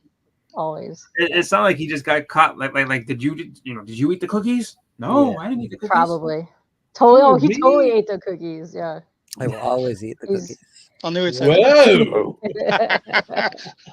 Yes, That means two things. That does. It does. Bingo. Pretty bad. That's the way the cookie crumbles. Oh, I hope it's not crumbly. That would be weird. Uh-oh. Papa Wheelie is really not happy with you, K-pop. I know. Shit, man. I got He's shit been, to do. Fuck, he's been bro. speaking in all caps the whole time about you. All no, caps fuck. the whole time. Sorry. Shit. Yeah. Sorry. I can't wake the fuck up to be here on time. Jesus. Unbelievable. I had one job just to I wake up. got to give Lil Shaq my phone, so I'm gonna get off here. Yeah, Lil Shaq's been using my phone a lot, so he hasn't had it all morning. So I'm gonna give him my phone, but maybe I'll hop on my computer and come back. Sounds good, brother. Talking to y'all. Dave Sims is a goat, dude. I really appreciate that guy. He broke down a lot of walls, so I'm gonna leave on that. Good to see you, Pop. Amen, Good to see brother. everybody in chat and on the panel. Yeah. Amen, Bye, man. Biggie. Cheers, my man. Later, Have a Biggie. great rest of your day, Big. Bye, Biggie. Bye. Michael Baker. Even after all of these legal issues, Todd is still rolling along. New Spawn comics and new Spawn movie in the horizon. I agree, It Michael hasn't Baker. stopped him. I'm with you, bro. I love Todd McFarlane. I just think he'd be a hard guy to work with. Yeah. Yeah, He just seems so fucking intense and right all the time, and I'm not sure I can, It would be like Yeah, stressing me out. He's He not the seems to be only like a type of person guy who that, like, knows even if you're doing something, he'd be like, no, you're doing it wrong, and it's got to look like this, and yeah, you're supposed to take it right and make it look this way, and he's not looking this way, he's looking this way. Like, okay, so you want me to do it the other way? voice. No, I don't want you to do it the His other way. voice. I want Yeah. you to do it the way that you feel it should be done. Okay. And But you know, it should That's be like not how this, you guys. draw Spawny. He's not looking like Spawny, guys. Come on. Yeah, people. Spawn. All that money he's Everyone's got, I doing doubt their if he's got any time. tents. That always got All me. right, I'm gonna tell you one last time because this is it. You're gonna lose your love check if you don't stop doing the things the wrong way. I'm gonna stop giving you love checks. Yeah, I'm gonna Isn't a stop love writing check love the checks. dumbest thing you've ever heard of? It's pretty bad. I mean, It's like one of those things your shitty employer gives you instead of like health insurance or Oh, yeah, It's no. a Toddism. they're like, no, but we'll Yeah. now give Usually you like love a coupon same for like some paycheck. dumb Yeah. thing. Well, that's A why I coupon, get, that's coupon. why I get a turkey every Christmas. It's so nice to get that instead of a monetary bonus. Yeah. instead It's of like the Jelly a Month Club. like you instead of healthcare, they give you a boo boo card. Here's your boo boo card. Get a boo boo. You go there and take this Yeah, to the doctor. every hot That is artist correct, actual wants to work with Dracula. Todd. Okay. Rob Liefeld does the best. Todd Fucking Liefeld. Here's a free ice pack, just so that I know we don't give you health insurance, but this ice pack will do good. Actually, we're throwing some Tylenol too. I love chick. And no artist wants to work with Rob. Yeah, well, Rob does suck. Hey. I don't like Rob Liefeld, but you know, he doesn't suck. He's a better artist than I am. But he's still... Just watching his live streams would give me such anxiety. Yeah. Try to work. Oh my god. I'm Yeah. not a huge fan. He's nice That if you was- talk to him. Like he was really nice to me when I talked to him. He was not a bad guy According at all. to Journey. Journey says everybody's a piece of shit. This is years ago though. This is like you can't trust 2000. Journey. Look at that. It's horrible. Journey riles Is that him Rob up big Liefeld? time. It is Rob Liefeld. The feet don't look that The terrible. feet don't look that bad. It's a horrible don't look Superman. great. Huh? Spider-Man's got eyeshadow on. Spider-Man is definitely rocking some eyeshadow. Why That's is Superman, why dude. is Wow. Superman Every got? once in a while, he Very does something that's emo. all right. Yeah, why is I don't Superman? Superman like looks it. like a Is he a teenager. vampire? Is that what Yes. It's meant to be birds DC in the vampires. background? Is that what that is? I bought this thinking I never had it, and I have it. So this is a spare copy. Yeah. So I'm just gonna He's just got a whack it. Whack it. He's got like a Not little bad. kid / teenager's face too. This is like he looks like little. He doesn't look like a grown man. Yeah, He's yeah. wearing eyes. He looks like a chibi face on an adult Would body. you take that on exactly? on Yeah, like that's what I'm comics in saying. front of Lee and go whack it? It's weird. He almost looks like Nightwing. He does. Yeah. Yeah. Robinish. Exactly. Robinish. Nightwing sucks, Nightwing, JD. are you if you're dressed for Halloween, Nightwing? Is that what's going on? Yeah. I don't know what it is, but That's definitely what it is. He's dressed as Nightwing for Halloween. No one can possibly live up to CJ's ridiculous standards. Yes, or impossible standards. True. You're not. He wrong. probably looks in the mirror and yells at himself like, "You think you're special? With this face? Don't ask me what I'm doing. it's happened to me. Better than me? Oh, I can't wait till he goes think you're live better than stream me? and tell us the tales of his New York comic. Is he actually going to do that? Because I feel I have like no CJ idea. hasn't been on the live stream for what, like 2 weeks now? Well, he's Yes, been at New York Comic Con all weekend, so Yeah. there's going to be some tales to tell, probably. Oh, I'm sure there's gonna be some crazy Oh, I'm stuff. sure. Somebody pissed Like- him off, guaranteed. Well, guaranteed, yeah. guaranteed. Yeah. Somebody? I mean, come on. He's probably been mad from the minute he walked in. Somebody told me, sir, excuse me, I need to get by you. You need to get by me? There's no bag Why are there. you in my way? I'm doing nothing to you. I would say, And I yeah, wanna because talk to you. the first 2 days he was there for himself, and the last 2 days he was there for he was working. That's right. They He's called been him up, witnessing for right? TGC, The right? witnesses- Did, yeah. The witness program called him up. They were like, Oh, we need- he's Yeah, gonna be. so He's gonna be furious. But there better be some type of benefit for him because if there's not, and CGC they use me, they abuse No, me. they pay for his Oh. hotel. They pay for his hotel. Yes. Look at those. Love him or hate. Oh, Jesus. What is I that? can't wait. Is that I Roscoe's can't wait to hear glasses? that. it is Yeah. Roscoe's glasses. Yeah. Put some 3D There you lenses go. on them. That's a process. Yeah. Well, you can't really see it's super fucking dark right now, but yeah. Yeah. That's all right. There you go. All right. No. All right. We got some There's glasses. 3 layers. Your mom's Can't- got a can't little see shit. hammer I all know. over We that. can see There some you go. sort of I can glasses. see something. Yeah. There you go. All right. Ta-da. What is Take that? it. That is glasses for my pet. Oh. Yeah. He'll put I them on his can't wait to todger, and then hear- it'll be It's like 3 a- layers. wait for 2 the layers story. of felt and a layer of foam. So it's Felt? stabilized. Yep, felt and Yeah. foam. I Felt- do felt remember what? Michael Baker. The time was great. When Rob Liefeld and they all split off and went to Image, it was good times. I do agree. For this, I'm I making can't wait. my pet Roscoe for C3 by Friday. So That is the design layout. the for My design Pet layout. Roscoe. Yeah, there it is. So there's the glasses right here. Nice. Yeah, he will have a hat, it's fully functional hat and everything. His body is like purple fleece fluff fur, and then the beard is like actual lime green Muppet fur, and he will have legs. But yeah, this is just what he looks like because he'll be standable. Like if you plop him on a desk, so he'll be able to sit up on a desk. But yes. That's cool. I bet Travis buys it and has Roscoe in his bed. Well, you got to bid on it, and I already have people tell me they're going to bid high on it. So yeah, That'd be cool. It's gonna make some money. not making money. It's going all towards charity. I know for the charity. How close are you on the body and Good stuff? though. That's good. I'm glad to see that people are Post at all. I wanting gotta to pay. put everything together. I got sidetracked for like a day and a half due to my measurements being off because the old school tape measure that I had from West The Germany Germans. was off half an inch, so I had to redo all my calculations again. Yeah, no. So I Fucking got that Germans, going. man. I know. That's why Germans exaggerate their size because they're So off. I got that going, and this was my piece from was it last week? Was it? Yep, I did that last week. This is my Sleepy Hollow piece that I got to finish all ink during the live, but this is my Sleepy Hollow piece. I got to finish the bottom there, but it's the Tree of Death and the Hessian, which is Christopher Walken, is crawling out the thing to go kill some people. You got to do all that by Friday. Well, I'll be inking this on Friday, but yeah, I'll be doing these all on streams probably sometime between now and Friday. And then just working at some point during the week. Yeah, working, doing my other streams, all the other bullshit that I'm doing. So you're not busy at all, really. Not busy whatsoever. Are you not entertained? Is this not why you were here?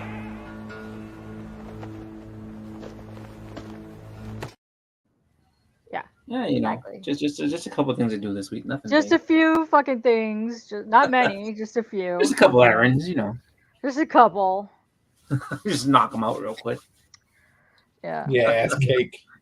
That I mean, it's a good thing that's stuff that you like to do, just because that sounds like it's going to be just a disastrous, and you know what I mean, just time wise and just stressful week for you. But hopefully, Can we just say the name Cooter is really nice? Oh, thank you. Freddie That's Cooter. my Halloween name. It gives you and good feelings, doesn't it? Because I was so dark in the corner, I added the Darth to it. So yes. I like the Freddie Cooter. It's very nice. Wait, can you move Katie to the left so I can see Ahsoka's cleavage, please? Oh. I don't. I could probably. Yeah. You can't. I'm You'd just have kidding. to remove me. No, I cannot. I'm just kidding. She's gumming up the works, eh? Oh, am I Come on. picking up the cleavage? I'm sorry, Glenn. Right on top of the cleavage. Coming up the works. Oh fuck! How dare I? It's all right. Katie looks nicer than their cleavage. So. I look like shit. I know what you're talking about here. I'm blind. Give me a break. I don't know why, but that's always been a funny ass expression to me, gumming up the works. Gumming up the works, baby. Gumming them up. Well, no, and then like, of course, getting older, people are like, oh, like, you know, saying some dumbass shit, and then, you know, someone's like, oh, like a toothless girl, blah blah blah, and I was like, oh, what, gumming up the works? I start laughing my ass off. That's all I think about in my head, like gumming up the works. Wow. Don't ask me. I'm stupid like that, but it's just like, you know, dumb things. Like I remember, I think it was like 7th grade or 8th grade. This dude was joking around. He's like, "Oh, he's like, do you do his biddings?" And I started laughing my ass. I was like, "I don't even know." I was just like, "I don't want to know anything other than that." I just walked into that part of the sentence. I was laughing my ass off. Now you can do a motorboat, Glenn. No, it's right in the middle. Yeah, perfect. Perfect. So it was like, use your training. Use your training. I should go and get my motorboating lightsaber out. skills. Yes. Oh my god. So how much you want to bet that after Comic Journey's day working for CGC, he's gonna say that they owe him for like some type of wrongful whatever? They're like, I will own CGC after this. I am part owner. He didn't say shit about CGC last time. I think he actually likes. Oh, the he needs his books to get graded, but when it comes time, though, I think he likes the power. I think he enjoyed it. I think he likes. For sure. Enjoyed it, yeah. Is he now that you working say with that, them? I guess how I many don't know. people, how many people do you think he turned away? Because I know him. Hi, can you witness the book? No, not Sorry. at all. I don't got time for you right My now. time is too valuable. I am. What's he doing for CGC? He's witnessing signatures. Okay. They'll go back. He wasn't even looking. I didn't saw the signature at all. I was He's looking busy at- talking to that chick the whole time. Oh, hitting up artists and stuff. Yeah, we know what you're doing. CJ. Oh, Well, and no like, wonder there's he no doubt hasn't in my been mind. He's sitting around. there, That hey, if I stuff come was back with a tiring. book, can you sign it too? Even though like you're doing for this guy, can you help Can me you out? sign it? Yeah.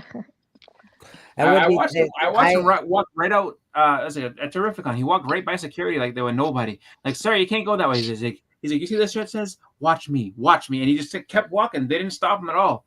I was just like, how the fuck does that happen? Like, let me try that shit. Sorry, you've been kicked out of the con. Well, he got Walk right kicked by him out like of you own the Heroes place. on Thursday. And he dropped the dime. Journey got kicked out of Heroes on Thursday. Hilarious. Hey, and he dropped the dime too. He Oh. testified. He folded under questioning. He was. Damn. He went straight through, and security is So- he's like, and when I finally got inside, he's like, you waited in that line. He's like, what is wrong with you? He's like, you just went and did what I did, just walk right in the door. I'm like, Still yeah, anything I'm here good for guy. one day and one day only. If they decide that I'm the guy that they're not gonna let mess around, then I wasted my trip down here. I'm not doing that. Callie, you got anything good for sale? I want to buy some comic books. I Kelly always has good stuff for sale. I know. You know, he may or may not have a Hulk 1 for sale because You I've better heard not that, sell. You better not sell your fucking Hulk 1. No, he ain't selling that. Like that was actually one of the coolest things I've ever seen. Don't As do far as that. someone like, yeah, I got a book to show. It's like, oh, what's this gonna be? And he built it up well. He's like, yeah, he's like, I made a lot of trades, and he's like, I did a lot of work to get this thing, and all of a sudden, he pulls that out, and everybody's face hit the floor when they saw like, what? A Hulk 1? Yeah, it's just not a book you see that often, man. Don't grant. Can you use now that that I again know on a a lot of different comic match? book people, I see it a fair bit, but only because I Yeah. know some better collectors. But you don't I'm see pretty it sure that often at Dan's all. like Jeffrey and Dan's what's it called? Like their spirits left their bodies. So like, Yeah, oh, definitely. Jeffrey was probably like they're freaking. the fate like the Beatles go coming. Is there a Hulk 1? I actually miss Jeffrey being on the show. I wish Jeffrey Yeah, was he's still around. working. He's I know. working all the time. Yeah. And I like the fact that he's funny. working because he's not, he's not needing to Yeah. work anymore. But fuck, man. Yeah, no. So funny on the Get a hunt. Friday off, bro. Yeah, he's hilarious, right? Yeah. Like, Oh my he's god, funny. that match that you did with him, that was hilarious. When he just kept the blood He's just like- kept coming off his head. Yeah, he's like, just kept going. he's great. He's That like, was great. oh, Bleak. He's like, you think you gotta do? You think you gotta sit there and bully me? He's like, you ain't got nothing. All of a sudden, he like gets hit with this. The first book he plays, he's like, oh, I think you broke my goddamn nose. What are you doing? It's so funny. Yeah, I love it. And then the rest of the show, he's just going, and with the blood on his face, he's like, he's not making any noise. He's just sitting there. Yeah, It's just hilarious. yeah. The hunt will be on this Friday, so definitely go check out the Halloween Hunt. Havoc show. Halloween big Havoc. Halloween Havoc. What's the nice. rules? Can Kelly reuse that Hulk book every match? No, Oh, he can try. I mean, He can not for try.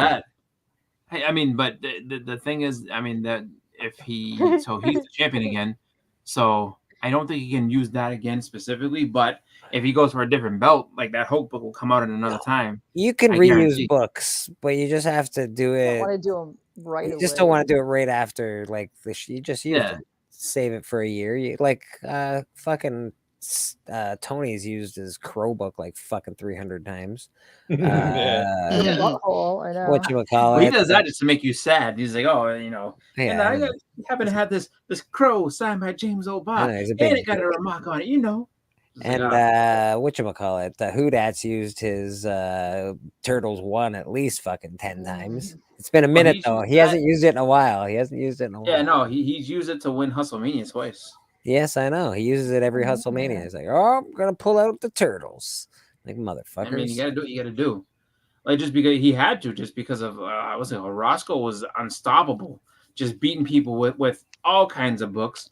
And at one point, it was just like dollar books. He was smashing people. It's like, yeah, I got this here. He's like, oh yeah, well I got just some random shit that you ain't never seen before. Have mercy, daddy.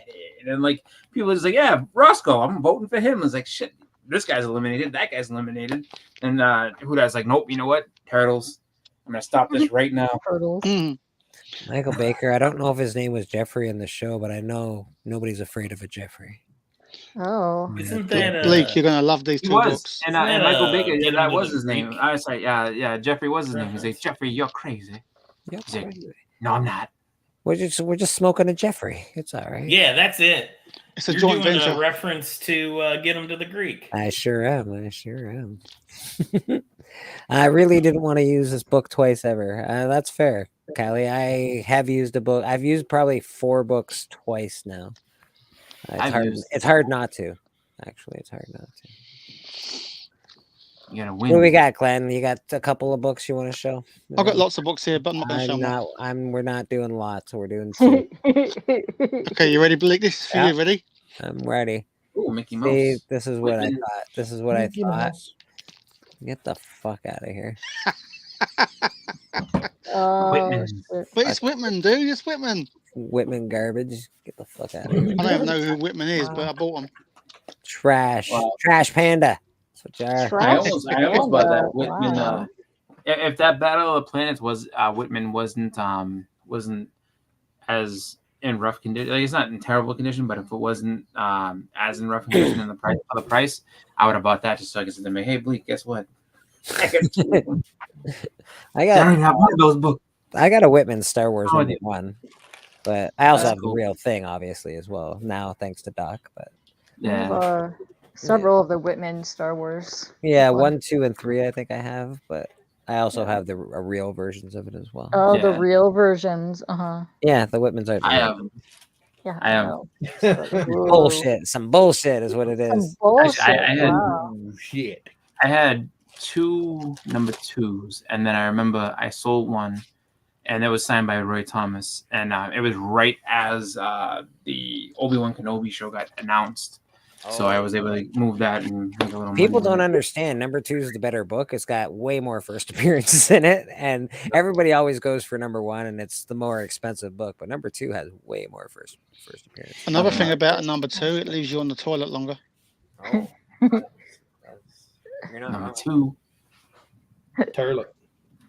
Number 1. That's what I never call Regan number 2, because he would have been like, "What the fuck, man? Number 2 all the time." Number 1. So they can get the job done.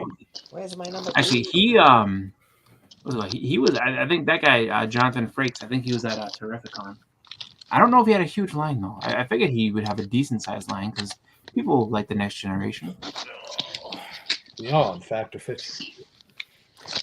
I like Star Wars better on screen than funny pages. Yeah, that's fair. Oh, the books are amazing. The expanded universe. So Yeah, good. the whatchamacallits are the Dark Horse universe is pretty cool, man. Oh yeah, it's pretty dope.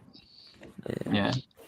The Marvel stuff, I liked it when I was a kid, but I prefer the Dark Horse stuff now.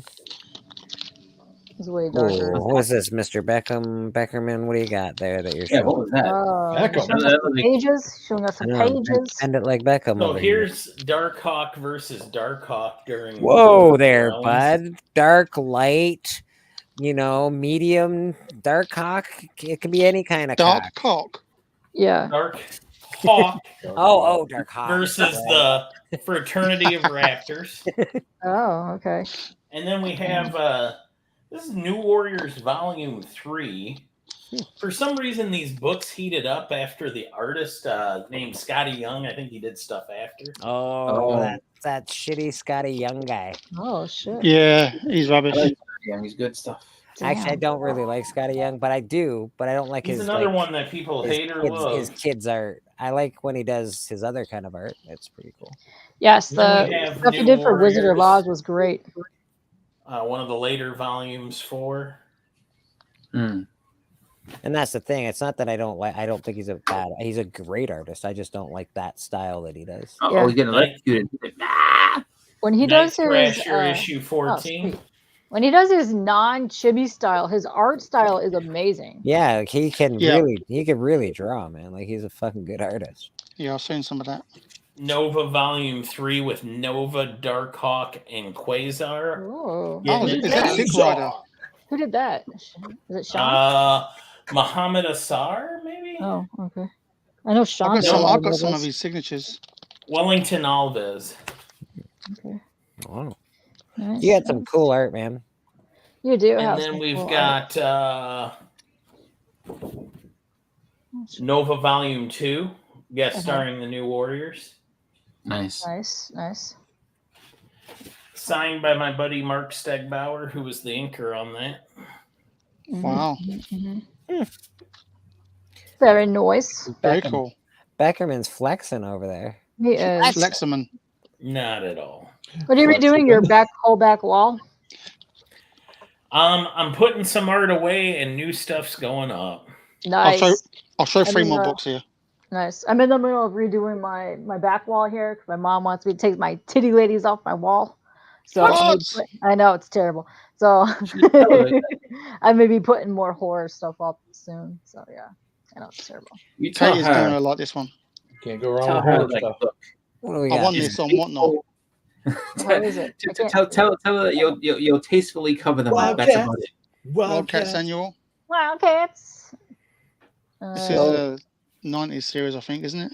I just was going through YouTube Bye. recently, and I saw like somebody's thumbnail for their thing. And it was like, "Whatnot are scamming giveaways." I'm like, "Is that?" Yeah, I mean, welcome to the real. I mean, So come on, what man. happened on New York Comic Con, which I'm sure CJ, which actually kind of thinks CJ might have won this. So they did a big New York exclusive, whatnot sale giveaway thing, and the guy that won the 2 big exclusives for 1 and 2 won both giveaways. And people are saying it's rigged and some other stuff, which I kind of think it might have been CJ because CJ wins so many damn whatnot giveaways. It's crazy. Why is that one so big and the other one so small then? This one's the UK magazine size edition. Okay. Oh, wow. And then there's the special the regular. edition. Oh fuck. Of So number wait, one. you're saying that people in the UK can't see, so you need bigger magazines. Yes, That's awful. exactly. That's funny. It's Well, good I for thought me. he was gonna say everything's bigger in the UK, but he No, didn't it's go not. that bigger way. penises too. Trust me, it's not. It's not. It's Oh. not. No. Oh, you've seen a Oh. lot of UK penises. I watch tons He of has. porn. Trust me, it's not. Oh, okay. Those English blokes are weirdos. Yeah, mine's inverted. Oh fuck. What? That's horrible. What is happening? Beckerman, Callie wants to know how you store your art, Beckerman. Yes, good question. In portfolios. In portfolios. So That that's is the a black thing that very- you're holding up there. Man, Whoa. this conversation just seems weirder and weirder. Whoa. Okay, cool. So he just puts it in portfolios. You were not worried about it getting bent or crushed or anything like that. The portfolios are reinforced and then put away. Okay. Something. Okay. What the hell just happened? Fucking Raheem Mostert's a man. I'm just looking at stats now for football. No, yeah, I like it. And Raheem Mostert, it makes me like I'm happy just because. My league that I'm in, that's a money league with my friends. They made it a dynasty league, and we voted it out so dynasty ends this year. But they all made fun of me for the people that I kept, and the people that I kept, that they're like, "Oh, you're keeping that guy? He's a bum. He's a jerk. He's not gonna start." They're all whipping ass right now, and I'm so excited. I'm like, yes. Well, I can tell you, since 1 o'clock in the afternoon when these games started, I've had 2 notifications. That's it. Two. And one of them's an injury. And it's not great. Nothing's good. Fantasy football can suck a dick right now. Oh shit.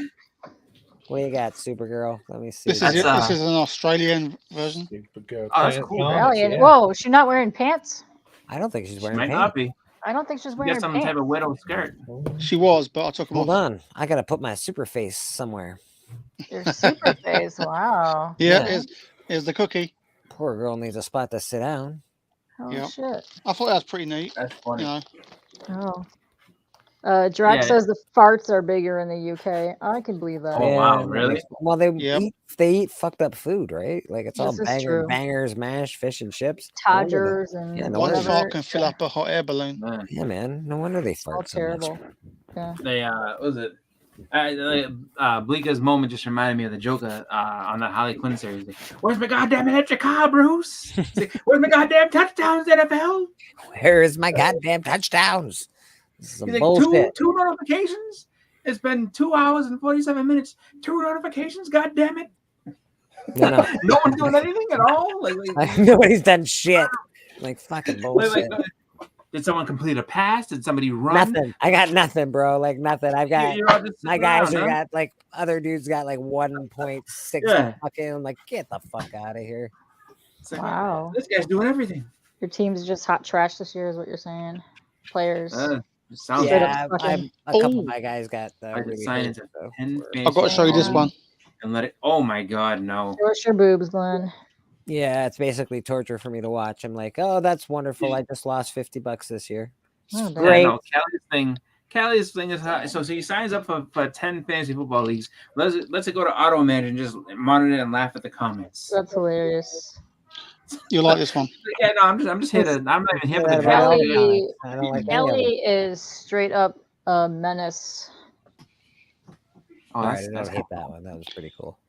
Lisa said this is. I think it was limited to either 750 or 350. 350 copies. Yeah. That's Lisa pretty good. collects those, so she would know. She knows all about Yeah. the Living Dead ones she collects. I got this for like $7. Living dead Nice. girl. So Yeah. Kelly's basically just Oh, watching Lisa has all these her. really cool variants that she shows on Instagram all the time. Yeah. Like really cool stuff. Yeah, amazing stuff. She's really into horror and cool variants. So, yeah. Yeah, like There she I'll is. tell you What's right up, now, Lisa? if there's a variant that you want or like, she knows about it. Like, she's very into that type of Limited to 350, Glenn. There you go, Yeah. buddy. There we go. Lisa, 350. did you go to Comic-Con this weekend? Did you run into CJ? I would imagine she's in New York. Yeah, She might have stayed away. No. that's true. That's true. I know he did hit up a few of my homies that were boothing there. Yeah, he likes to hit up all your dregs and your artists, eh? So Oh shit! What I that was you know, happening. I have to say too, like Too for many me, weirdos out there. I would think that New York Comic Con something I would have to do within the next few years, just because I don't think you want to do it when you're old, because there's a lot of stuff to You're deal with. old. But yeah, I think New York Comic Con is just it's a big Comic Con, man. well, that's what I'm thinking. It's like that might be a show that's a little bit too big for me. Where I'm like, I don't know about this. There's a little bit too I much. want to go to one of the big ones. I haven't been to one of the big ones, so I'd like to go to like a New York or a San Diego or something like that. That would be pretty cool. I mean, obviously, I want to go to the one this year where we're just to meet everybody, so it doesn't have to be a huge con. Yeah. I'd like good deals on books though. That would be nice. That's gonna be the tough part though, because like even if that's a deal, it's just like you're still coming down. With the exchange rate is, it's like it might be. Like, I just went through this yesterday, bro. Somebody was trying to sell me a first print Thundercats, and they were gonna give it to me for $65 and plus shipping. I'm like, well, that basically works out to $125 Canadian. Jeez. So like it becomes not cheap. I know it's a good deal. $65 is a great deal. If it was Canadian, it's a great fucking deal, but it's not. Yeah. So, like it just the exchange rate is just brutal. Damn, Pop! Stop trying to screw him over. I know Pops is a jerk. No, I like Pop really. He's all right. Maybe getting a foil American Psycho. That's the hot book for me. Oh, nice. okay. Is it? That's what I've been hearing. Is that like New York is the land of foil right now? Like there's so many foil variants at that convention. It's crazy. I need to watch that film. It also doesn't really make sense because all the foils, I'd say all the exclusives for New York, they put them up online when you can buy them without having to go there. Like pretty much all of them. But I forget Lisa, whose channel I saw that on. Lisa, did you see the business card variant one? Wow, that one's so sick. They have his Patrick Bateman business card with the blood spatter on it. Dude, I would want that one. That's cool. Is it do they use his likeness on the cover? Like, is it, It's his comic book. Oh, it's his American comic Psycho. book. It's American Psycho comic book. Yeah. Okay. I haven't seen that film yet. Shut up. You've never seen American Psycho? He's never seen anything. Don't worry about it. Get the hell out of here. I haven't watched it, Lisa told me to watch it the other day, and I said I haven't watched it. I haven't seen it.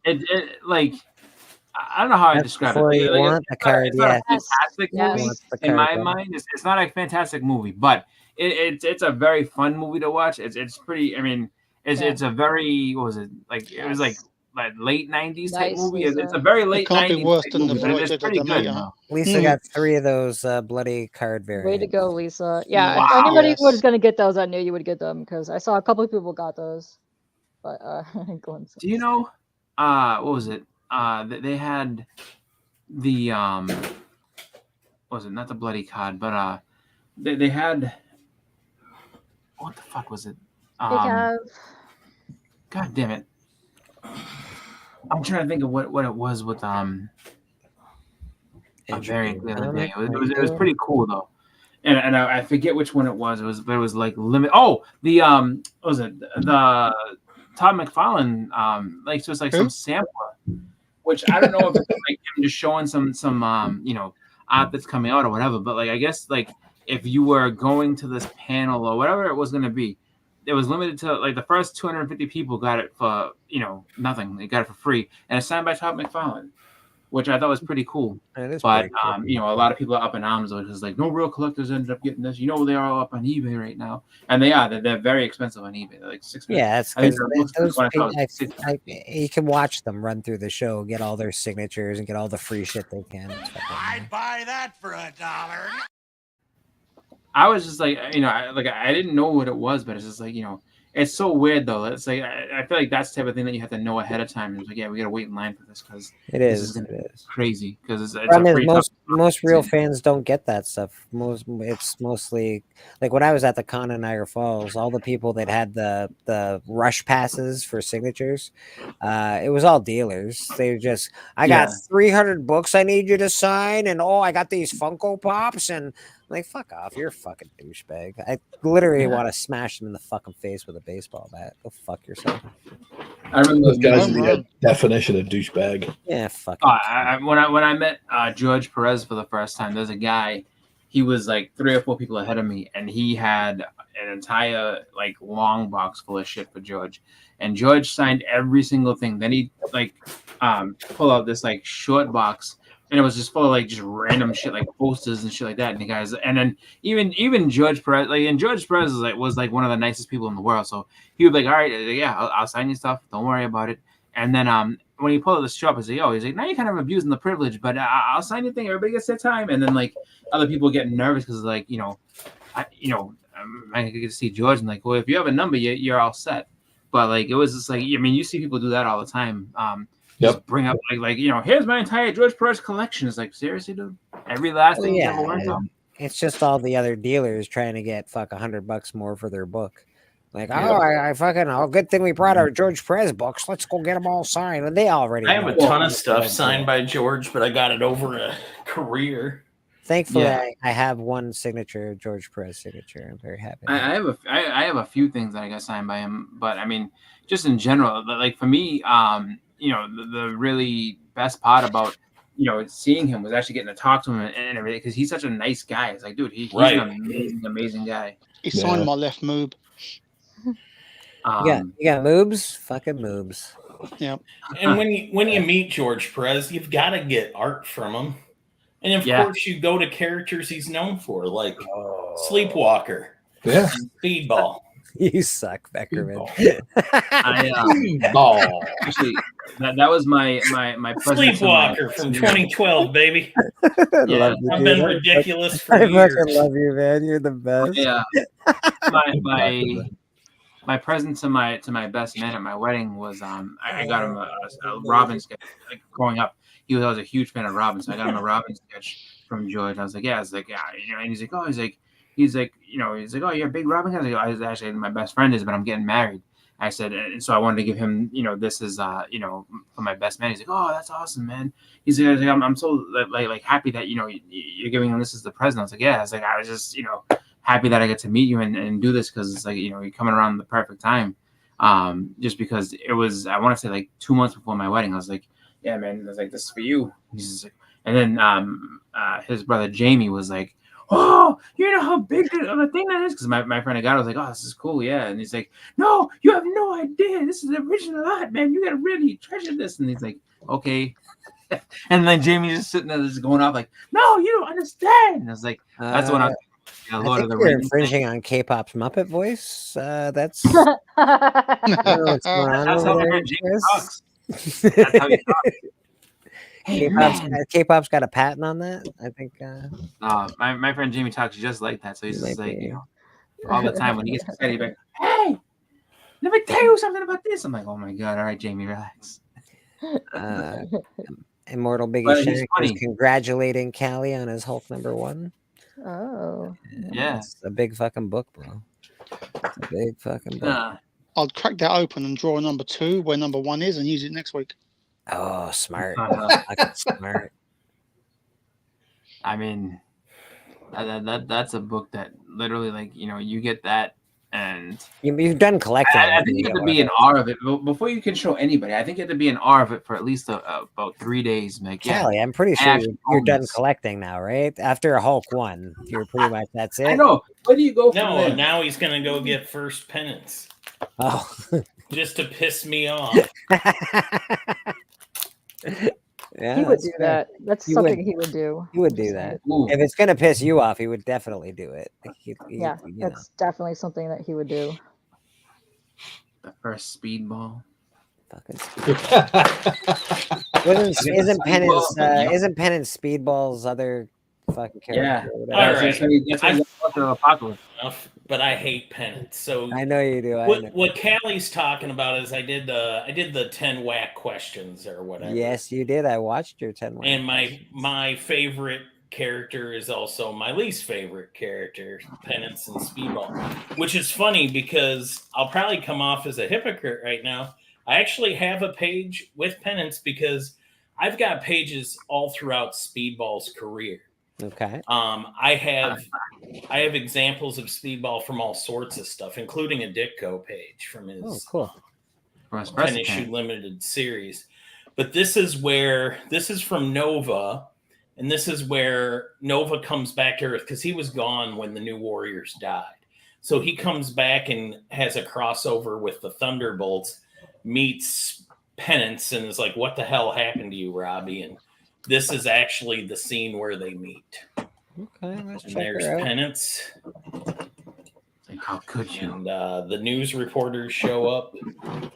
And yeah, it was a stupid character.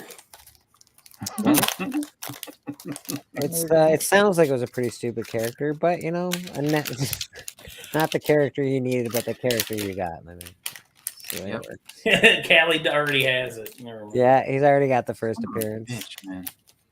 I have to say, I'm excited that Raheem Most's doing good, but then on the back end of that, I'm actually kind of pissed off that the Dolphins are doing so well, because it doesn't sit right with me. Like, my division should not be having the Dolphins atop. Yeah, no, that's fair. I feel the same when the Browns do well. I'm like, what the fuck? I'm a Pittsburgh fan, so I'm like, fucking Browns, get the fuck out of here. Go Lions. Ravens too. I don't like the Ravens. The Lions, even though Ravens are a very good team usually. Let me guess. The Browns are really good at runs. The Browns can. They were until Nick Chubb got his knee turned inside out. 800 dicks. Fuck the Browns. Wow. Yeah, 800 dicks, Browns. Go suck them.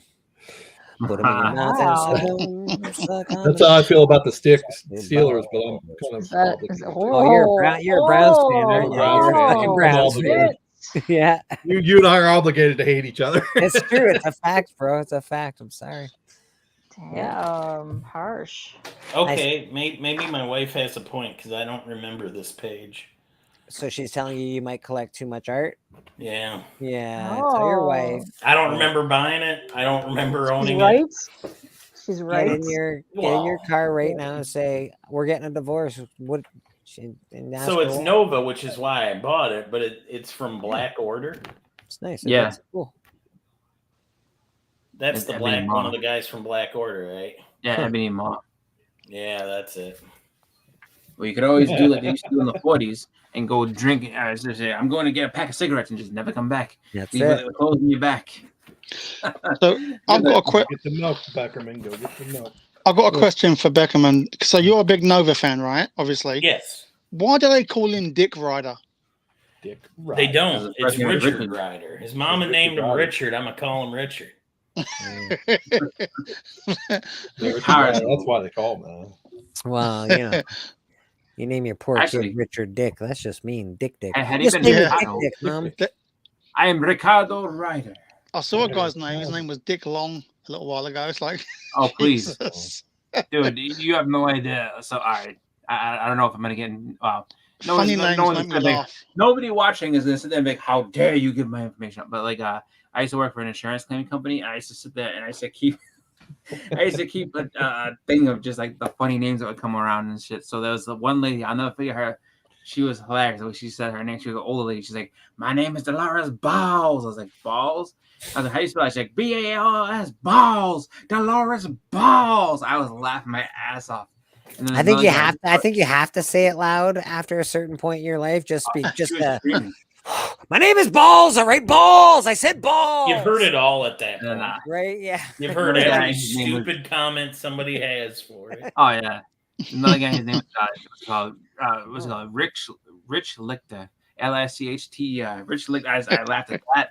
And then the other guy, one of my favorite, just because it sounds so formal, George W. Glasscock. I threw my headset off when he said his name. I was like dying laughing. There's a guy that comes. What's the problem? The guy's name is George to W. Red Glass. Trucks, and his last name is Alcock. I won't call him by his last name. I'm like, hey Trevor, how you doing? Never gets a last name from me. I'll laugh my ass off as soon as I say it. I will fucking crack up every time. Hey Trevor Alcock. a long time ago, there was this comedian at this pub I was working at back in the 80s, and his name was Wayne Kerr. Oh. Melody's been Wayne Kerr. Wanker. Oh, I got you, Wanker. Yeah. Melody's amazing. home. Melody's My been name's gone since Dolores Wednesday. Balls. Balls. Balls. I was like, okay. Callie says you're a Todger, by the way, Glenn. Yep, he knows it. What about a He kid? knows my Todger. I mean, he knows I'm a Todger. He knows your Melody. Todger. Whoa, whoa, whoa. The secret's out, Callie. Shit. Melody is home. She's been gone since Wednesday. I didn't know that, Biggie. She's been gone since Wednesday. Jesus. Jacking off. The dad thing. Jacking off. Jackie off, yeah. Yeah, Jack Me Off, Richard Pryor from Local Hero, whatever it's called. Was it? His name's Jack, Mr. Me Off, and his first name's Jack. Oh, yeah. I so remember funny. there was a kid I went to school with. His name was Derek Seaman.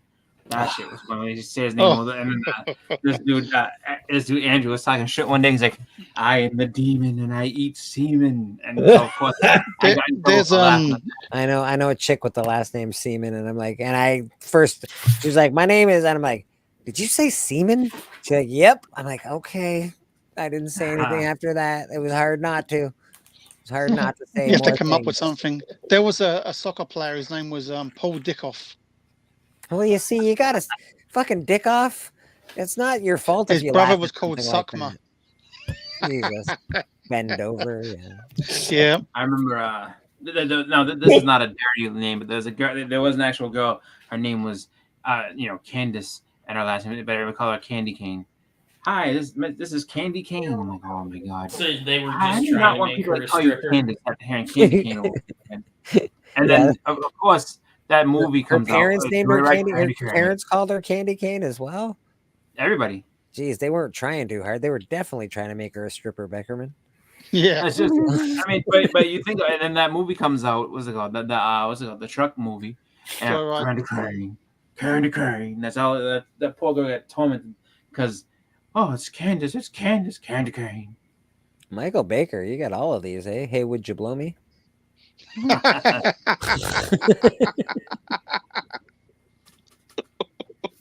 Oh man.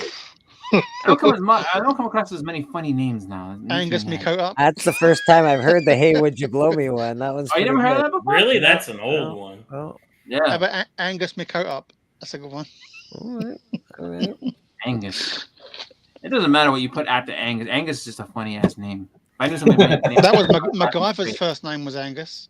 Yeah. A lot of Angus Niners MacGyver. fans in Ohio. Or all is Ohio. I feel like full we're of about to Niners? break out into that Will Ferrell skit where he's the Colonel, the Civil War Colonel Colonel Angus. And all the women at the party, one of them's played by Sherry O'Terry, and she's like, "I for one do not care for Colonel Angus. I find him to be filthy."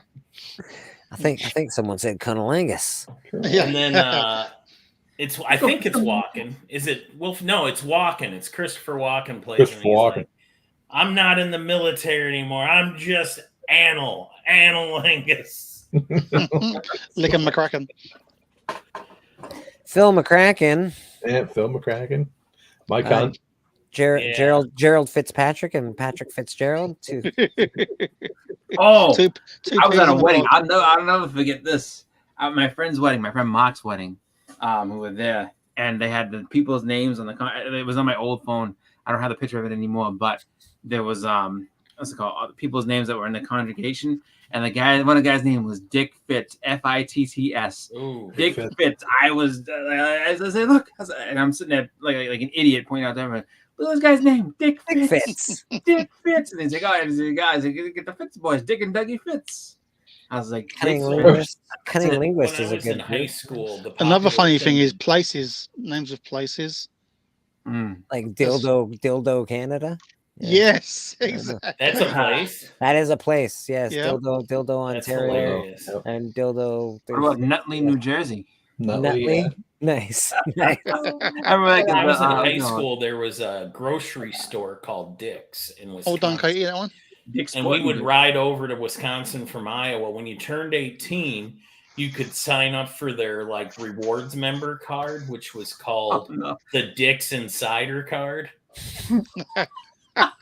And so every 18-year-old boy in my town had a Dick's Insider card. Yep. Paid to gain entry.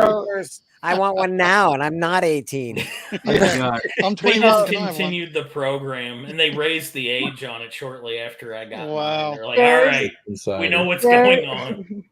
There's a very popular street here called Dick's, D-I-X. There's a strip club on it called Chicks on Dicks, and if you watch Bar Rescue, it was actually on Bar Rescue. Nice.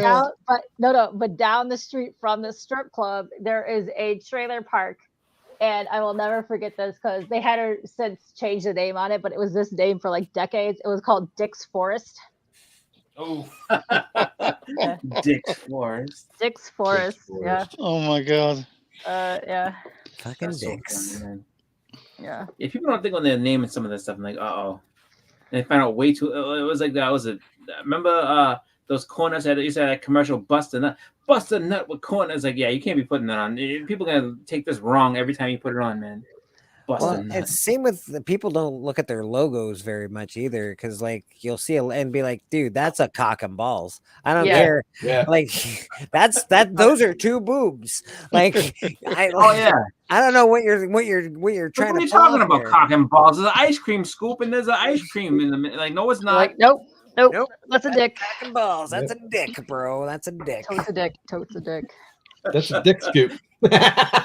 It's an ice cream scoop. Like, what do you mean? It's a two spooned ice cream scoop. What the hell are you talking about? Yeah. To you, this is a with your horrible one, idea. to you with your one amoeba brain cell, it's a fucking ice cream scoop. To the rest of North America, it's a dick and balls. That looks very inappropriate. It's like one person's defenders is all of a sudden they bring it like, all right, can we see it? Can we actually see the product? Yeah, here it is. Discontinue it right now. You're fired. Get out.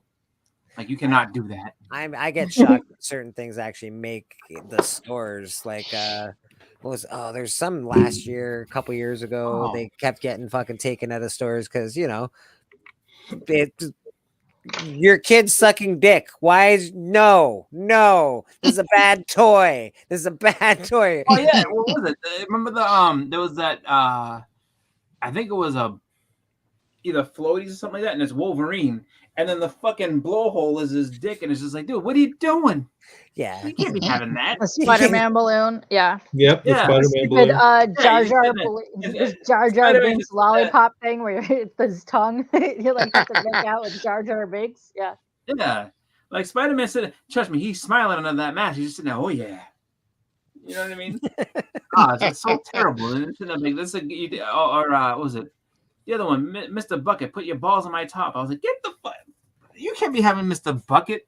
And people are like, oh, it's a fun game. It's like, yo, and the balls pop out of his mouth. I'm like, this is the worst thing you could ever put out for children. And it's a bunch of kids having fun playing the game. Best game that I want to play. What you're talking about? So they're like, what are you doing? Like, no, you can't do that. But marketing someone somewhere is like, yeah, no, this is gonna be great. Mr. Bucket's gonna take off. Like, yeah, I don't think so. Mr. Bucket's gonna get sued. Bucket balls, yeah.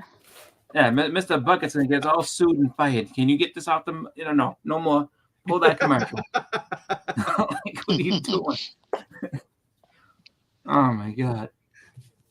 Yeah, there's been so many. I can't even really remember all of them, but like, there's a Actually, ton there's of one. weird toys. Have you noticed they're doing these new commercials and they're trying to make girls be gross on purpose?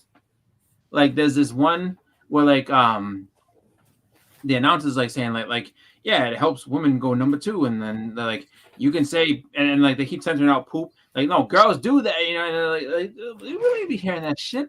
But then there's another one for a full body deodorant, and it's this lady's like, how do you put on a full body deodorant? Well, here's what you do: you take a piece of some out, you throw it in the armpits, and the boob, butt crack, and everything else. I'm like, lady, chill the fuck out. I've seen that commercial. All that intimate with us. I don't even know you.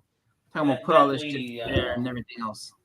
She really wants to tell you about it, though. Isn't it common sense? Yeah, that's what I'm saying. She's so excited to say it, and it's like, all right, so we get some potty, you know what I mean? It's like, oh, so now we're gonna sit there and make, now it's all about like women are not dainty. They, you can be as gross as anybody else if they want to. It's like, you don't see guys sitting there like, all right, here's my new ball cream. Like, go ahead and smear it all over there and make sure you smell nice for the ladies. Like, you know what I'm saying? It's like, everything else is like that, but then they're just taking this new road. That's just like, you know what? We don't have to be polite anymore. We're just gonna say and do these nasty things in front of you. It's like, you know what? Keep it quiet, lady. I don't feel wanna know like you being like that. polite's still cool. I feel like there's got to be some middle ground where there's like a middle. Yes. Lisa knows what I'm talking about. The ass deodorant. Like, Yeah. this is what you do with it. It's just like, and she's like super loud about it too. Like that's the other reason I hate that commercial, because this bitch is like, you know what else you doing this shit? And I'm like, why are you gonna screaming at me? Stop it. Yeah, or the one they're talking about from inside the vagina, and then they're talking about the weird, just dumb, gross stuff. Like, it's not needed. Hey, It's a pretty stupid commercial. check this out. Like, you can talk about it, but you don't need to be inside a vagina talking about this dumb stuff. It's stupid. Oh, that's the thing. Like they you know. They I cut feel like things that- out of movies, but they let that go on TV. That's crazy. Yeah, that's pretty. Well, that's the thing. Is just like, you know, who the hell is writing these? And it's just like, who's writing these commercials? This is like, you know, female comedians like, watch this. We're gonna make everybody fucking squirm real quick. It's like, okay, but then guys should be able to do the same shit. Like, I want Zach Galifianakis talking about some shit. Like, all right, here we go. You know, We've been specialized inundated trim in with the flesh. we've been inundated with the blue pill commercials forever, bro. Yeah, they just popped up, didn't they? They ain't sitting there talking. I mean, that's all innuendos. Watch They ain't sitting there like, watch take a blue football pill, for take 10 a minutes. quick screenshot of my underwear as this thing starts to kick in. Watch football for 10 minutes. You're gonna get fucking VD fucking pills and fucking Bud Light beers. If everything I need, it's a VD pill. That's for sure. They'll be selling dirty undercrackers on TV next. But you know what? It's just it's some dude on a bike ride, like happy with his wife. He's not sitting there talking about, get a good shot of this, Johnny. Watch me fill up real quick. This blue Watch pill's me in fill action, her up bitch. quick, Johnny. The only one that Your that mom is is kind of hot. fucked up is they Oh. have this Nugenics commercial. I don't know if you guys get it, but we get it all the time. And it's Frank Thomas. I'm like, hey buddy, take this pill. It's gonna give you more confidence, make you stronger. And you know what? She's gonna like it too. And it's just some random girl, and he points at her, and the girl's like, woohoo. This is like, what do you mean? Like, that girl should be like, what are you pointing at? I don't know you. The hell you mean she's gonna like it too? She's gonna love it. She fucking gonna Yeah. love it. Either that, or she gonna love it, or you gonna make her love it. It's You like, know, Frank Thomas, you better relax. You gotta go in jail for rape. Also, the guy be getting put in jail. Like, no, Frank Thomas told me she was gonna like it too. God damn it! Pills for bigger boobs. We need ass deodorant. Man.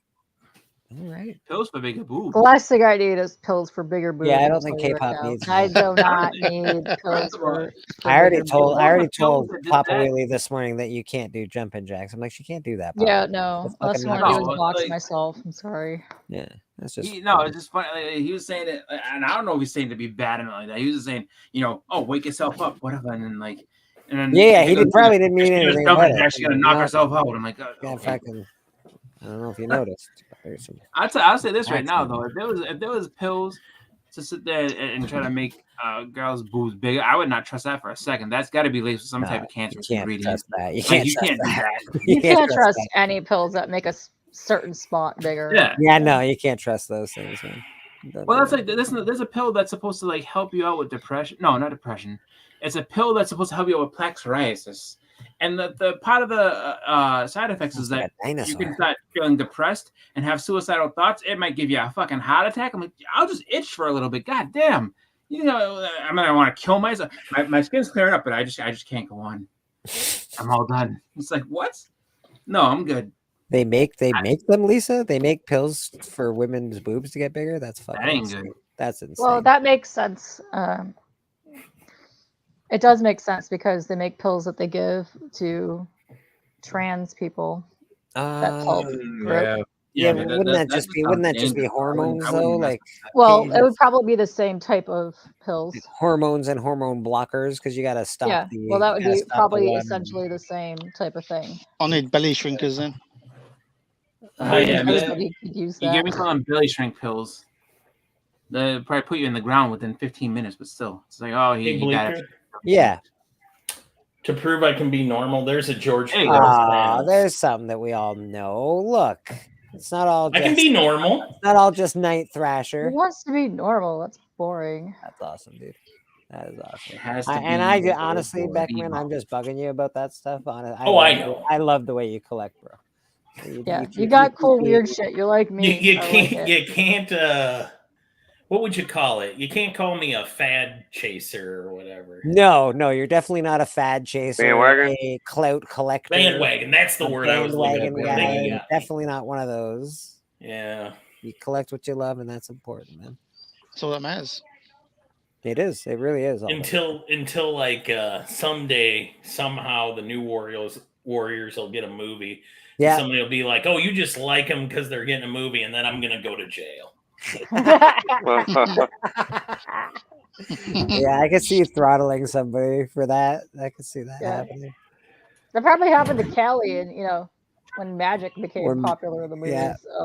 It'll probably be Mark Legion of Comics. So He'd be sitting there like, "You son of a bitch! You know how long I've he worked already on this? gaslights me now with the new Warriors.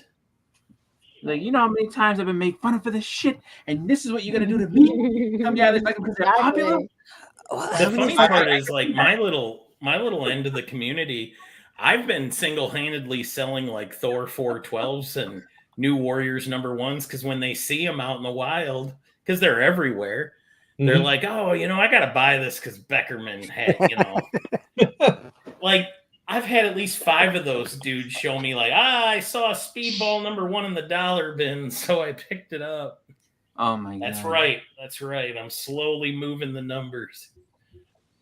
I actually want to see that interaction. I'm like, you only like them because they're popular. Like, I'll kill you. I've been doing this for years. What are you doing? This is a bunch of people playing. Oh, fucking no, let me go. It would probably just get a pithy comment from me, but yeah, that would piss me off. That would very easily piss me off. I thought that was supposed to get a show or something, and the girl from the AT&T girl was supposed to be Squirrel Girl. It was basically going to be more focused on her. God damn it! Do it. Fucking Squirrel Girl. Yeah, She was ridiculous. And everything, and then they decided that they weren't going to do that.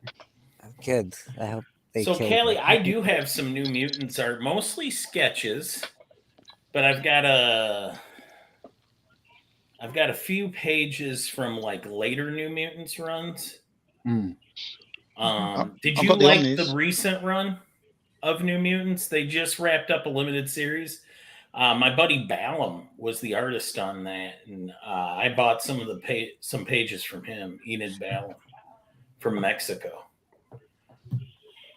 So you seem to know a lot of these artists, Beckerman. Do you know? That's because you know them personally, or do you just know them? So from in hanging order out to at get the- into cons and stuff for free, like I work for my buddy's company, and like, or I'll jump around.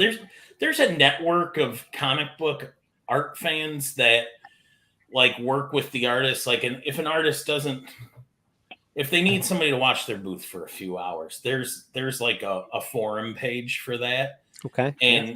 And once they recognize your name after a while, you put your time in, they'll be like, all right, hey, Becker, you mind helping me out at this show? So, if you go to any show, you got to look for Beckerman because he's probably this guy. I got to meet Beckerman. He's the only one I'm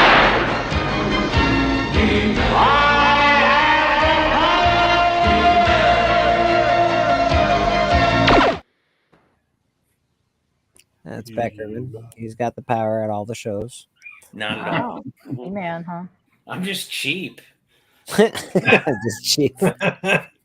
Fair enough, bro. Yes, Fair the enough. willpower not to buy it. Though, like it gets so expensive and stuff. If I can offset my costs, like helping out some friends, and so my buddy that's an art rep. Met Beckerman. You said you met Beckerman.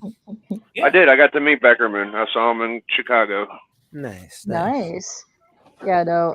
I do the same thing when like I'm running around cons and I know the same people for like a million years. Like they'll have me watch their booths, or I'll chill, or like they'll have me come sit at their booths for like free comic book day, and I'll just be like their booth babe for the day. Yeah. Perfect. Fun. I could be a booth babe. Jay Palmer. I got a message in my fantasy football. Jay Palmer. Now questionable. Perfect. He's like their notification of the day. Notification of the day. My guys suck. Dude, the 49ers. Way to go. Way to pick your sucky guys. I know. 49ers are actually losing to the Browns right now, which is stupid. God damn, that's not good. That's I'm not waiting good. for the Lions I know in an down hour, 3, which is but- going to be quite sexy. I'm waiting for victory on that. I think it'll be Lions, are they playing now or are they playing in a bit? in an hour. There's too much fucking faith in Brock Purdy, dude. All these fucking Niner bandwagon bitches. Oh, Brock Purdy's the fucking future. Dude, he's played 6 games. Like, what the fuck are you talking about? Like, he's not going to be the future. Sounds like a lot of He's their present right Maple Leaf now. fans in Canada, buddy. Fuck, we won the Jesus first Christ, 2 I could- games. We're going to the Stanley Maple Cup. Leafs. Yeah, I'm going to Used buy to be my second every Brock favorite Purdy. team. This is the Everything year, Brock Purdy's buddy. gold. Yeah, right. Yeah, no, they say the same The thing. year we went out 2. It's on. Oh, tonight's It's, film's The Burning. The Burning. Oh, you, nice. you got Yes. penicillin for that, Burning. Glenn. They got Yep. penicillin for that, bro. You don't One of my have to, favorite films. I love it. you don't have to burn anymore. Classic. The Burning. I don't even know what The Burning is. Never seen that. It's Well, yeah, what the fuck is that? You've never had a It was sexually brought out. transmitted disease. It was brought out just after Friday the 13th, Thankfully. and it's a similar film, and doing all the cosmetics and all the different blood and gore. It's the guy who did Friday the 13th as well. Where are you watching these films, Glenn? What do you mean tonight's that's on? Is it like on TV? What is it? What is it on? It's Oh, the low we're grades do following- like a horror thing, Yeah. and this Who's is the that? film. Who's The low that? grades. Low grades. Low grades. Okay. Yeah. Low grades. So if Yeah. you watch if you see our reels all the time, we'll post like day whatever. That's what we're watching along. We do it every year. So This is the watch film. list that they do. Yeah. I actually already know that, but I just wanted you to say that for the crowd's sake, so Yep. they go enjoy it. Okay.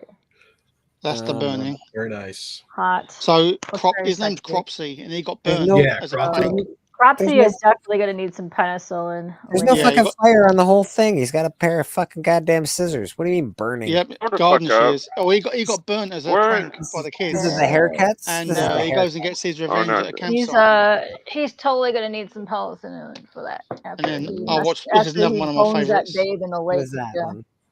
You always I try watched and this- sneak in more shit. I've watched this twice in 2 days.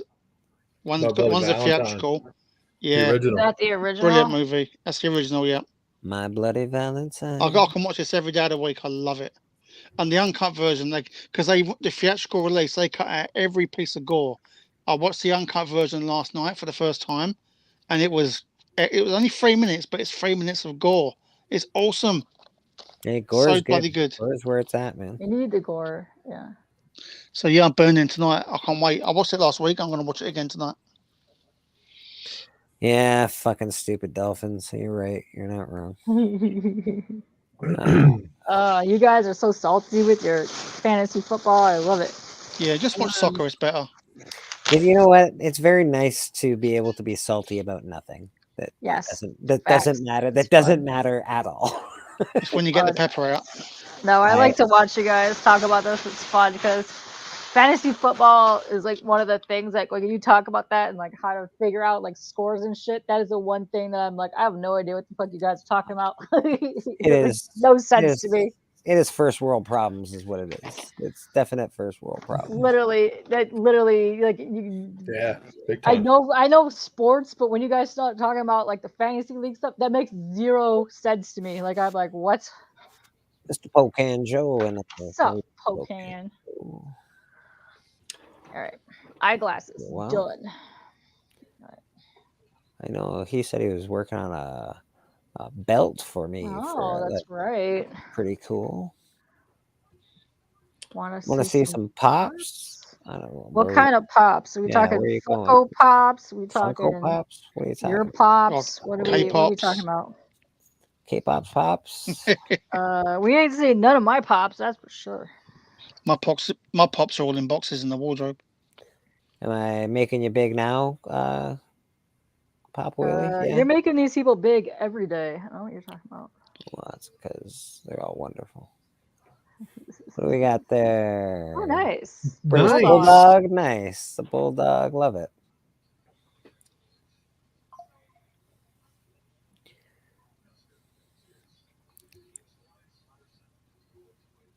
Did you just get these ones, Pine? See, well, you got a lot of toys there. You got a lot of Funko Pops back there. All right. Whoa, the Rock. The Rock. Nice. Can you smell my I wonder vagina? what your most valuable pop is, Papa. Well, Papa Willie loves his wrestling. He do. He's got a ton of awesome wrestling signatures and pictures and stuff. Look at that. Oh, King Booker. Nice. That's fucking awesome, actually. Very cool. I think Houdat would really enjoy that.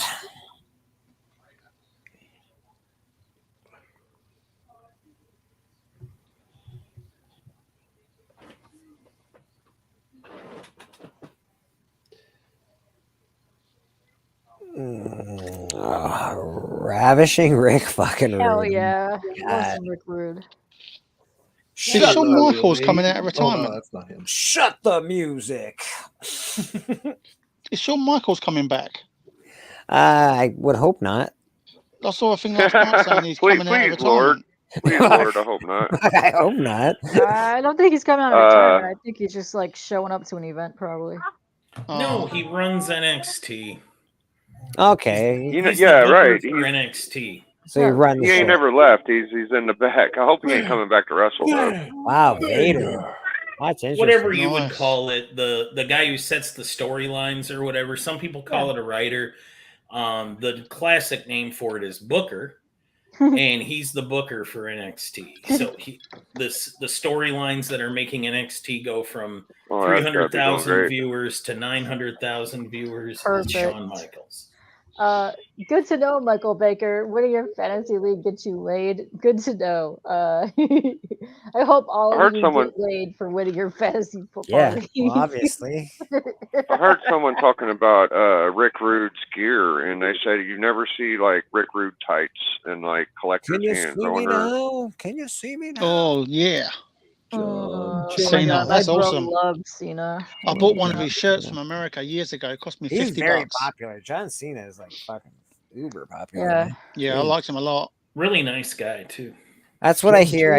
I hear it a lot that he's a very nice guy. I met him and he was a sweetheart. I used to watch the Bella's TV show, and when Nikki Bella were a thing, and he's got so many rules in his house, it's crazy. The Usos. I don't know. I don't know how awesome he is because my boy Madness is from Boston, and he said he don't like him. So if Madness don't like him, something's wrong. Well, you could not like. When I met him, he was many reasons. so It wasn't even me getting a picture with him. I paid to have my nephew get a picture with him, and when we were going to leave, I was holding the stuff. I didn't need to be in the photo. I was like, all right, Jaden, go meet your hero, And they talked for like 30, 40 seconds. And then the next people come in and we're starting to leave. All of a sudden he stops the next people, runs, gets me, shakes my hand and says, thanks for bringing your nephew from Iowa. Yeah. Like he thanked me and made eye contact and shook my hand. The amount of Make-A-Wish he's done, he can't be a bad guy. Nice. Why does Triple H look weird? Because there's three of him. All right.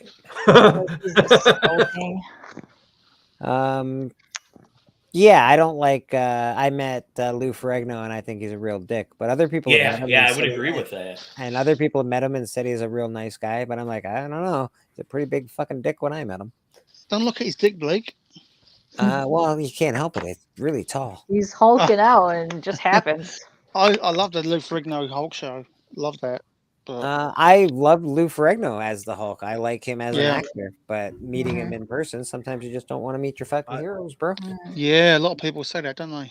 But that being said, it just may have been an off day for him, and I could have met him on a shitty day.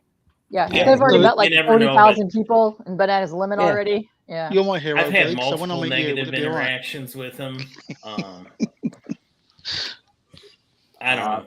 I'll trust me. You don't want to meet me, Glenn. I'll do nothing but disappoint you, buddy. I'll buy lots of chocolate milk. Perfect. That's what the Terminator is great pop. Definitely interested in Peckerman, but I don't know if I can afford the ones I want. That's how it goes, Callie. Well, hit me up if you do want to take a look at him. I can forward some pictures to you. What was I going to say? Oh, speaking of wrestling and the New Mutants, this is a weird connection. A buddy of mine back in the day, he was like the first in my group of friends that read comic books to have a kid. And he named his daughter Rain, Rahne, after Wolfsbane from the New Mutants. Okay. And now she's an independent wrestler who's done shows with AEW, and her stage name or wrestling name is Rain Victoria. Well, her parents sort of screwed her. Her wrestling name is now, I don't know, like Margaret, because she's already got a fucking cool name. We Ray, were that's we awesome. were already we were excited when she was on there, but Taz is the announcer with AEW, and he started making fun of her name. I was like, "Damn it, Taz! That's All awesome, right, man. time to go get beat up." You know, So I got heat with Taz now. Got to go fucking fight him. Taz. So we fighting Taz? We'll all fight Taz. You got a whole army with you. Here's the deal. He's short and What if spunky, you you know. do the grade school move where you like bend down behind him and I push him over your back? That's how we'll get him. We'll I'm down. sucker him. I'm down with that, bro. I'm down with that. Sucker Well, punching is fine. Sucker punching is fine. It wasn't cool. It wasn't cool for wrestlers to use their real names until Scott Hall and Kevin Nash started doing it. So I don't know if there's even that many real name wrestlers. Kevin Nash, the ones that have like 14 different names Yeah, like Bruno themselves. Sammartino's his real name. Yep. Jesse Ventura, isn't it? My mom still refers to him as Big Sexy. Yeah, but Bruno Sammartino, wasn't that the mob guy? The fucking who No, that's Dino Bravo. That's Dino Bravo. Okay, all right, Yeah, never yeah. mind. I'm like that guy. Like you don't fuck around with a guy like that. If he wants to be named You talk Dino, about a fucking you let him. weird You let him story. keep his name Dino. Fuck. Wasn't Jesse Ventura his real name as well? Harley was it? Race. Harley. Yeah, Harley Race. Interesting. Interesting. Well, you gotta have a cool name though. I don't know if like Harley Race sounds cool. I wasn't sure Harley Race's name was his real name. I thought he might have had a different one. That's pretty cool fucking name though. Maybe it wasn't, but I always thought for whatever I understand reason what I Big was thought saying Harley because was I his understand what he means. Where it's just like they came over, they were Diesel and Razor initially, and then here they are. They're like, "Oh, my name's Scott Hall." Yeah, wrestling gimmick was always to switch your name, right?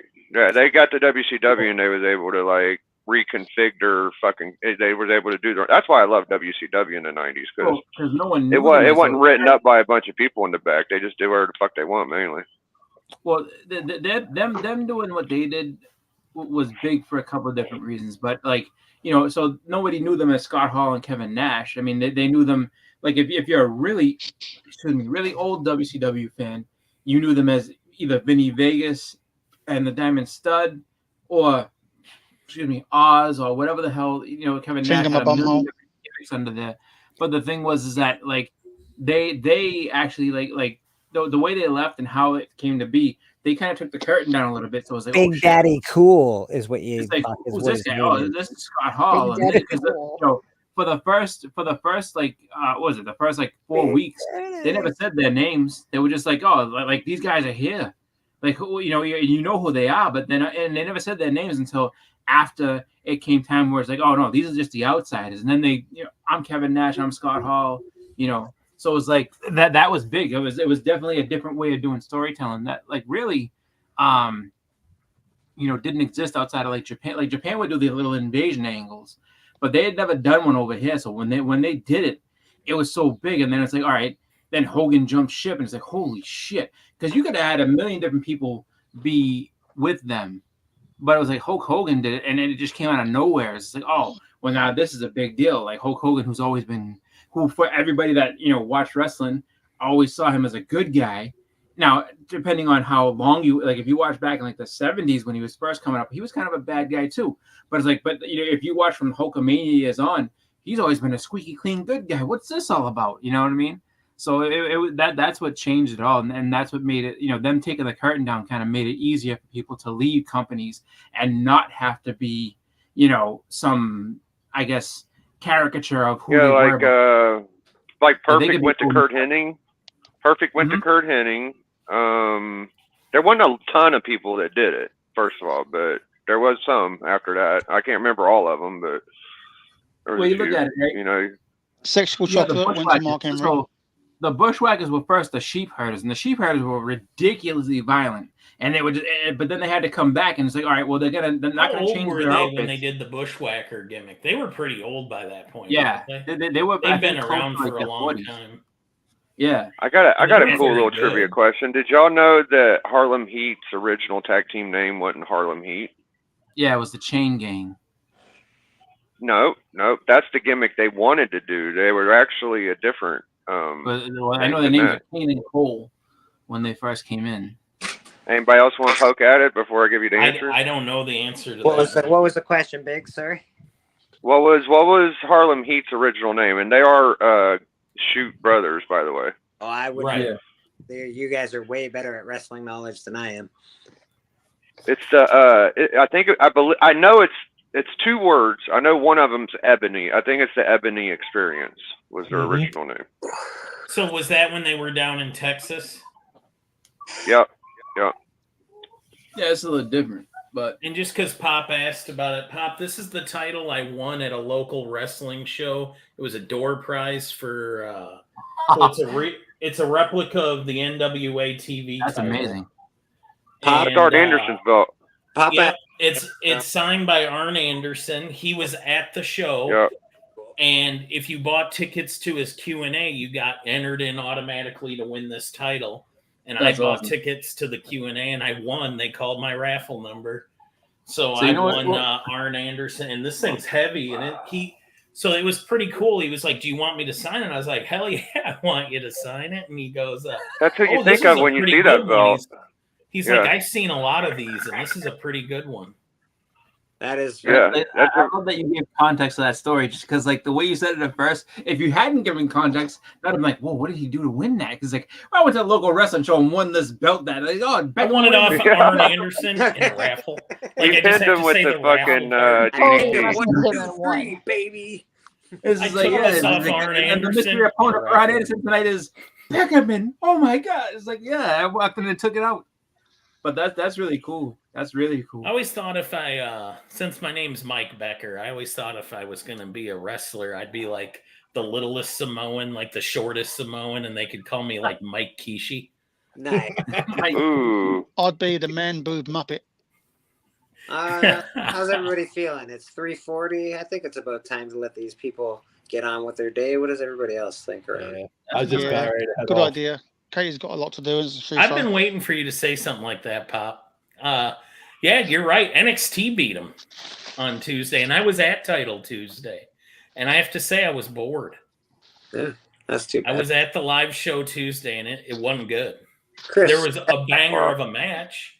you got anything Worst. punk this week, Chris? Oh, sorry.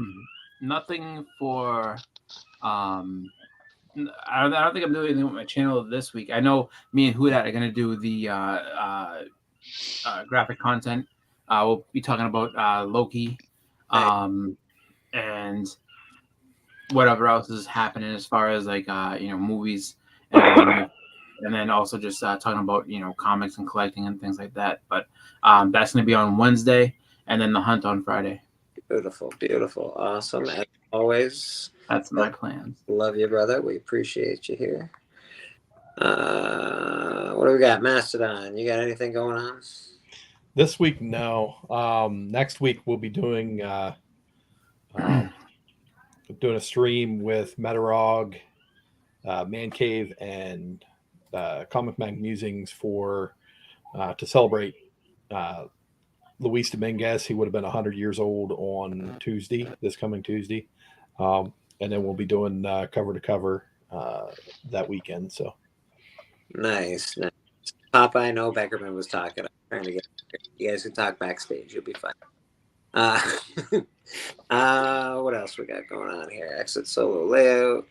Beckerman, you got anything going on this week? I don't. Nothing. No, I don't really do anything. You gonna be part of the whatever the C something C3? Yeah, I'll be throwing money at it. So. You throw money at that. Nice. Papa Wheelie, you got anything going on coming up week? You got the Saturday show. I know Callie's going to be selling on Sands auction tonight. If you want to write in the chat, I can highlight you. Tell people what you're up to. Tuesday Sands and Hell on Wheels on Saturday. Beautiful. Miss K-Pop. What do you got going on this week? I have a show tonight at 8 o'clock. Hello. I'll be doing random art streams for the week, so you can see me build a Muppet and paint my thing. And then Friday, I'm supposed to have a art show, but I might cancel it because I'm supposed to do a 7-hour live for C3. We'll be doing art all day and auctioning it off. So. Okay. Nice. That's cool. Yes. Everybody wants to watch you paint your thing, by the way. So. Oh, thank you. Yeah, many requests for that. Yeah. Glenn, how about yourself, my man? You got anything going on? No, nothing for me apart from supporting Katie and watching her shows and watching CJ and watching you, and that's about it really. Just a watch-a-thon. All right, fair enough. Apparently, Michael Baker says the Comic Kingpin's 2-year anniversary show is tomorrow at 7 p.m. Very cool. We'll be watching Ilea on the Monday. I think it's Between the Lines as well. Mr. Biggie Shack, you got anything going on? Yes. Not this week specifically, but pretty soon I'll be on Mon's channel doing something. It's a Halloween thing. I think Legion will be there, a few other guys, and then I'll be on Slab Hub in a couple episodes pretty soon. I'll be going back there, and Always Collector Club. It's gonna be 2 weeks from now, I think, but maybe I'll do something Friday. I don't know, probably not. But yeah, that's about it. Very cool. Yeah. I'll be on Bleeker Sunday channel. Absolutely. Absolutely. If you don't know, I am the Silver Age champion of the Comic Collector Club at the moment. Nice. So pretty awesome. We'll get Biggie off the big there. Boom. Boom. All my books are modern, so I wouldn't have a clue. Well, I think Biggie is the modern champion right now. Yeah. So you got to come on and challenge Biggie if you want the modern I'm a champion. You are a champion. Metal Dark champion. death You're metal. a death metal champion. We use all the books up, though. Myself, you can catch me here on Sundays. I'll be at the shop next week. Going to be a long day. I got to do the shop, and then I got to go to work after. And then during the week, you catch me on Biggie's. You catch me on The Hunt this week. I'll be on Friday. You catch me on Biggie's show. Have you got a match? Not at the moment, but we can fix that pretty quick. What else we got going on? We're always watching and supporting everybody. Durs has been supporting my channel a lot lately, putting out my my thumbnails and stuff on Instagram. Thanks to Freaky Louie as well. Everybody in the community that shouts everybody out. We appreciate you guys. People that just hang out with us on a Sunday when football's going on. We appreciate you folks. Thanks so much, man. You guys are all awesome. Let's get the fuck out of here. Wait, Beck, what were you saying to Pop before I rudely interrupted you? Oh no, you're fine, man. We can talk about it backstage. All right. We're gonna talk about that backstage. Goodbye, everyone. Let's get the flock out of here. Boom.